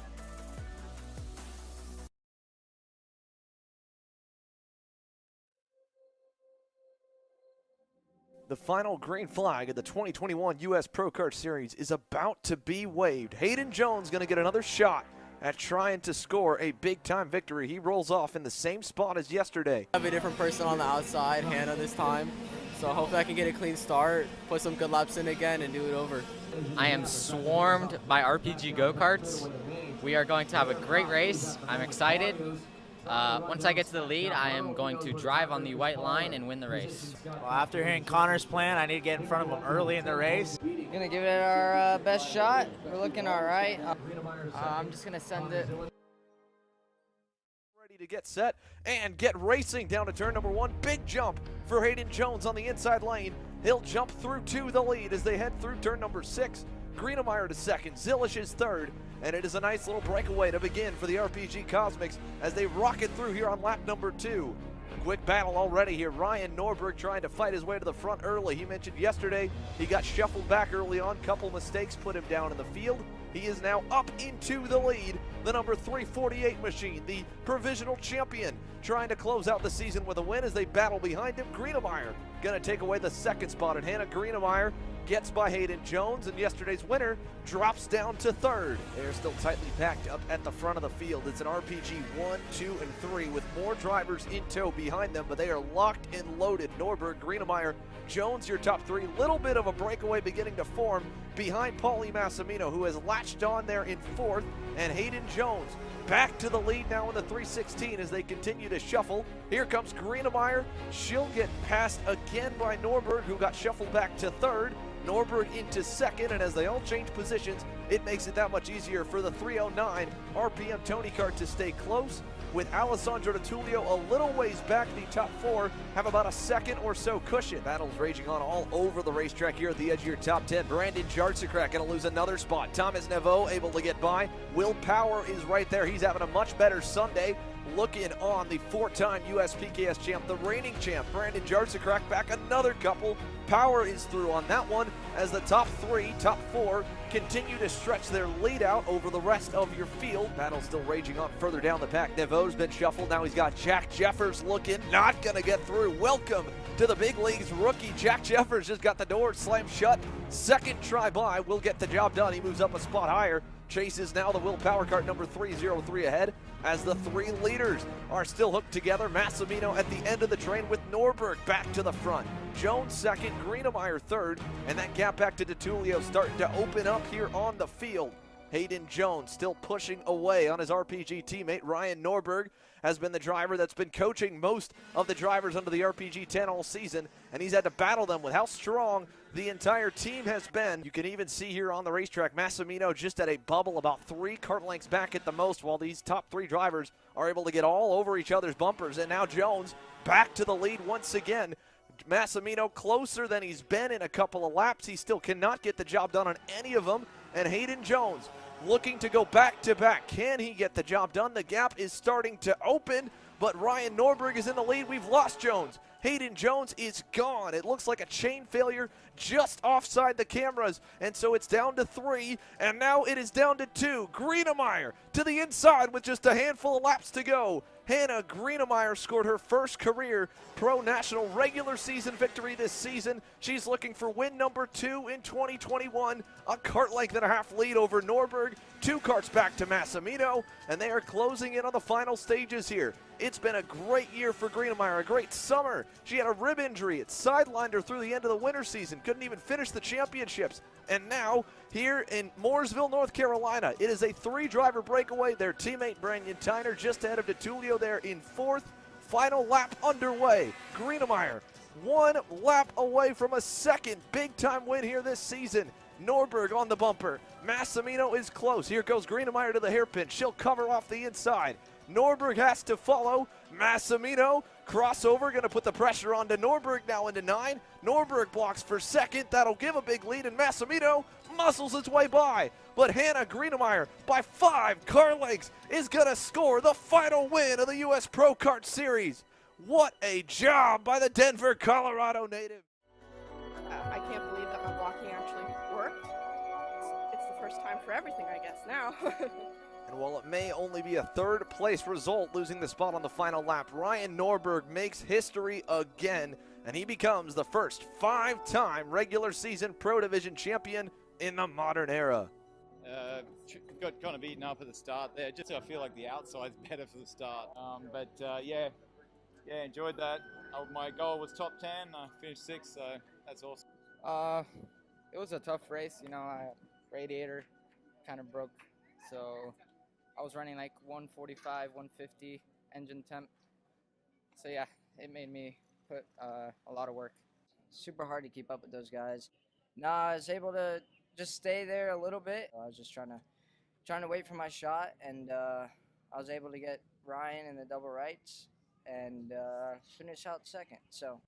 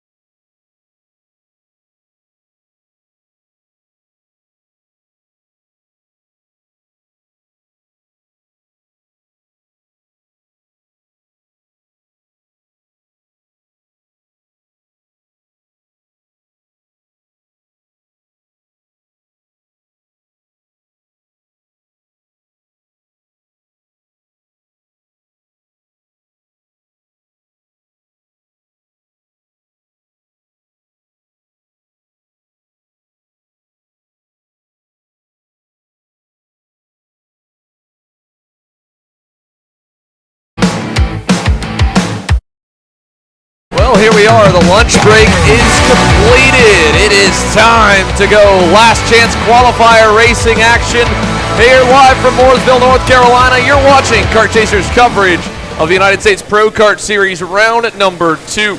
My name is Xander Clemens, alongside me, Caleb Smock. We cannot wait to get our LCQs underway. This one going to be a little bit smaller. The DNJ Intermodal Services Mini Swift Last Chance Qualifier. 8 drivers, 4 will transfer, so half will make it out, half will not. It'll be Travis Pettit on the pole alongside Javier Rodriguez, and we'll take you through the rest of the starting lineup here shortly. Again, Gabriel Balog and Martin Ramirez, Paulie Hart, Mateo Calderon, Nathan Holy, Thomas Chrisman, Javier Rodriguez, and Travis Pettit. My mistake on row 7 and 8. So Balog, the first driver out in pre-final A. Ramirez, the first driver out in pre-final B. They make up the front row. 4 transfer out of the 8 here, and it's a short one, 10 laps for the Mini Swift LCQ. And here we are, getting set to go green.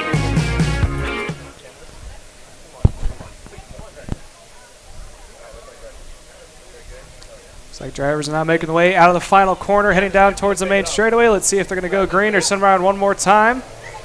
Coming down to line 2x2. Looks like they're lined up nice and neat. Green flag is out into turn 1. Side-by-side action. Oh, a little bit of contact there on the outside of turn 1. Couple drivers have to use the cut through, or one driver has to use the cut through, I should say. Looked like it might have been Nathan Holy was the driver that got the worst out of it, getting turned a little bit sideways. So good start here for Balog as well as Martin Ramirez, and we'll identify the rest as they make their way through turn number 4 for the first time. Again, an 8-driver Mini Swift Last Chance Qualifier headed through turns 5 and 6. Then we'll have a big... Major contact. Whoa! Got 2 wheels up in the air and comes back down and continues onto the track. And that's going to take out Martin Ramirez and one more. The driver aboard the Bennick, I believe. That was the one that's... I think that might be Paulie Hart. That was the one that had the nose cone knocked down. So he's now outside looking in. And all of a sudden, it's all changed up again.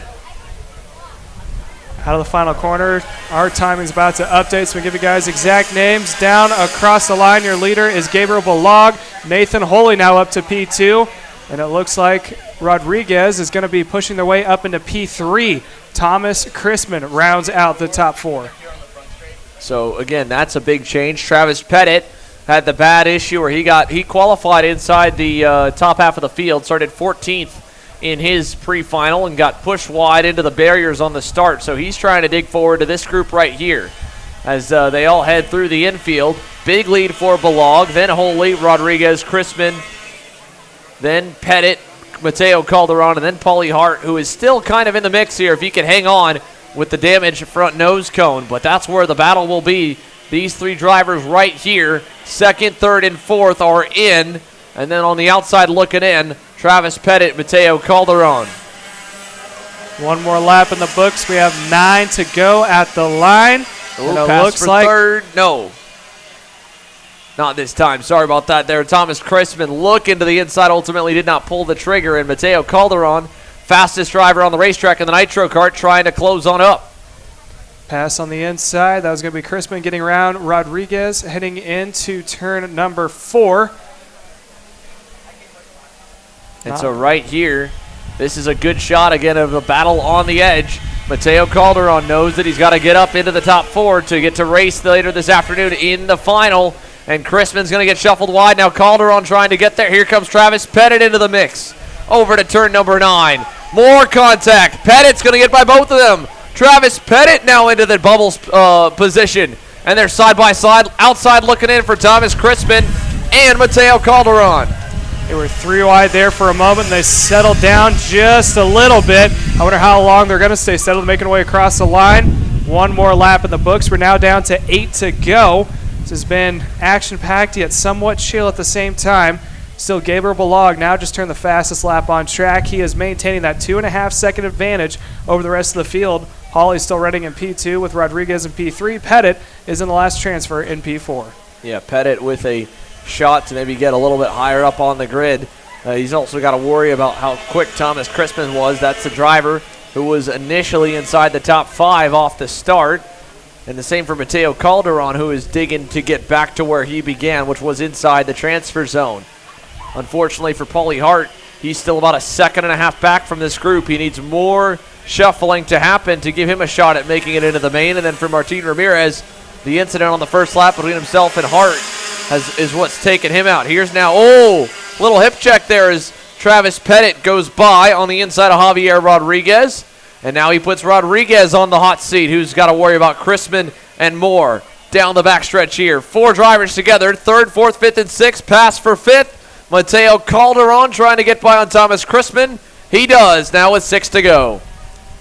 4 karts together, battle for the transfer spot. This is 3rd, 4th, 5th, and 6th. Again, 4th place of Travis Pettit. He is locked in right now. But if Chrisman or I think as Cauldron is able to get back around, then that is going to bump him out of the transfers. They're all over the place making the way up to the double right-hander. Here they come through turn number 9. Look at that, Chrisman getting back by on Calderon. All the while, Javier Rodriguez able to maintain a 2-car length gap over them, hanging on to the 4th position while Gabriel Balog begins to open the gap up. Here's Calderon on Chrisman. Not able to get through there in turn number 1. He tried it, though. Got a little bit sideways as Travis Pettit has gone by Nathan Holy. That's to take over 2nd. Here they are, side by side for the bubble spot. Almost. Chrisman around the outside, it looked like. Let's pick him up. He's got it. Thomas Chrisman around the outside, and Javier Rodriguez is now into the show. Making their way through the quick double left-hander. Again, no barrier there. That kind of changes the racing style. You can carry more momentum out. And here's another pass on the inside for the bubble. Gives a little bit of a contact once again. And that is going to push, I believe that is Chrisman, back down into the 6th position. Yeah, Chrisman down now behind Mateo Calderon, who becomes the next driver knocking on the door to get into the main event here, to get that final 40th place starting position for the final later this afternoon. Here we go down the front straightaway. Bumper looking inside and clear for Mateo Calderon. He transfers in at the moment, and they'll head through turn number 3. Means Rodriguez is going to be on the back bumper, knows that he has to get one more spot to transfer into turn 4. No pass is made. He is going to hold the inside line, but he's going to lose momentum heading into the chicane and then the double left-hander. Again, I can't get over just how quick that corner is going to be now. Opens up the passing opportunities that we've seen earlier in the heat races heading into this turn right here. Turn number 8. You can carry more speed, and you can also defend a little bit harder than you could before. Into turn number 9 now with Calderon pulling away from Rodriguez and Thomas Chrisman not making up much ground. Mateo Calderon could be in a safe position coming to the closing stages. 3 laps to go this time by for Mateo Calderon and the rest of the drivers in front of him. Nathan Holy, Travis Pettit, a 2.5 seconds up the road apiece before you get to the 5-second gap that Gabriel Balog has built up here in this last chance qualifier. There's the gap, 2nd going by, now 3rd there with Nathan Holy. There's 4th in Calderon, and the battle is for 5th between Javier Rodriguez and Thomas Chrisman, but that won't make a difference if neither of them make it into the main event. Nose to tail, heading into the quick double left-hander. Pass on the inside. Rodriguez thought about it, and then he backed off. There's a shot back over to 3rd and 4th now. 2nd and 3rd. And then there's 4th and 5th. The battle for the transfer, the 2 coming up from behind. Trying to see if one of the 2 of them can make it into the final this afternoon. We'll find out at 2 laps across the line. So here they come. Here comes Calderon looking for 3rd as they go side by side for 5th as well. Calderon gets 3rd. Chrisman overshoots it and makes contact with the outside barriers in turn number 2. He nose dived him there with Javier Rodriguez doing a crossover. And that got a little bit messy there for P5. P3 was pretty clean, though. Calderon gets a spot higher. Nathan Holy drops back to 4th, and he should still be relatively safe with a lap and a half to go and a 2nd advantage to Javier Rodriguez.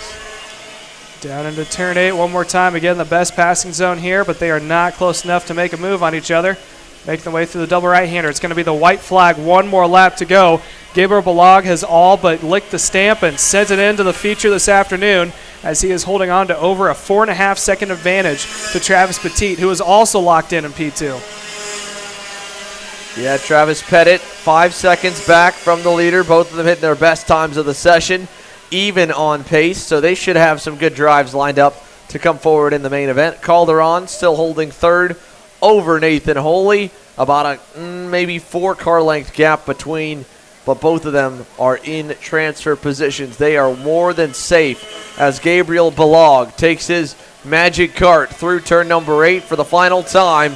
It's unfortunately had to go through it, but luckily started from the front row and was able to master it nicely. Gabriel Balog out of turn number 9 will be the first of 4 to punch his ticket. The final tickets to the big dance this afternoon. Balog transfers in and wins the LCQ in the Mini Swift class presented by DNJ Intermodal Services. Travis Pettit, second from the back of the grid. Mateo Calderon, third. And Nathan Holy will get the final transfer spot ahead of Javier Rodriguez, Paul Hart, and Thomas Chrisman. And just like that here, the Mini Swift field is fully set and completed. So now, a quick commercial. When we come back, KA100 Jr with a much bigger LCQ grid and unfortunately a lot more unhappy faces in the scale line for them because only 4 will transfer. I've got about 15 lined up ready to go right after this. I'm David Serra, 18-time Australian karting champion, and we're launching Kart Class. Kart Class is an advanced digital training program that suits a driver who's just starting out in the sport all the way to the driver looking to win a national championship. In this program, you're going to be learning about how to find the ideal racing line and what an apex is, braking and throttle markers, wet weather racing lines, and how to overtake other competitors. We target how to brake in the wet weather, and we look on the mental side of kart racing as well with our mental skills coach. At the completion of this program, you'll be lighting up purple sectors in qualifying, know when to defend on the opening laps, and how to pressure your opposition into mistakes. We teach you the tools to be resilient and how to get in the right frame of mind before a race. We look to complete the whole package by getting a strong mindset, a driving style to suit all conditions, strategizing your race, and getting the last 1% from your team. We'll teach you how to win the final lap of a race, driving the wet like Max Verstappen, and creating the perfect bubble for yourself to mentally be in the zone. To find out more, click the link below.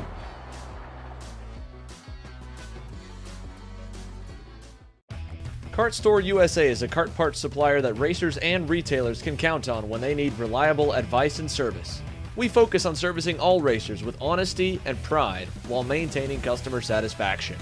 We carry a full stock of Kart Republic and Tony Kart chassis, as well as IAMI and Vortex Rock engines. We've also got a host of other parts available and in stock, such as products from Rev Performance Materials, Jekko Racing Seats, and more. We have a 100% satisfaction guarantee, and on top of that, if your order exceeds $200, shipping is on us. Check out all we have to offer today by visiting us online at kartstore-usa.com.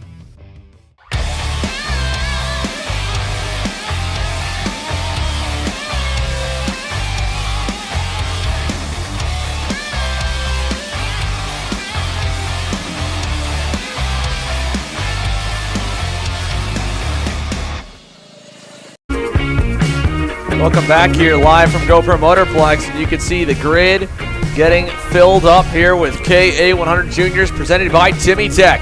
Let's go over your starting lineup here for the last chance qualifier for the KA100 Juniors. It's inverted there on our sheet. It'll fix it when they get on the racetrack, but Gabby Selden and Cash Perkins will make up row number 1. Oliver Piatek and Braden Domey, Beckham Tupakov and Oliver Piatek will make up row number 2. Braden Domey and Max Taylor will make up row number 3. Jake James and Caleb Gaffera, row 4. Sebastian Newberg, Ayrton Grimm, row 5. Ava Dobson, Mackay Winfrey, and Austin Olds are the final 3. 13 drivers will enter. 4 will escape with a chance to race in the main event this afternoon. Let's see who we've got to come out on top again. Caleb Gaffera, Oliver Piatek, Max Taylor, 3 big names are running inside the lead group when they got collected in their incident, Caleb. So they're going to be looking to make up some lost time, and some lost time quickly, starting 4th, 6th, and 8th. Yeah, look for some action happen around them. They're going to be very eager to get to the front and try to pull away from the field. I'd probably have a talk with each other and say, hey, you know, we're all in the same situation. We know we could be battling for the lead in the feature. Let's just get to the front and work together if we have to. But as we've seen from the pre-final that happened with the X30 Jr, I don't think that's going to, or sorry, KA Jr, I don't think that's going to be the case. Yeah, here for the KA100 Juniors again, this is of course, the aftermath of that crazy crash they had coming out of turn number 4 and into turn number 5 in the pre-final. So in the one pre-final, that is, the even-numbered pre-final. That's what's put them on the outside lane for this LCQ. Piatek, Taylor, and Gaffera were inside the top 6, set to start the main event inside the top 12. Instead, they're going to be hoping to start inside the top 44.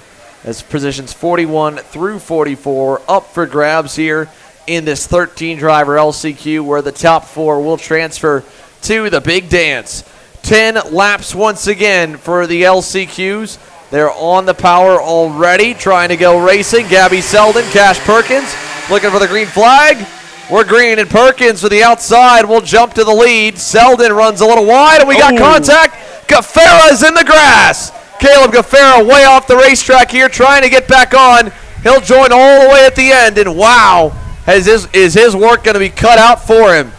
He's got 10 laps to try to make up all those positions to get back into the top 4, although Cash Perkins got a good gap right off the bat as we are now about halfway through lap number 1, about 9.5 more laps to go. I know it seems like a decent amount of time, but it's going to go by quick, especially with passing back and forth. So there's a dive bomb to the inside. I believe that may have been Oliver Piatek getting around to move up one more position. He ended up losing it on the exit, unfortunately, as Beckham Tupakov was able to cross him over.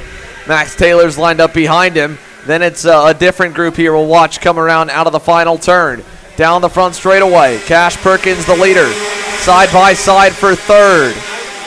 Tupakov hangs on over Piatek. Piatek is in the last transfer. Max Taylor in P5 is on the outside looking in. Jake James also running in 6th, not too far behind. He is trying to get up just 2 positions to get into the 4 spots so we can transfer in, as they are now making the way out of turn 4, heading into the chicane. That mid-pack battle for second is all but heating up right now. Cash Perkins went purple last lap from lap 1. All he's got to do is maintain and hope there's a battle from behind. Here comes Oliver Piatek trying to see if he can't follow. If I'm not mistaken, that was Tupakov to move up around Gabby Sheldon. Yeah, that's right. So Gabby Selden now down to the 3rd position, maybe more, as Piatek tried to go, couldn't. He's in the bubble spot. He's in a transfer position at the moment, but he's barely safe again because he's only got a cart length cushion back to Max Taylor, who is also looking to get forward. Look at that, more contact into turn number 1 as they all bottleneck through the first corner. And up the hill we go. Gabby Selden's going to come under fire here, I think, this time down the backstretch. She knows it. Piatek's looking. Piatek's going to lose the 4th spot as Max Taylor trying to get by. He'll get clear out of 4, and now Max Taylor's in the show. Piatek on the outside looking in. P2 of Beckham Tupakov. He is taking a little bit of gap out of the deficit, but Cash Perkins right now is holding on to a 2nd. He can maintain that if Tupakov, Sheldon, Piatek and Taylor start to battle back and forth with each other. You may be able to see Perkins run away with it, but right now he's going to hope that no one tries to work together. I don't think they will, because we're coming up on 7 laps to go. Top 4 are in, so right now it's a 3-car battle to see who can get that 4th spot. Yeah, there's a lot of drivers here in this group, and Caleb Gaffera's done a good job coming back forward. Austin Olds as well. Olds got wrecked on the opening lap of his pre-final, was running inside the top 20, so in his case here, fastest lap of the session, last time by for Austin Olds. And look at that, little bit of defensive driving that time from Gabby Selden trying to hang on. Max Taylor nearly got clear, couldn't.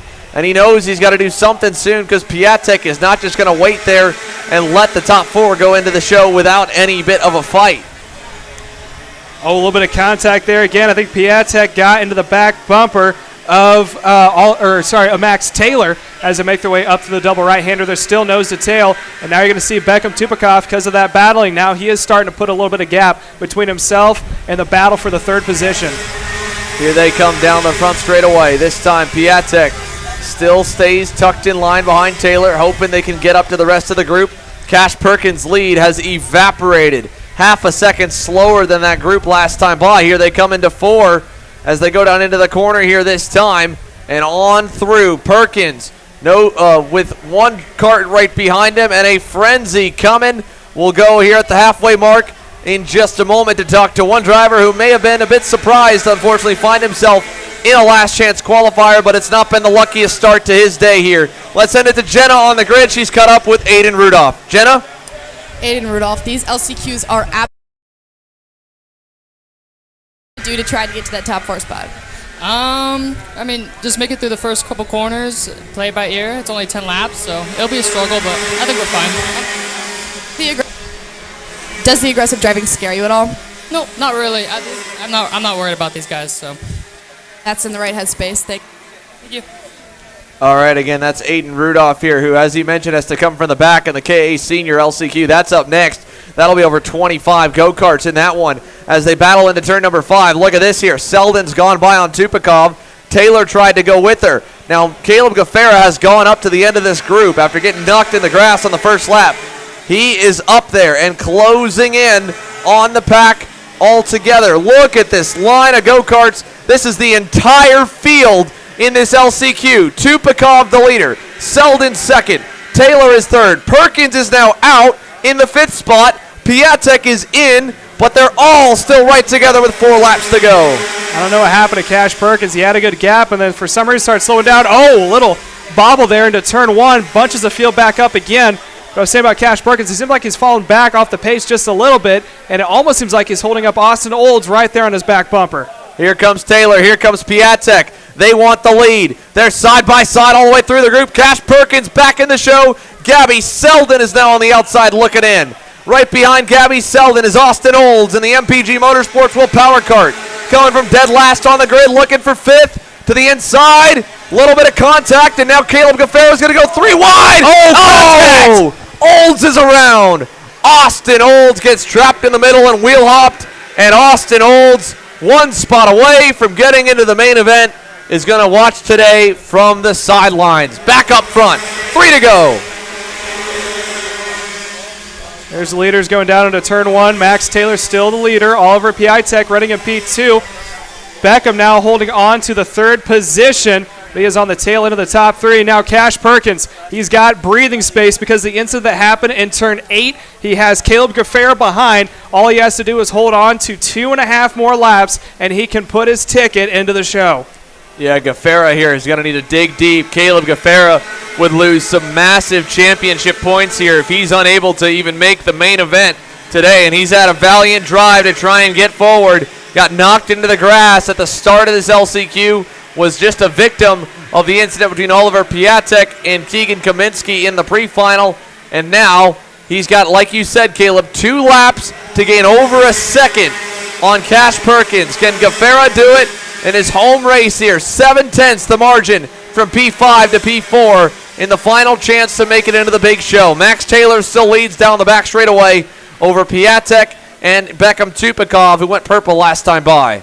Beckham's holding on to the 3rd position. I don't think he's going to push the issue. You're in the show. There's no need to risk it. As we've seen from the 100cc classes, whether junior or senior, that the slightest little upset can really change the entire course of a race, whether that's from bunching people up or causing some incidences. So the top 3 right now really don't need to push the issue. They got a gap between Cash Perkins. However, in Cash Perkins' situation, he needs to be running it hard because right now, Caleb Gaffera has continuously continued, which makes no sense, to close the gap back down to the top 3. So he's got to keep the foot down and hope that Caleb Gaffera makes 1 or 2 mistakes in this final lap. Yeah, Caleb Gaffera here as we watch the field make its way through the uphill section and down the backstretch once again. Here they come towards turn number 4. 3 driver grouping. Perkins on the final lap just trying to hang on. The bubble spot battle might come down to the final corner. As the top 3 remain single file, I think they're happy knowing they're going to safely make it into the main event. For Cash Perkins, he's got 3 car lengths back to Caleb Gaffera, who is trying to upset it. Out of turn 8, little bobble from Perkins. 1 car length back. Everyone watching the final transfer spot. Does Caleb Gaffera, a championship contender, miss out? 1 car length. Does he send it down the inside? Perkins blocks across the line. Side by side, and oh! Perkins by 0.06 of a second. Caleb Gaffera gets wrecked in his pre-final, gets knocked into the grass at the start of the LCQ, drives all the way back forward to come 0.06 of a second shy of transferring into the big show. Wow! And that is exactly what can happen here when it comes to last chance qualifier racing. Let's take you back through, again, where they wrapped up here with the final results for the last chance qualifier for the KA100 Juniors. Max Taylor, Oliver Piatek, Beckham Tupikov, and Cash Perkins unofficially the 4 to transfer. Caleb Gaffera will not see action in the 100cc junior class here this afternoon, Caleb. Yeah, that was still trying to process that finishing across the line. Cash Perkins did a good job to defend the line coming out of the final corner. I mean, a little bit of contact there across the line. I don't know if there's going to be any pushbacks between the top 4 and all. If there is, it may change things and allow Gaffera into the actual feature. Well, we'll see if there were any penalties there. Otherwise, that is the last 4 spots, 41st to 44th for the KA100 Juniors. One quick commercial break, and then it's time for the last LCQ and the biggest one. KA100 Seniors got 25 plus lined up and ready to go after this.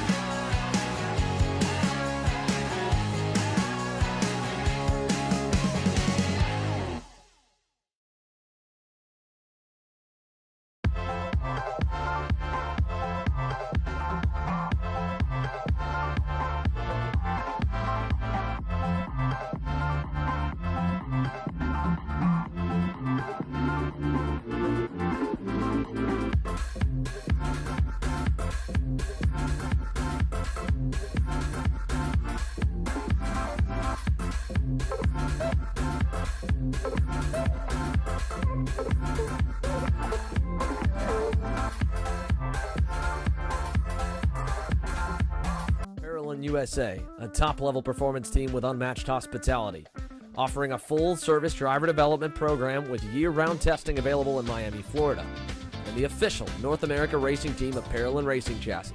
Chassis and parts available at ParallelinUSA.com.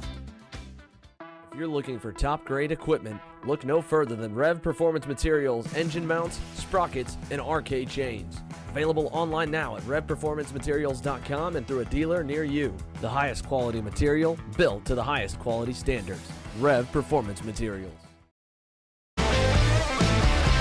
Welcome back here to GoPro Motorplex, and it's time for the KA100 Sr Last Chance Qualifier here.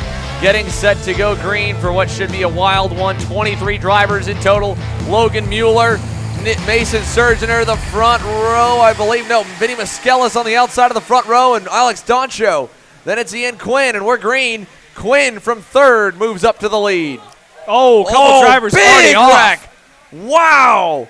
3-4 drivers collected already here in a massive crash up the hill. Already getting spaced out. Top 2 going door to door out of turn number 4, heading into the chicane for the first time. Top 3 Kart breakaway, making themselves to the double left-hander. They got to settle down right now. All 3 are in. There's no need to push and shove like that when you're already locked into the show. Yeah, here they come through turn 8. Alex Doncho going to go by, and oh, look at that. Logan Mueller getting a hip check from Ian Quinn. And as they all get sideways, Mueller going to lose a little bit more time. Here they come into 9 and towards the final turn. Logan Mueller was just inside the show. Now he's on the outside looking in. Leaders coming across the line right now. Alex Dancho across the line. Andrew Wilson, P2. That is going to be can't see that from here. Oscar Panozzo there, up 15 spots to third. I don't think that's fully right. I think the timing's a little bit thrown for a loop here, but Andrew Wilson in second.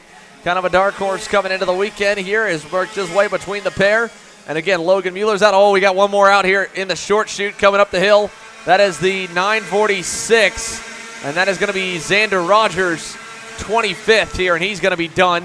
Looks like Bryce Franks and Brooke Nochtman also involved, and I believe Aiden Rudolph involved in that opening lap incident as well to take them out of the show. So back up front here, Ian Quinn behind, back to third, just ahead of Oscar Pinozzo, I believe. Or no, Oscar Pinozzo, sorry, I've been calling him. That's not Ian Quinn. Quinn's well in the show. That's Pinozzo, the one I've been calling on the Burrell. So it's Alex Doncho, the leader, by half a second. Then Andrew Wilson, then Oscar Pinozzo, then Mason Surgener. Logan Mueller, after getting booted out of the spot, is starting to dig back forward to try and catch the final transfer position. He's about half a second back. Then it's Alex Feldstein, Garrett Davis, Grace Emmert, and Kendall Hedge. Yellow is out. Looks like there's another driver getting pulled off the track coming into turn 8. Door to door for the, looks like, second and third position, making the way up to the double right-hander. Again, they are all, this is the battle for the transfer, I should say. They're still Whoa! more contact. And they both come together. And again, for the second time, Logan Mueller touched his head. He's like, dude, that's 2 times already here in this LCQ. I've been just about to get in, and now I go out. And now it is all changed up again. Doncho over Pinozzo, then Feldstein, and Garrett Davis is now in the final spot. But Mueller's right there. Mueller half a cart back. Davis knows it. Here comes Davis. He'll get third. Moves Feldstein onto the hot seat. When Davis went through, no one followed from behind. I thought he may have had an opportunity to open up the door, but it quickly got shut by Davis as they continued to go tooth and nail from the bat going into turn 8. No one goes down to the inside to defend. No one tries to make an attempt to pass, although it looks like the new happy medium to pass has the exit of 8. We've seen some chaos already from it. Out of turn number 9 here. They are watching Oscar Pinozzo get away a little bit. Logan Mueller hoping he's got enough pace here to fight for third and fourth. He's all over Feldstein. Down the front straightaway. Looking into turn number 1. Inside. Got it.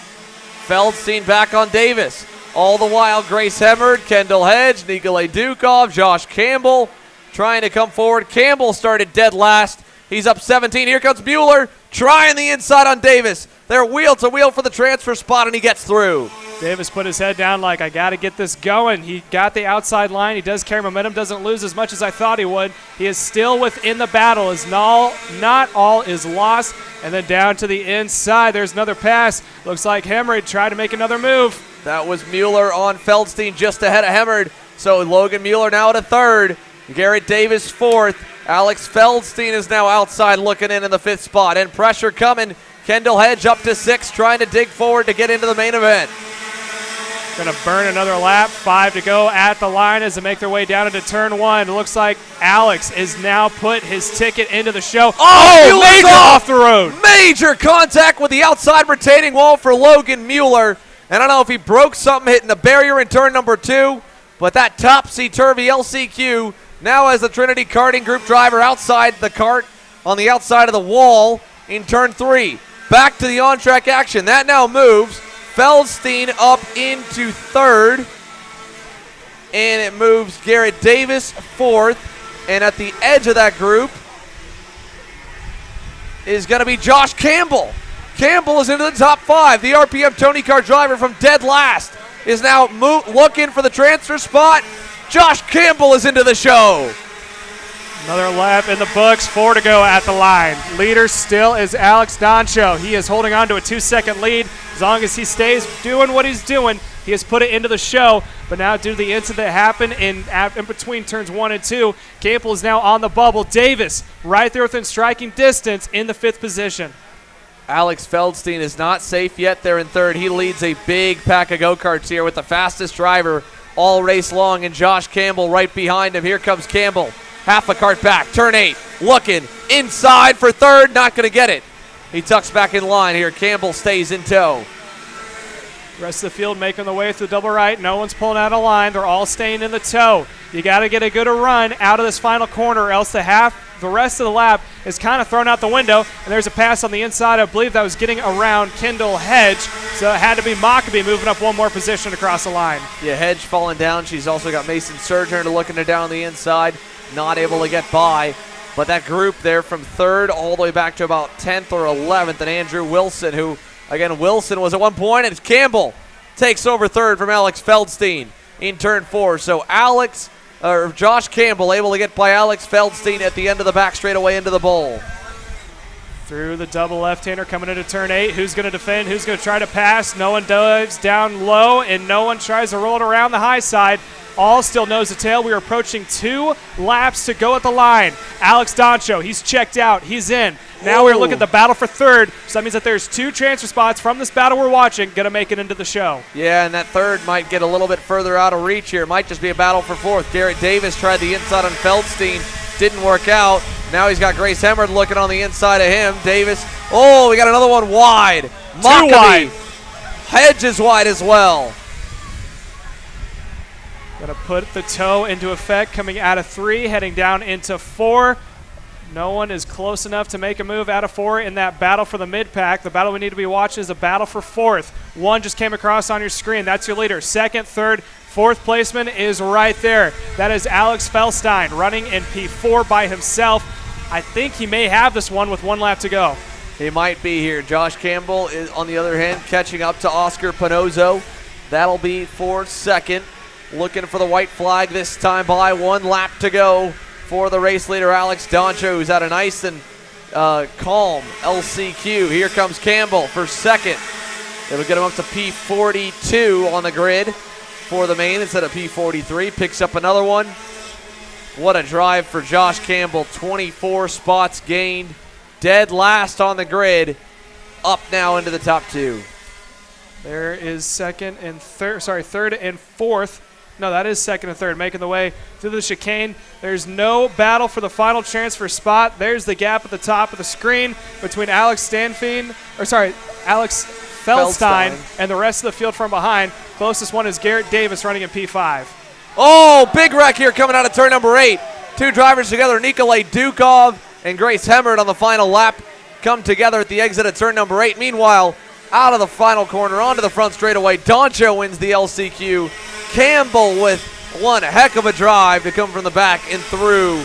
Oscar Panozzo 3rd, and Alex Feldstein rounds the top 4. Garrett Davis just comes up short, about a 2nd back from the final transfer position. Andrew Wilson 6th, Mason Surgener 7th. Mockabee up quite a few spots after a not so great start, but ultimately not good enough to make it in. Aiden Rudolph, Vinny Miskelis, Andre Castro, Brooke Nachtman, all collected in the opening lap incident, unfortunately, and their days from bad to worse, and they are over now. The same with everyone else in front of them up until 5th on the racetrack with Garrett Davis, who just comes up a little bit shy. But for Doncho, Campbell, Panozzo, and Feldstein, they complete the 44-driver KA Sr main event grid, and we'll be coming up next here live on Kart Chaser. We'll talk to a few of them, maybe Josh Campbell after that impressive drive. But first, we've got to switch over. If you want to watch the main events here, go to youtube.com/kartchaser/join. You got to become a premium member. And once you become a KC premium member, you can watch those main events here live. X30 Jr kicks us off. We'll be back on the air with our main event stream.